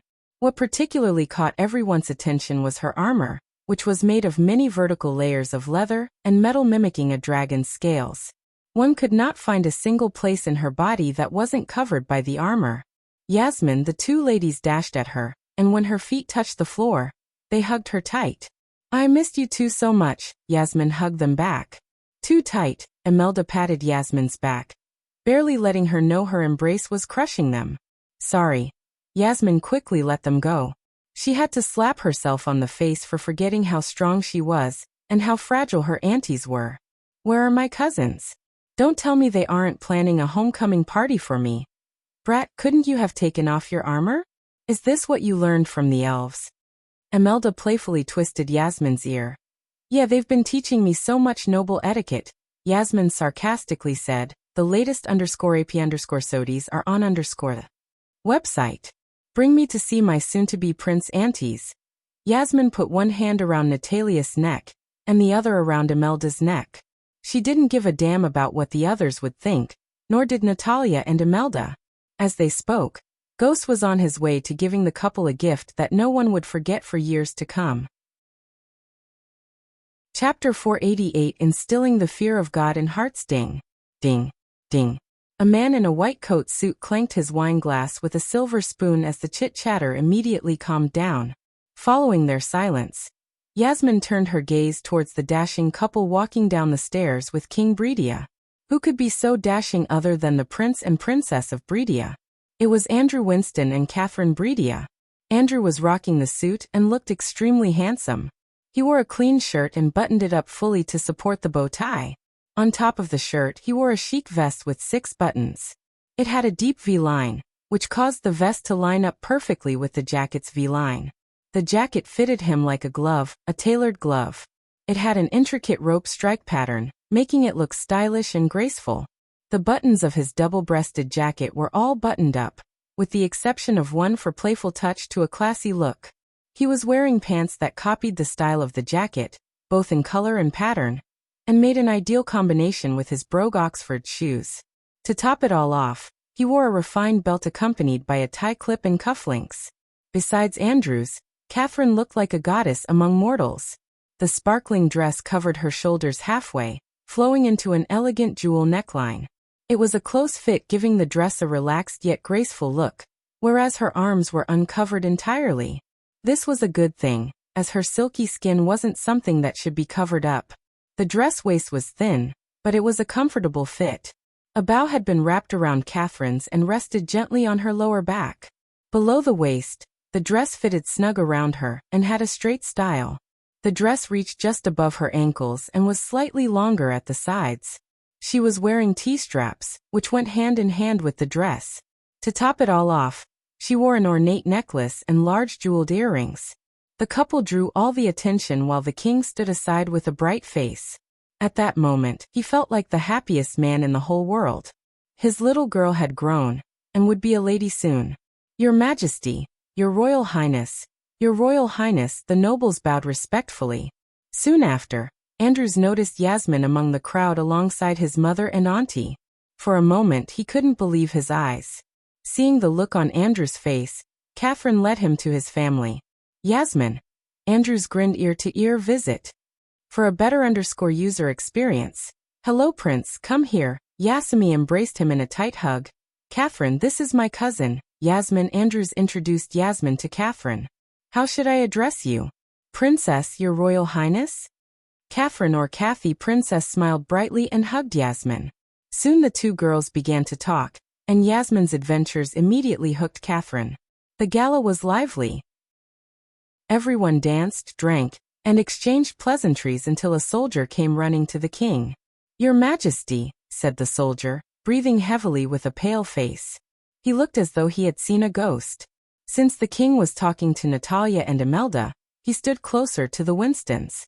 Thus the Winstons, including Yasmin, halted her stories and turned her gaze to the soldier. What? The king was annoyed by the soldier. So he specifically asked his men not to disturb him for 3 days. For a few moments, the soldier looked reluctant.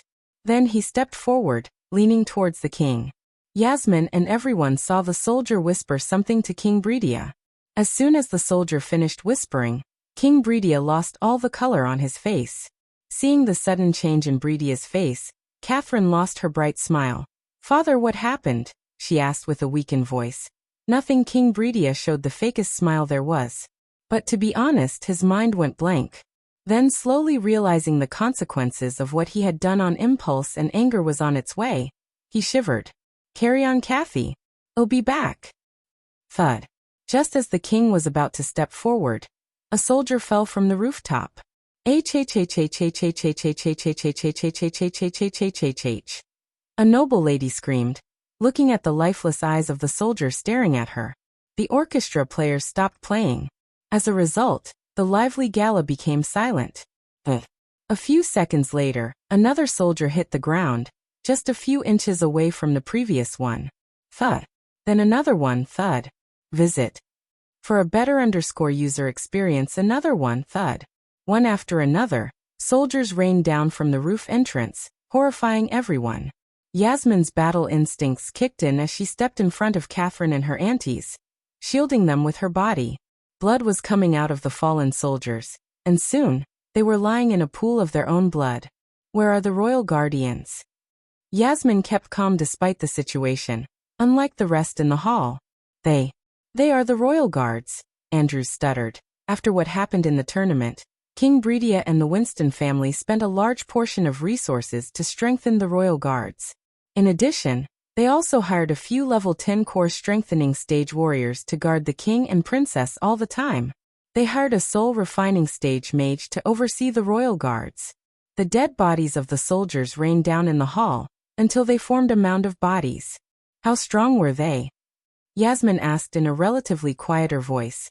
"Core strengthening stage level 10. Yasmin creased her brows hearing Andrews. She was at core strengthening stage 6, thanks to all the potions and pills the elves gave her. To be honest, Yasmin could fight a few level 10 core strengthening royal guards simultaneously and triumph over them easily. However, she knew it would be challenging to kill 20 of them. Thus, it was evident to her that whoever or whatever killed them was far stronger than the royal guards or a group that killed them. Looking closer at the bodies, she noticed a greenness in their skin. They were poisoned, Yasmin mumbled under her breath. As soon as she realized, they all saw a black-robed youngster descending through the roof entry. Immediately, a crossbow materialized in Yasmin's hands as she aimed the bolt at the young man. Except for Yasmin, the Winstons recognized the young man. Master Ghost sent his regards, King Breedia. The young man snickered at King Breedia. The moment King Breedia and Keathern heard the name Ghost, they shuddered. Overwhelming fear and shock clutched their hearts. You killed them. Andrews lost his patience as he stomped the ground. He was trembling in anger. Today was a special day in his life. He never wanted anyone or anything to ruin it. Everyone in the hall was looking at Ricky. Even though the royal guards were no more, the soldiers garrisoned in the capital stormed the hall through the roof entrance, surrounding Ricky and King Breedia. How's my engagement gift, King Breedia? Another calm voice echoed through the hall. They saw Ricky smirking. The first one to turn around was King Breedia. As soon as he turned around, yet again he was startled. One by one, everyone in the hall turned around to see someone else sitting on King Breedia's throne. Visit. For a better user experience Ghost, Yasmin heard several gasps resounding in the hall. She saw Andrews stepping back subconsciously, and his face immediately became pale while his body trembled. On the other hand, sweat beads broke out on King Breedia's face. Even the soldiers were not an exception as they all looked like King Breedia, sweating and pale. Who is he? Was the question that immediately rose in her head. Yasmin noticed he was sitting on the throne leisurely while blood trickled down through the black swords in his hands. Yasmin had never seen him in her life. He dressed in completely black, just as handsome as Noah, but unlike Noah he looked colder. None of them knew how, or when he entered the hall. Everyone was too terrified to notice what was under his feet. Yasmin was one of the few who noticed and recognized it. Sergio. King Breedia uttered a name breaking the silence. That was his name, huh? The next moment, he kicked the black object under his feet. It rolled towards King Breedia and hit the king's feet with a sickening thud. Immediately, Catherine let out a short squeal as the object was head of their personnel guard, Sergio. While everyone was terrified, he raised his sword at the orchestra. Play something cheery. The blood splattered on the instruments, giving the orchestra team chills through their spines. What did I tell you, Breedia? Asked Michael. He didn't bother hiding the killing intent in his voice. Breedia would have been dead several times if a stare could kill one. What you, Breedia stuttered. Despite having numerous soldiers around him, he didn't feel safe at all because he knew Ghost could massacre everyone in the hall. The orchestra team played something cheery dosed with a darker tone, giving the scene a cinematic charm. What you? Cat got your tongue. Michael mocked Breedia as he stood up from the throne. Why are you doing this? Tears rolled out of Catherine's eyes. Ghost, this is too much. Being strong doesn't give you the right to bully the weak, Andrews coldly said. Tell that to your father-in-law. Andrews was stunned by his answer, and when he turned to look at Breedia, he saw the king opening and closing his mouth, struggling to find the right words. They don't know, do they? I don't care what happened between you. You are not ruining this event. Yasmin stepped forward, surprising Michael and the Winstons. Yasmin. Imelda tried to pull Yasmin back, but she simply couldn't. Another girl prodigy of Winston's, typical, Michael thought. Visit. For the best no_vel_read_ng experience, they expected the Guardians to intervene somehow. However, the Guardians were busy trying to save themselves from the PR nightmare Michael threw at them. Yasmin, please. Stay down. I beg you, Imelda begged Yasmin. She knew what Ghost was capable of, what he was really capable of. They had no one to stop him if he decided to kill them. Michael knew this too. That was why he chose today instead of the actual ceremony date, as the prominent guests would arrive only tomorrow. At that time, someone might be strong enough to battle Michael. For instance, Rowena or Noah. But today, There was no one to stop him. Chapter 489 Final warning to King Bridia. Michael could see Yasmin's cultivation level. Although she would be considered a heaven-defying prodigy just like the rest of her family, she was still far weaker than Michael. Thus he didn't mind her. Lightning dash. Michael cast the spell. The next moment, Yasmin saw a bolt of lightning streaking past her. Father! When Catherine screamed, they all realized King Bridia had disappeared from where he was standing. Bomb! Michael slammed King Bridia against the throne by his neck. Father! Your Majesty! The soldiers and King Bridia's family shouted as they rushed forward to save him. Yasmin was the first to fire a crossbow bolt at Michael. Whoosh! The bolt soared through the air like a bullet, only to be caught by Michael easily. Yasmin was startled by his reflex. Just as she was about to knock another bolt in her crossbow, Ring of Fire, Michael cast another spell as a scorching hot flame surrounded them. Arrghhhh. A few soldiers stood closer to the Ring of Fire leaped back, screaming in agony. No! Catherine screamed, seeing ghosts slamming her father against the throne like a rag doll. Don't hurt him! She tried to run into the fire, but Andrews held her back by her waist. Still, she squirmed and jerked to reach her father. Looking at Catherine crying, Yasmin closed her eyes, raising her arms. Immediately everyone heard a howling sound of the wind. Everything in the hall trembled. Yasmin wasn't playing. She directly went for the strongest spell in her arsenal. However, she was stopped by Michael. 3 inches. She abruptly opened her eyes when she heard him. Make sure the spell could reach me before I lower my sword 3 inches. What 3 inches? Everyone wondered after hearing his words. But they soon got their answer when Michael stabbed King Bridia in the chest. He thrust the sword slowly so King Bridia would feel every bit of pain. Arg! King Bridia growled as blood trickled down from the wound, making his white shirt worn beneath the fur coat red. No! Catherine's scream echoed through the halls. Visit. For the best no_vel_read_ng experience, Ghost stop. Imelda couldn't see Ghost torture the poor girl anymore. She stepped forward, shivering in anger. Your men arrested a man when he crossed the border after selling his family heirloom. Completely ignoring Imelda, Michael spoke to Bridia. He amplified his voice with arch energy, so everyone heard him loud and clear. Do you know what happened to the man? King Bridia kept growling instead of answering Michael. Bang! Michael punched Bridia so hard that King Bridia coughed up blood and his wisdom tooth. He was beaten to death by your soldiers in prison. Why? Because you ordered your men to raise the taxes and harass Rivertown citizens. Yasmin frowned. She had already stopped casting the spell. But now she began to see the other side of things. What did I tell you? Bang! He punched King Bridia again. What did I fucking tell you? While Michael was threatening Bridia, the soldiers tried using water to put out the fire ring. But unfortunately, although the fire was crimson red, it was dosed with dark flames. Hence, they couldn't put out the fire no matter how much water they poured. I told you to stay the fuck out of my way, didn't I? Michael stabbed Bridia's legs, nailing him to the throne. Father! Catherine kept screaming, but Michael gave no damn about her. Considering Ricky had done his job, he left the throne hall through the roof entry before someone could hold him hostage. Did you stay out of my way? No. You told the merchants to stop visiting Bradford. Bang! Michael grabbed King Bridia by his collar and punched him. You ordered your soldiers to harass my people. King Bridia received another punch to his jaw. You caused my people their jobs, their livelihood, and their safety.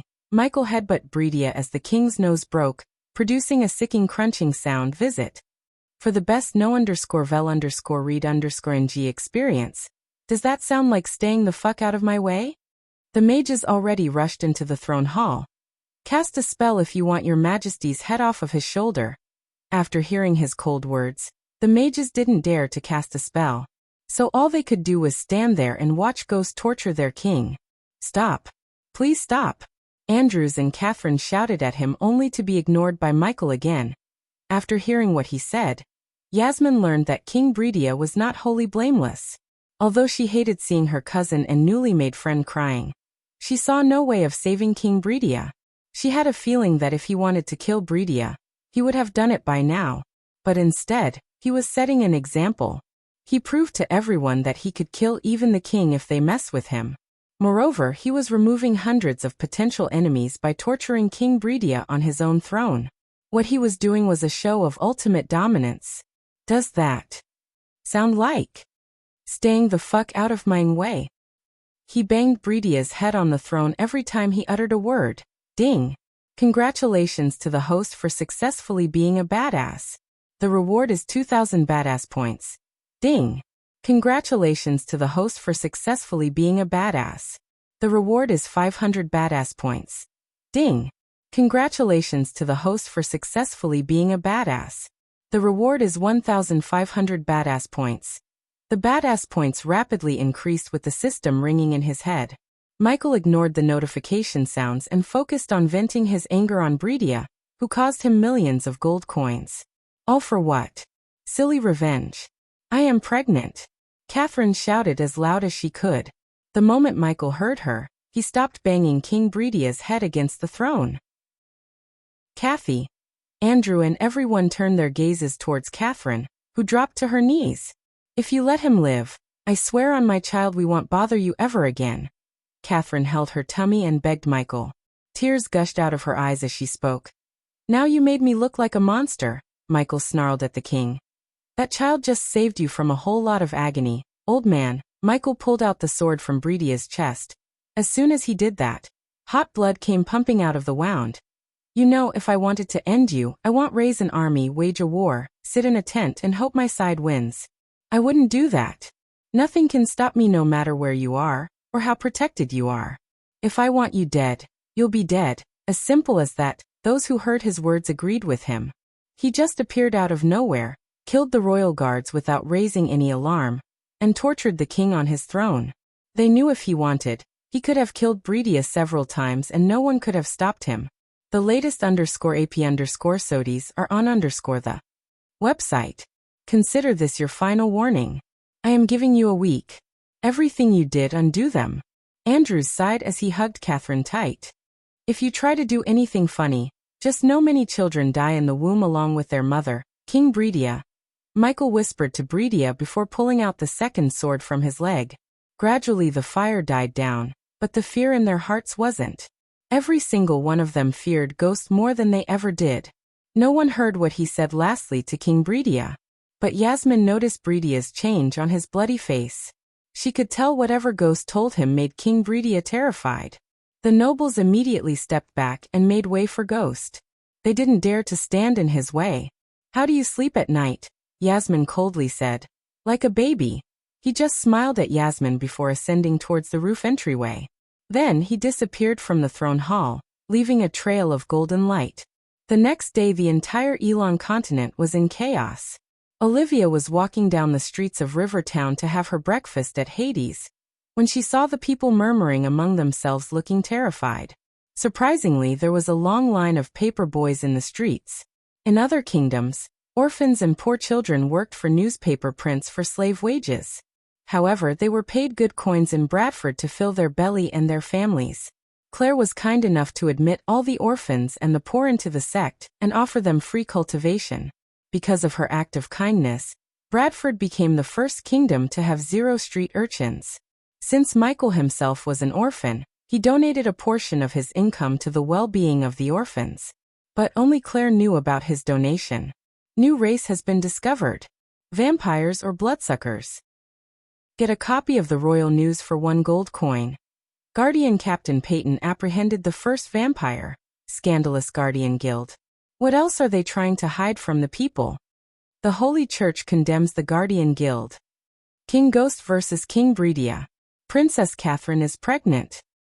The young boys and girls were shouting at the people walking on the streets. Give me a copy. Olivia approached a brown-haired girl who was standing on a stack of crates and holding out a newspaper.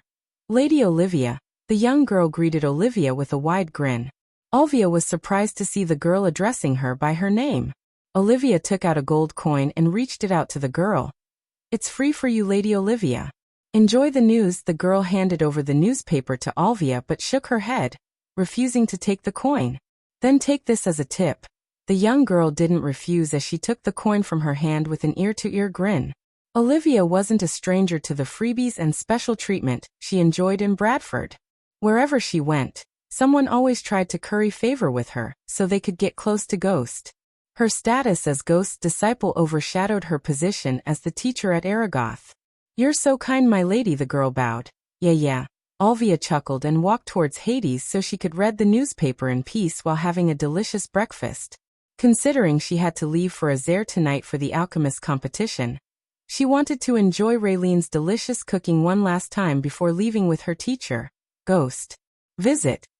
For the best no_vel_read_ing experience. Chapter 490. Arriving at the Azare continent in the calm sea, a two-mast ship was sailing under the light of a starry sky with a full moon. Currently, a young man and a young girl leaned on the edge enjoying the peace and quiet. They were none other than Michael and Olivia, who were on their way to the Azare continent. "Take these. It'll help you store less stable potions. And the potions you keep inside won't deteriorate." With a flick of his wrist, Michael took a crate containing 50 newt vials from his space ring. Olivia was pleasantly surprised by the sudden gift. "Are these the newt vials you told me about?"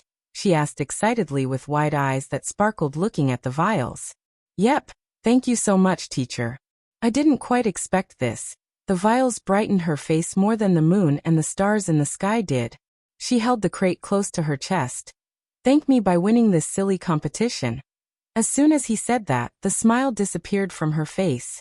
"It's not silly," she pouted, looking as though she was offended by his words. "Relax, I'm just messing with you." Michael pinched her nose playfully. Soon she stopped pouting and giggled. "I'm not competing. My students are. I told you about this, didn't I?" "I don't think so." "Whatever, tell me again," Olivia sighed. "Well, it's simple actually. 2 parts, individual competition and group competition. Each has 3 rounds. First round, participants are given 2 batches of ingredients and asked to concoct a pill using the ingredients. If they fail 2 times, they will be eliminated. It's the judge's task to find whether that pill is an actual pill or just a lump of essence. Sounds simple enough. The second round is a little bit tricky. The participants need to refine a pill or a potion according to the formula they are given. I assume you've yet to reveal the tricky part. Visit. For a better user experience, Olivia nodded. The given formula will not be entirely correct. The participants have to find the mistake and correct the formula to succeed. Yet again, sounds simple. For you, teacher. For you. She playfully punched Michael on the shoulder and continued to explain about the competition. The third and final round is kind of freestyle. The participants need to bring their own formula and ingredients to refine the best pill or potion they can. The best with a high purity level wins the competition. As simple as that. "Do you want me to give you a super awesome formula?" Michael asked. At first, she thought he was joking but looked at his rather serious face. She learned she was wrong. "Teacher, are you serious?" "Yep." However, Olivia immediately shook her head. "I want my students to win or lose on their own. Getting the formula from you is a cheat, and I don't want to cheat." Michael never thought he would ever feel proud as a teacher, but now he did when he heard Olivia. He wouldn't have thought less of her if she had taken his formula. Instead, however, by rejecting the formula, she made him proud. "Now tell me again. Why are we sailing instead of flying or using the portal in your sect?" "Because you need some bonding with the nature, teacher. Sometimes you just outright scare me." Michael was surprised by her words. "Scare you? What did I do?" asked Michael. She quickly put the newt vials in her space ring in case he changed his mind and took them back. Then, she placed her hands on her hips and talked like a strict mother. "You literally tortured King Bredia on his throne. I am not saying he's a good man. He's kind of an old asshole actually.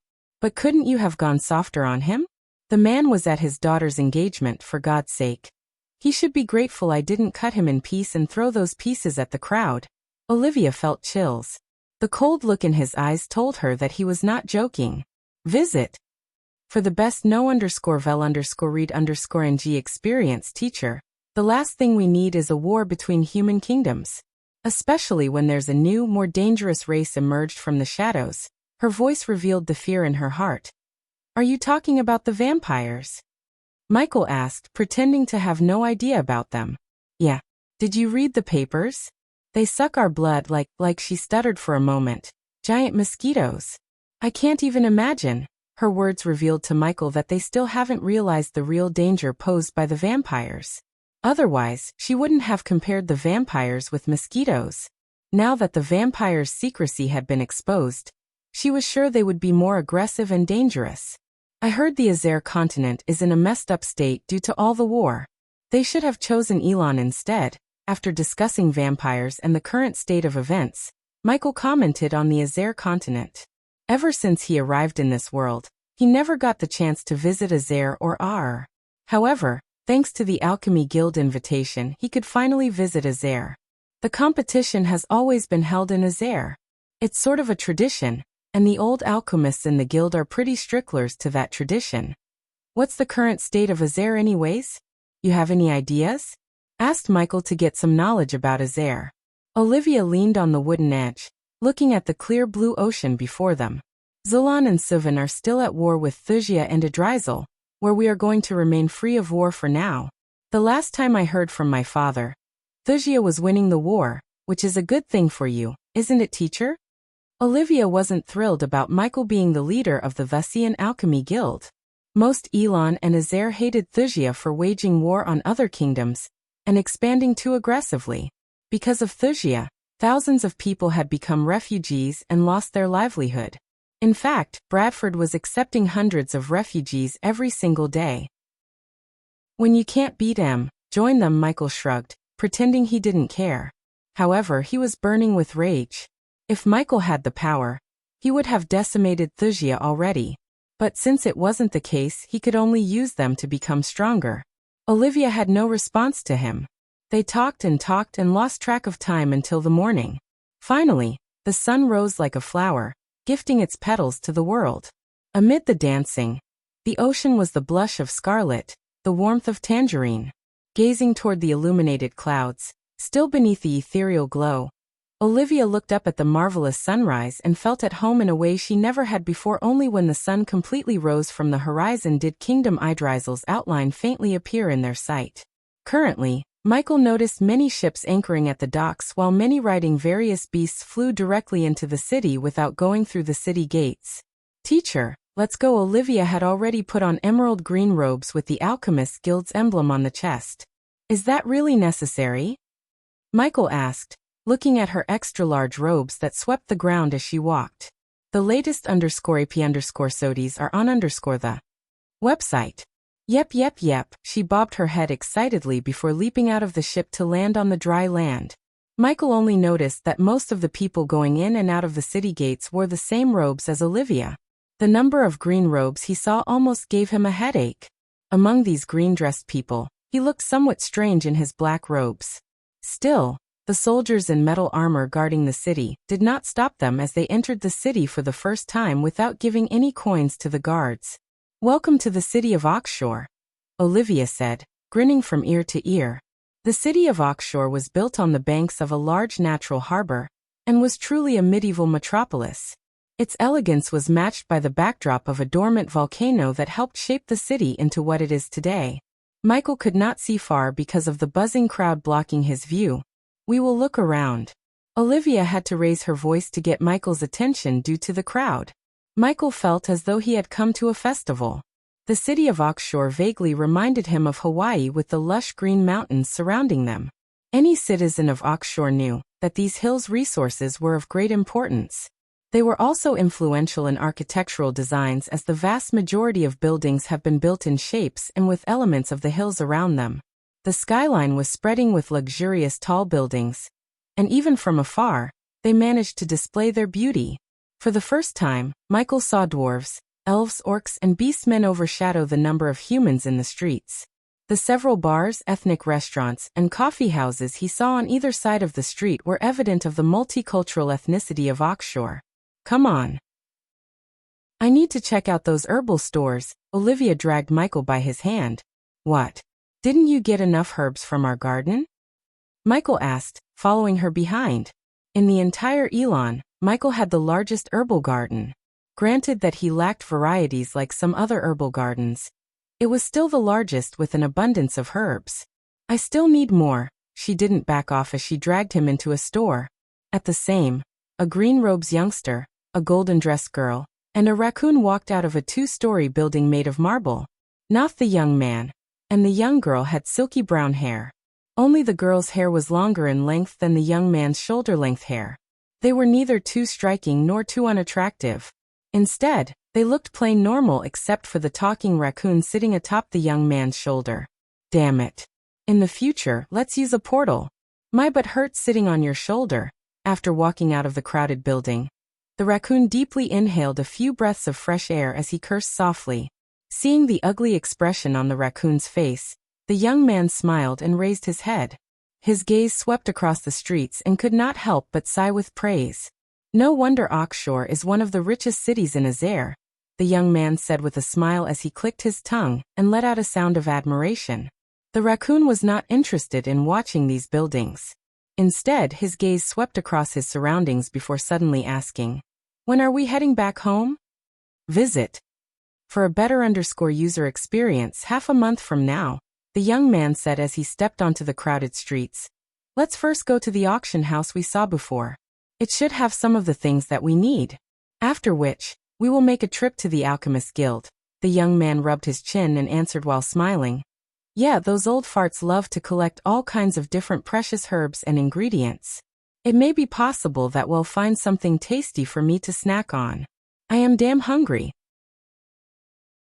Chapter 491. Meeting someone from Mazeroth. The trio was Noah Winston, Alicia, and the raccoon was the Golden Babaru.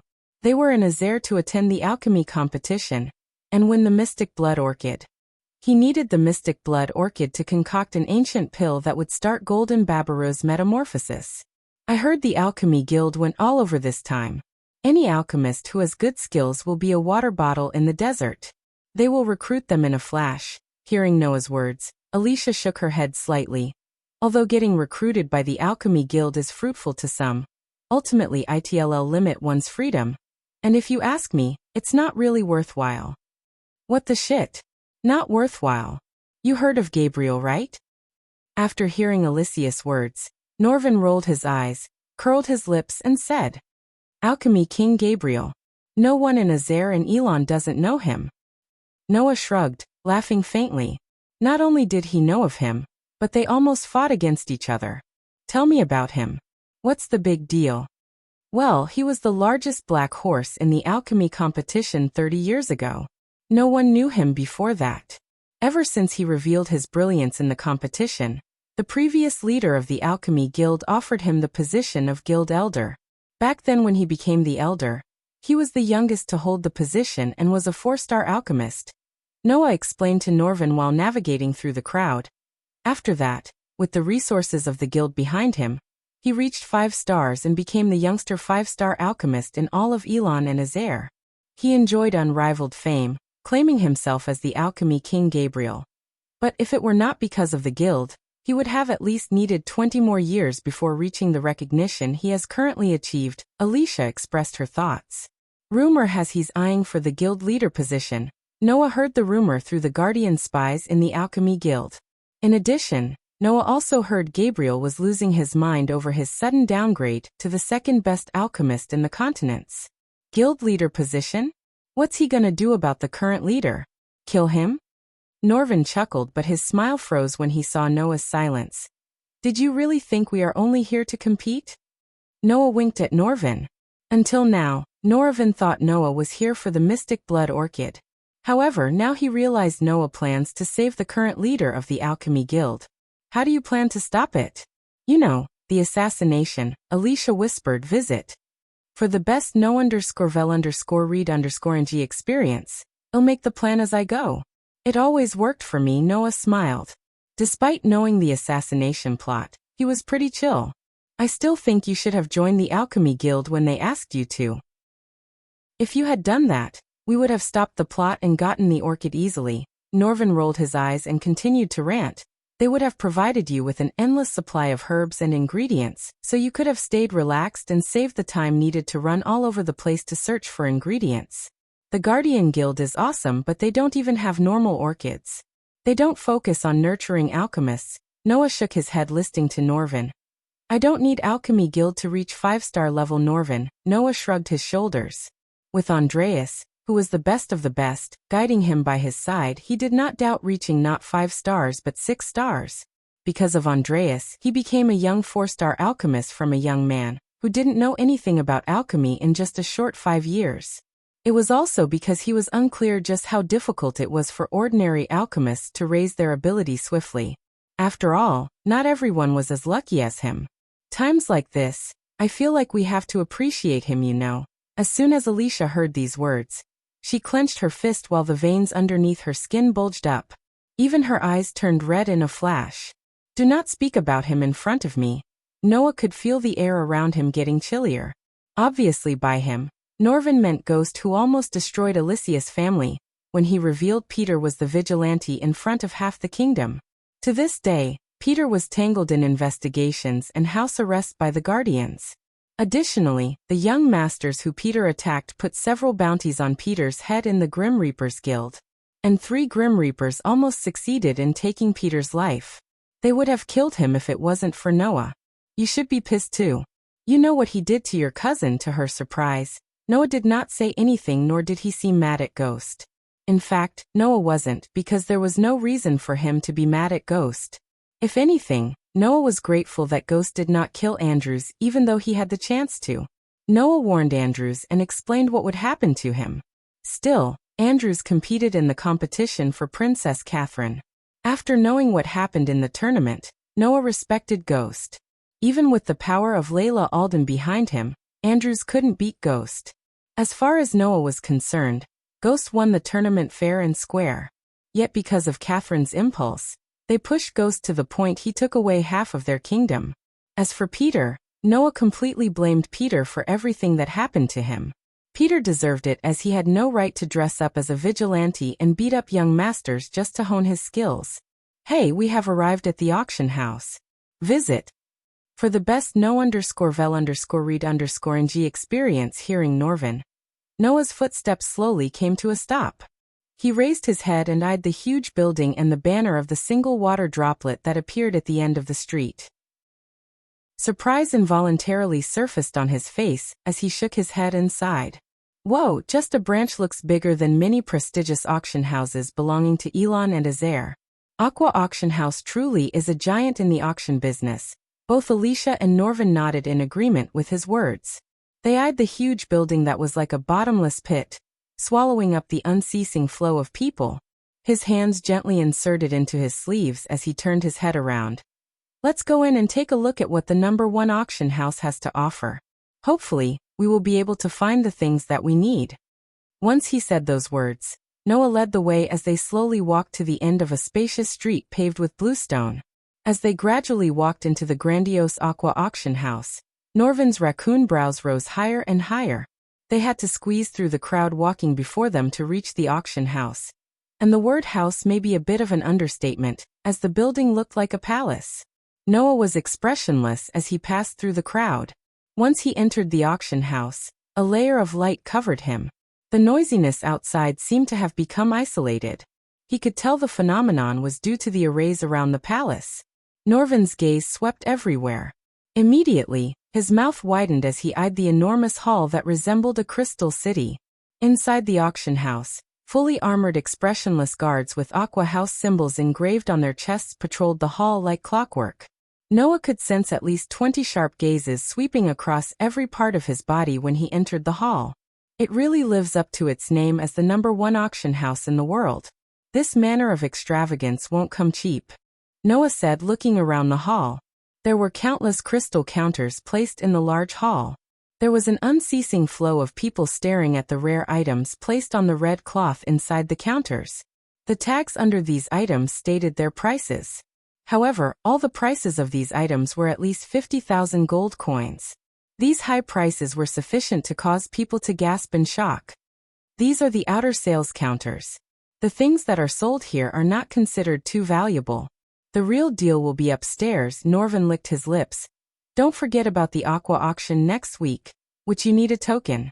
Unless, of course, you're planning to be a spectator, Norvin responded to Alicia's words. Quit worrying. I have someone to get me the token. Visit. For a better user experience, Norvin couldn't help rolling his eyes. Let me guess, a girl. Noah nodded as Norvin knocked him on the head. You are the reason many of us don't get any girls. What shit are you spouting? Alicia silently yelled at Norvin. You're not even a human and no one stopped you from finding yourself a girl monkey. Norvin bore his teeth at Alicia. If it weren't for the patrolling soldiers around them, he would have lunged at her and made a mess out of her neatly braided hair. Come, Noah walked towards the marble stairs leading to the upper floors. He was about to climb the stairs when he saw the hall become entirely silent. Seeing this sudden commotion, it appeared that there was a big shot who had quite a high status walking out from there. He could notice the sudden change in the youngsters' faces. They remained still with slightly open mouths. While looking around the hall, Norvin lost his balance and fell down. Then he saw a somewhat blue-colored and blurry lovely tender figure. Lowering his gaze, Norvin saw a pair of shining blue long boots. The heel of the long boots was slightly sharp as it released waves of clear and sweet-sounding click-clack sounds on the clear and shiny marble ground, like a beautiful musical note. His gaze drifted a little higher to see a pair of long, white, tender feet. Not bad. Norvin whistles, not bothering to hide his pervy look. Still, he was better than some men in the hall whose faces were filled with longing and eyes were sparkling. Gradually lifting his head slightly, his gaze finally seeped through the gap and saw a gorgeous and moving face. Immediately, shock slowly climbed onto his face as he softly muttered, Edith?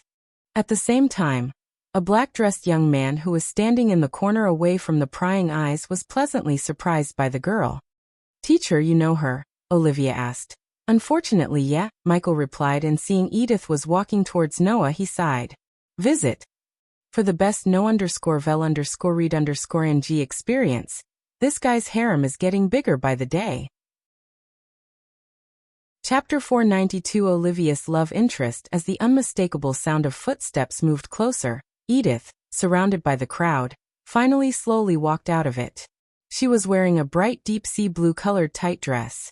The elegant dress was gorgeously and meticulously made, precisely and perfectly outlining the beautiful curves in her body. For many men, she was a stunning creature. Her somewhat shallow smile and pretty face contained an unknown meaning behind it. Her alluring gaze was blankly paused at Noah. Immediately, a shy smile surfaced on her angelic face. Being the focus of the hottest girl in the hall undoubtedly caused everyone to shift their gaze over to Noah. When they eyed the gorgeous girl's extremely rare and strange emotion, some envy toward the young man rose in their hearts without them realizing it. Ignoring those sharp knife-like gazes from his surroundings, Noah smiled at Edith, who was staring at him blankly. His smile was gentle, and the dark pupils were crystal clear as pure water. Although Noah was wearing a mask to change his facial structure, Edith saw through the mask without a problem. Emitting clear footsteps, Edith slowly walked toward Noah. A moment later, she stopped in front of him. Being closer to the man she loves, her face reddened in a flash, and she did not realize she was blushing. Kai, what a pleasant surprise, she smiled, tilting her head. Since Noah was wearing the mask she gave him, she called him by a fake name instead of his real name, which would reveal his identity. And who is this little fella? She lifted her pretty face and greeted Norvin, who climbed onto Noah's shoulder with another smile. Miss Edith, I thought you were in Mazeroth. Noah greeted her back with a smile. Usually, he would address her by her name without any honorifics. However, Noah didn't call her Edith in front of all the people who stared at Edith like wolves. After Noah greeted Edith, there were a few moments of awkward silence between them. Either of them couldn't seem to find a word to continue the conversation. Get a room already. Looking at the interaction between Edith and Noah, Michael rolled his eyes. He was getting annoyed with Noah and Edith. Visit. For the best no_vel_read_ng experience, who is she? Olivia elbowed Michael. I met her in Mazeroth. It seems she too got early holidays like me, Michael quietly said. He and Olivia stood way back from Noah and Edith. Hence the reason why Noah or Edith couldn't see him. He wanted to peacefully spend some time apart from all the Dark Lord stuff. But seeing Noah, Michael felt this trip would not be drama-free. Do not fall in love with that guy. Michael leaned on the wall, folding his arms. Then he warned Olivia before she fell in love with Noah. and ended up in his ever-growing harem. What the hell are you talking about? Michael was surprised. He turned his gaze from Edith to Olivia, who clicked her tongue, realizing she blurted out something she shouldn't have. You playa? Michael poked her cheek with a grin. He got into a playful mood when he heard his student eyed someone. As long as it wasn't Noah, he would be happy for her. It's. Olivia's face flushed red as he struggled to find the words. Ricky. Olivia finally uttered the name, shocking Michael. Ricky? You mean our Ricky? Michael couldn't believe what he had just heard for a few moments. Olivia was a wealthy noble. On the contrary, Ricky was a commoner. As far as Michael learned about this world, marriage between a noble and a commoner was rare. He wondered if Olivia's father and mother would be okay with her decision. I wanted to talk to you about this, teacher. But I didn't get the right time. Olivia's face turned serious, revealing the concern in her heart. Meanwhile, the people were still drooling at Edith instead of going with their life. I didn't get the chance to thank you, Kai. Let me treat you to a meal. I know a really great place nearby. Edith pursed her sleek red lips and placed her hands behind her, leaning her body slightly forward as she faced Noah. Did you come here to buy something? No shit. Norvin rolled his eyes after hearing her words. But since she was so love-struck, she overlooked the obvious. What star level are you? Asked Edith curiously without even giving Noah the time to answer her previous question. The latest _IP_SODIes are on the website. Just lucky enough to reach 4-star. Lucky? For an ordinary person, advancing from a 1-star to 2-star alchemist is impossible without at least 5 to 6 years of time. Yet, you have reached 4-star level in a couple of years. I'm afraid that is not mere luck. Eyeing the young man who revealed something shocking at every instance, Edith sighed helplessly. But soon, another youngster's image emerged in her mind. Noah shook his head and smiled. However, he did not continue to pursue this question. Instead, his gaze swept across the hall, realizing that he and Edith had already become the center of attention. Immediately, he whispered, Are you still the supervisor here? I am afraid so, Edith giggled, ignoring the hundreds of gazes on her. She was quite used to getting such attention. Fortunately, Edith was here alone. If she had come with Victoria, she was sure many youngsters would have fallen to the ground. Can we find a quiet place to talk? Noah scanned the large crowd around him who had their ears lifted vertically and helplessly said, Of course, follow me. Edith smiled, nodding her head. She had just turned around when her gaze suddenly drifted to Alicia, who was behind Noah and leaning against a crystal counter while watching the items in boredom. After hesitating for a moment, she asked, Is she with you? Why? You two need some time alone? Alicia was quite annoyed by how Edith and Noah acted in front of her. Still, she revealed a cold smile to tease Edith. Being teased by Alicia in such a manner, a faint redness swarmed onto Edith's exquisite face. However, it was fortunate that she was extremely good at handling issues with human relations. She gave an immediate sweet smile and said, Follow me, miss. I hope whenever you're leading us to have something to eat.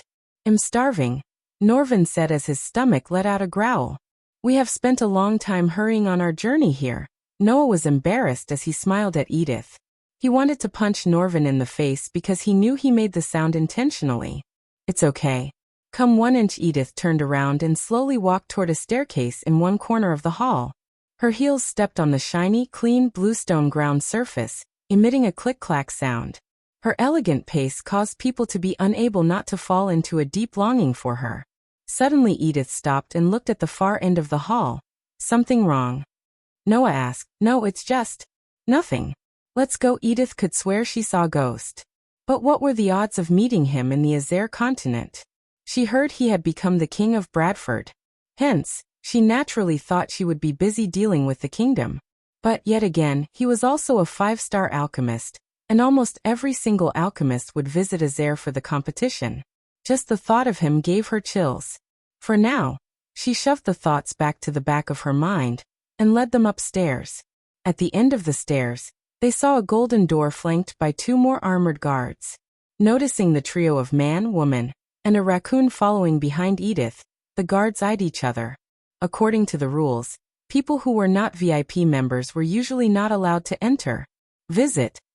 For the best no_vel_read_ng experience, however, Edith was currently holding the post of supervisor. Her authority was quite great. At that moment, none of them dared to stop them. Only when the three of them were about to enter did a guard have no choice but to bite the bullet and take a step forward. However, before he could speak, Edith gave him a faint glance, which caused him to swallow the words in his throat. He smiled bitterly and stepped back. "They are with me." Edith simply waved off the guards, who quickly opened the doors for her.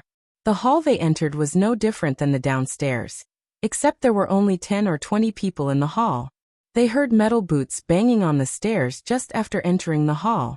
Following the rumbling of footsteps, a few human figures slowly appeared at the bending corner of the stairs. The man who was leading them was around the same age as Noah. He was tall, lean, mean, and had 2 pointy ears, which indicates his elven race. His somewhat pale white face was clearly a result of overindulgence in sensual pleasures. Although the build of the elf did not appear strong, he was actually a strong person who had just reached the core formation stage level 5. "Shit," Edith mumbled under her breath as soon as she noticed the elf, whose breathing just became slightly erratic. Additionally, he shamelessly rubbed his crotch while walking toward Edith. Her gentle smile vanished, and was replaced with a deep frown. "Hee, Edith, this place is where Aqua Clan conducts official business. Other people are not allowed to enter, but what I see here," other people, the elf-eyed Noah, Alicia, and Norvin for a second and then grimaced. He didn't bother to hide the disgust and hatred he had towards other races from his pale face. Watching the disgust in Edith's eyes, the young man's face immediately became much gloomier. "They are with me. The rules clearly say I can bring my friends anywhere I want." Edith's cold voice did not give the other party any face. Afterward, Edith turned around and walked away from the elf and his group. The elf's mouth twitched after being ignored by Edith in front of his subordinates. This was especially so when Edith grabbed Noah's hand for a second. An unknown jealous flame instantly rose in the elf's eyes. Although Edith was usually full of smiles, warm and friendly, it was not a secret she hated him. To be honest, many girls in the Aqua Clan hated him. Still, they had to put off his harassment and nonsense because of his status in the Aqua Clan. "Gangbang, is that your kink now?" Looking at Edith's back, the elf laughed. Edith was expressionless, and kept walking as though she had not heard the obscene words of the elf. However, Norvin noticed her nails had already viciously clawed into her palm. Unlike Edith, Noah didn't remain calm. Instead, he halted his steps before grabbing Edith's hands. Then he stepped in front of her, shielding her from the elf's disgusting look. Boom. The latest _EP_SODIES are on _the website. Michael was talking to Olivia about her love life when suddenly something hit the ground after shattering the glass above them. As he looked down on the ground, Michael saw the elf who went upstairs a few minutes ago, twitching and bleeding on the floor. Noah. Michael sighed. Chapter 493. Ghost will be your judge. What the hell? Olivia was startled by the sudden turn of events. She was already tense talking about her future with Michael. Then when the elf shattered the glass wall above her, her heart almost leaped out of her chest. To Michael's surprise, the elf took out a healing potion he had brewed. Michael could recognize the potions he brewed anywhere, anytime. As soon as the elf chugged the healing potion down his throat, the bruises on his face quickly closed up. Although the elf was caught off guard by Noah's sudden attack, the elf sensed the human was stronger than him by the force of his attack. But unfortunately, Idrizel was in the range of void. Hence the people lost the ability to see others' cultivation levels. Human trash. Today, even if that bitch wants to protect you, you can forget about leaving the auction house alive. The elf screamed with boiling killing intent and picked himself up from the floor. Then the elf smashed the vial on the ground as the shattered vial joined the hundreds of broken glass pieces on the ground already. The elf immediately waved as a golden circle appeared around him. Seeing this, the people quickly backed off, forming an ample empty space in the hall. However, before the elf could finish casting the spell, an ethereal form of a giant fist appeared out of nowhere and hit him through the golden circle. The punch emitted a soft crack sound and following which, the elf coughed up a mouthful of fresh blood. A millisecond after he coughed up blood, his body was also thrust by the strong and vicious force, resulting in him being violently shot into the wall. Immediately, he spat out another mouthful of fresh blood. His legs knelt on the ground while his body was curled up in pain. Everything happened quickly, from the elf hitting the ground after breaking the glass wall above to being sent flying into the wall. So many didn't even comprehend what just happened. Michael and Olivia halted their conversation to see the fight. Only when the elf hit the ground after colliding with the wall could Edith realize what just happened. Shock and disbelief immediately covered her stunning face. At this moment, the subordinates beside the elf finally recovered from this split-second occurrence. When they eyed their master's miserable state, they were shocked first. Then they immediately surrounded Noah angrily as they unsheathed their weapons. In addition to the elf's guards, the Aqua clan guards also surrounded Noah since he had just attacked one of their own. And it was their duty to apprehend Noah dead or alive. I order all of you to stand down. Then, seeing the guards surrounding them, Edith pulled herself out of the shock to stomp on the ground. Her domineering shout echoed through the hall. Hearing Edith's shout, a few guards hesitated for a moment. Their master may have the courage to offend Edith, but it did not mean that they also had such courage. What the hell is going on, teacher? Olivia stepped closer to Michael involuntarily. Visit. For a better user experience, pretty girl, 2 young masters. This is called the recipe of shitstorm. Michael leaned on the wall, watching the elf struggling to pick himself up. He quickly put his hand behind as he took out a spider from the system storage to send to crawling to the elf. Since Noah had made an enemy out of the elf, Michael planned to make an ally out of them. Then if or when the time comes, Michael would be able to use the elf and his family against Noah and his allies. If any of you dare take a step forward, then all of you will be banned from Aqua Clan. Although you are not my subordinates, just think, who are the elders gonna listen, few lowly guards or me? The guards immediately took a step back when they heard Edith. The guards' last need was to get between the young master and Edith. They knew quarrels between them were nothing out of the ordinary. They would fight today and mingle tomorrow, but if they stuck between them, the elders wouldn't think twice before firing them. Hence, most guards let Edith deal with the clan and the elf and stepped back. The rest stared at Edith's anger-filled eyes for a few moments before unwillingly pulling back.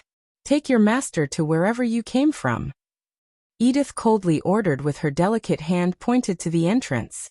Michael saw the elf finally getting to his feet and drinking another vial of healing potion.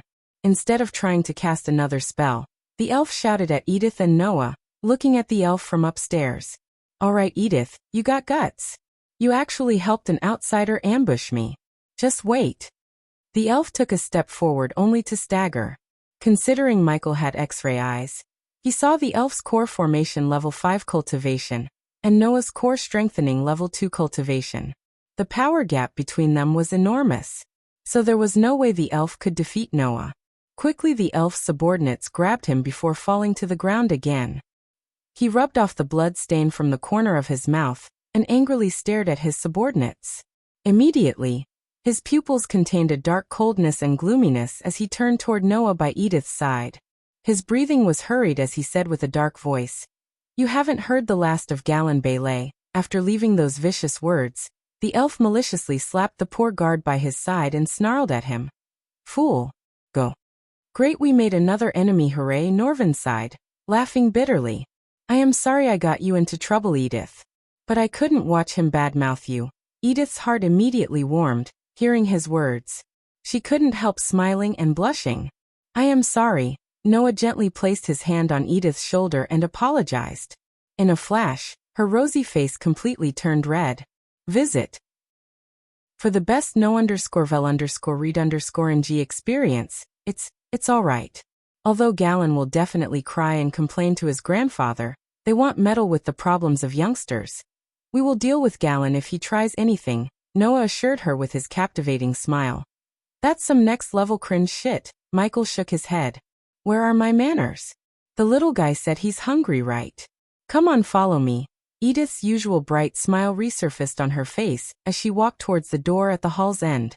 The guards flanking the door pushed open the door for Edith, revealing a spacious room with several bookshelves neatly erected within. There were various different kinds of thick books placed on these bookshelves. Edith passed through them, and finally came to the front of a work desk. She then turned around, looking at Noah with a smile. "Have a seat.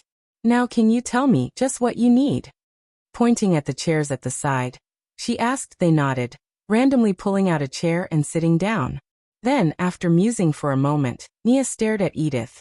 Who was that elf? Meanwhile, Norvin reached for the fruit basket on the table and picked up a juicy red apple to munch on.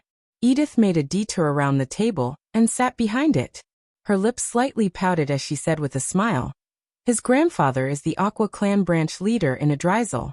Since King Maxim and Galen's grandfather have been in talks to form an alliance, I have to act as the liaison between them. Usually he would avoid me when I was with Victoria. But since she's not here, he got cocky." Edith brushed over the black hair of her forehead and said somewhat tiredly.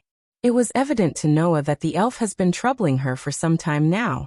"Princess Victoria?" Alicia asked. "You know her?" Alicia nodded at Edith. "Everyone knows her, I guess.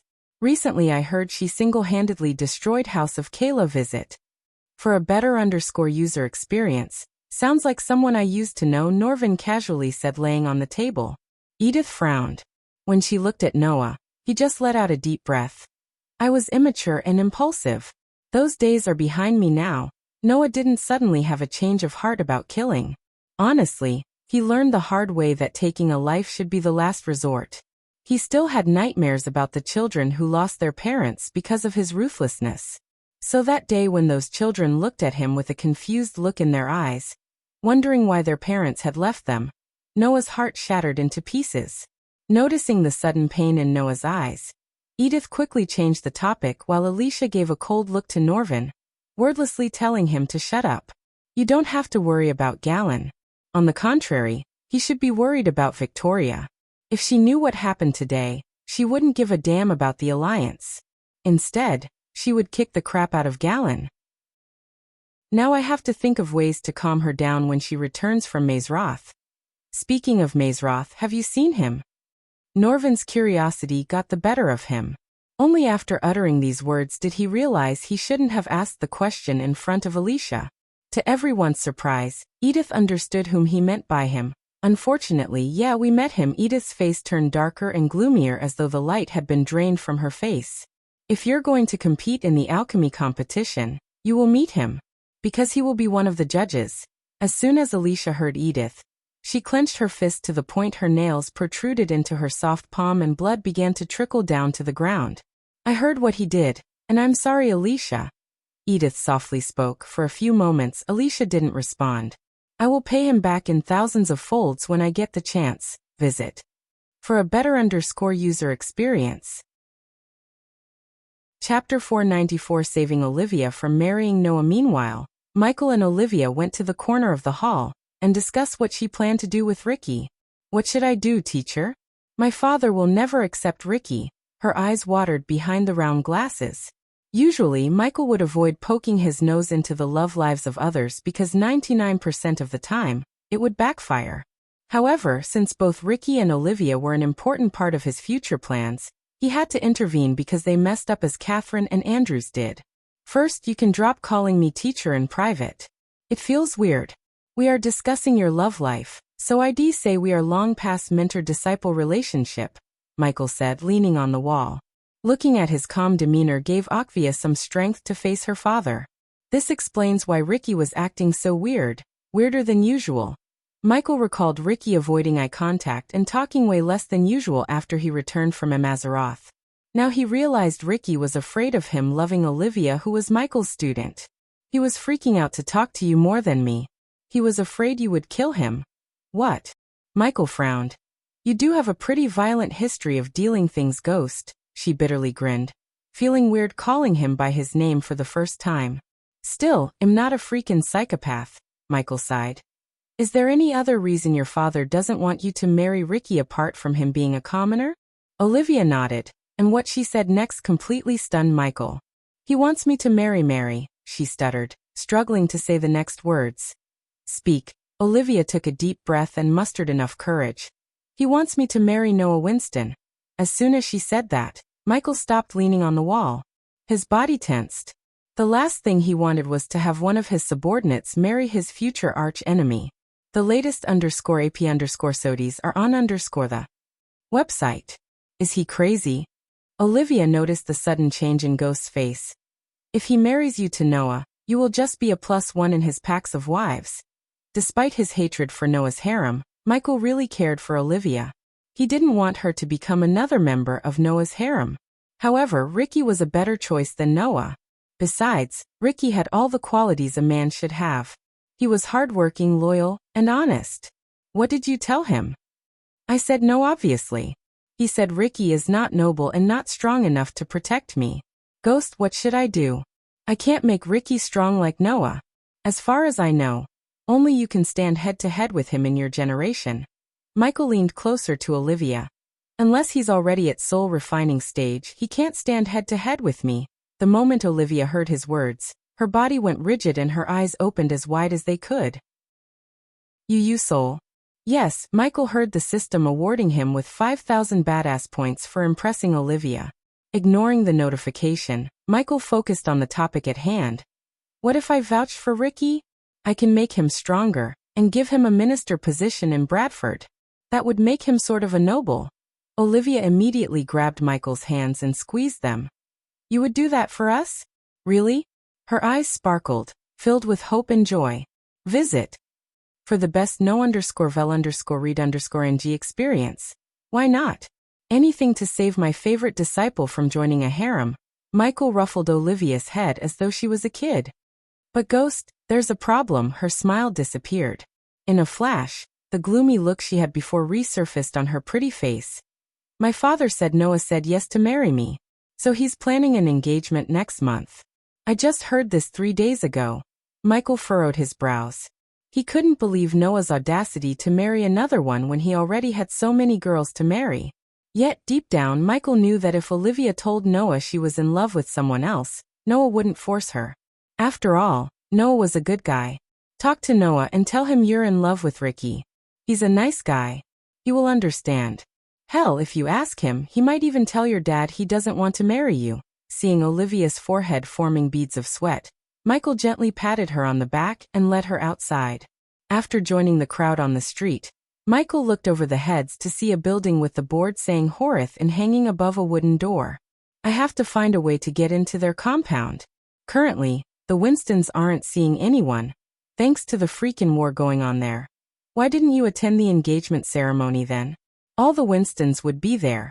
Olivia punched Michael on the shoulder while walking towards the inn. Are you serious? You just messed up King Breedia. I don't think they would ever meet someone close to you.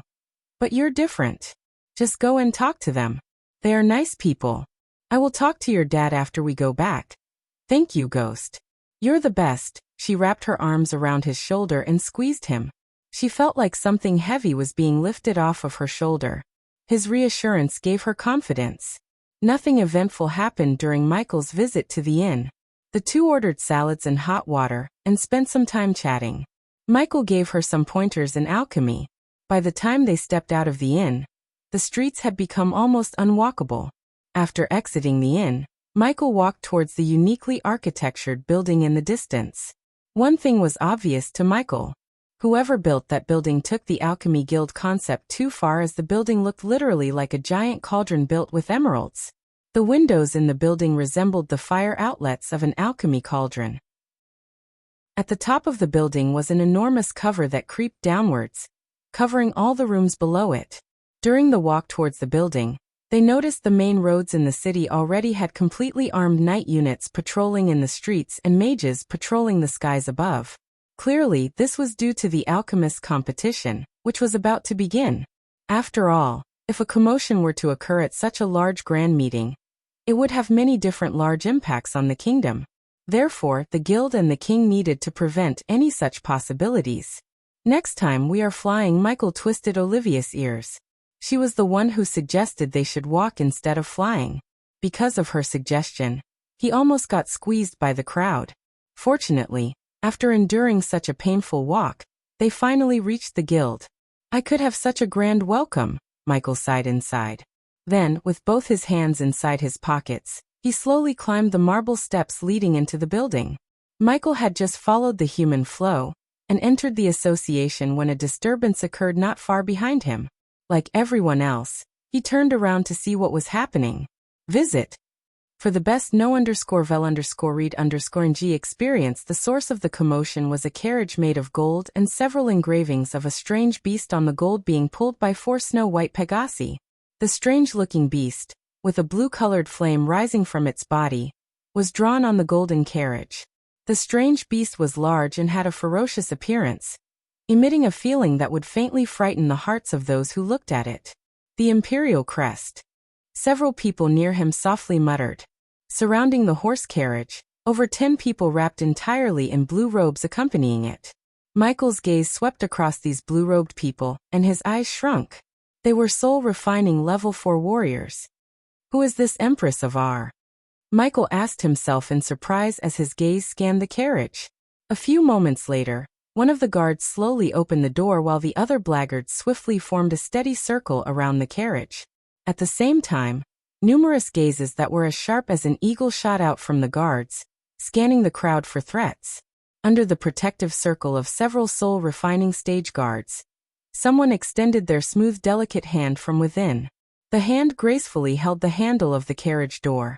Afterward, a beautiful figure slowly walked out and appeared in everyone's sight. Just like most girls in his life, she was damn beautiful. She was wearing a sparkling blue long skirt with golden lines. Under the influence of the imperial family, her exquisite appearance faintly seeped out a noble, imposing presence that was her birthright. A golden belt was worn on her narrow and delicate waist, displaying the small waist vividly and incisively. To his eyes, she appeared to be 16 or 17 years old. She had a perfect hourglass structure, jaw structure, and bubbly eyes with baby-fat cheeks to make any man drool over her. Still, she wasn't pretty enough to rival Gaia or Layla. But given time, she might rival them in terms of beauty. Her pretty face contained a smile fit for a girl from the royal family. However, each time her gaze swept across the surroundings, he had a feeling she might not be as ladylike as she seemed. "Do you know who she is?" Michael asked Olivia. Unlike many, Michael did not drool at her. He was mature enough to remain calm. TSK, what a beautiful girl." A wave of cheers immediately erupted from the surrounding crowd watching the young lady. The people swiftly threw over several heated gazes. Although the girl belonged to the royal daily of R, it did not stop the crowd from drooling at her beauty. My guess would be Jennifer Voldegard. I heard that her teacher is the deputy chairman Alred. I think that she must have come here for the competition. No shit, genius, Michael laughed bitterly. While climbing the stairs with her guards, Michael shifted his focus to the nearby conversations. Some well-informed individuals within the crowd identified the young lady. She seems a little too young to compete, don't you think? Visit. For the best no_vel_read_ng experience, she is young, but her alchemy talent is something that even the chairman had praised non-stop. I have heard that half a year ago, she had already reached a 3-star level. Still not at the level of Alchemist's Ghost. The guy who just said these words put a smile on Michael's face. He had learned his name had started to spread. Soon he would be renowned in the Azer continent too. You're tuning in to the Li Mei's Sword of Destiny YouTube channel. We're so grateful for your support, and don't forget to subscribe to join us on this incredible journey through captivating stories. Your generosity through donations truly makes a world of difference, as it's the primary source of revenue that allows me to expand and enhance this channel for you. Thank you from the bottom of my heart for being a part of this adventure.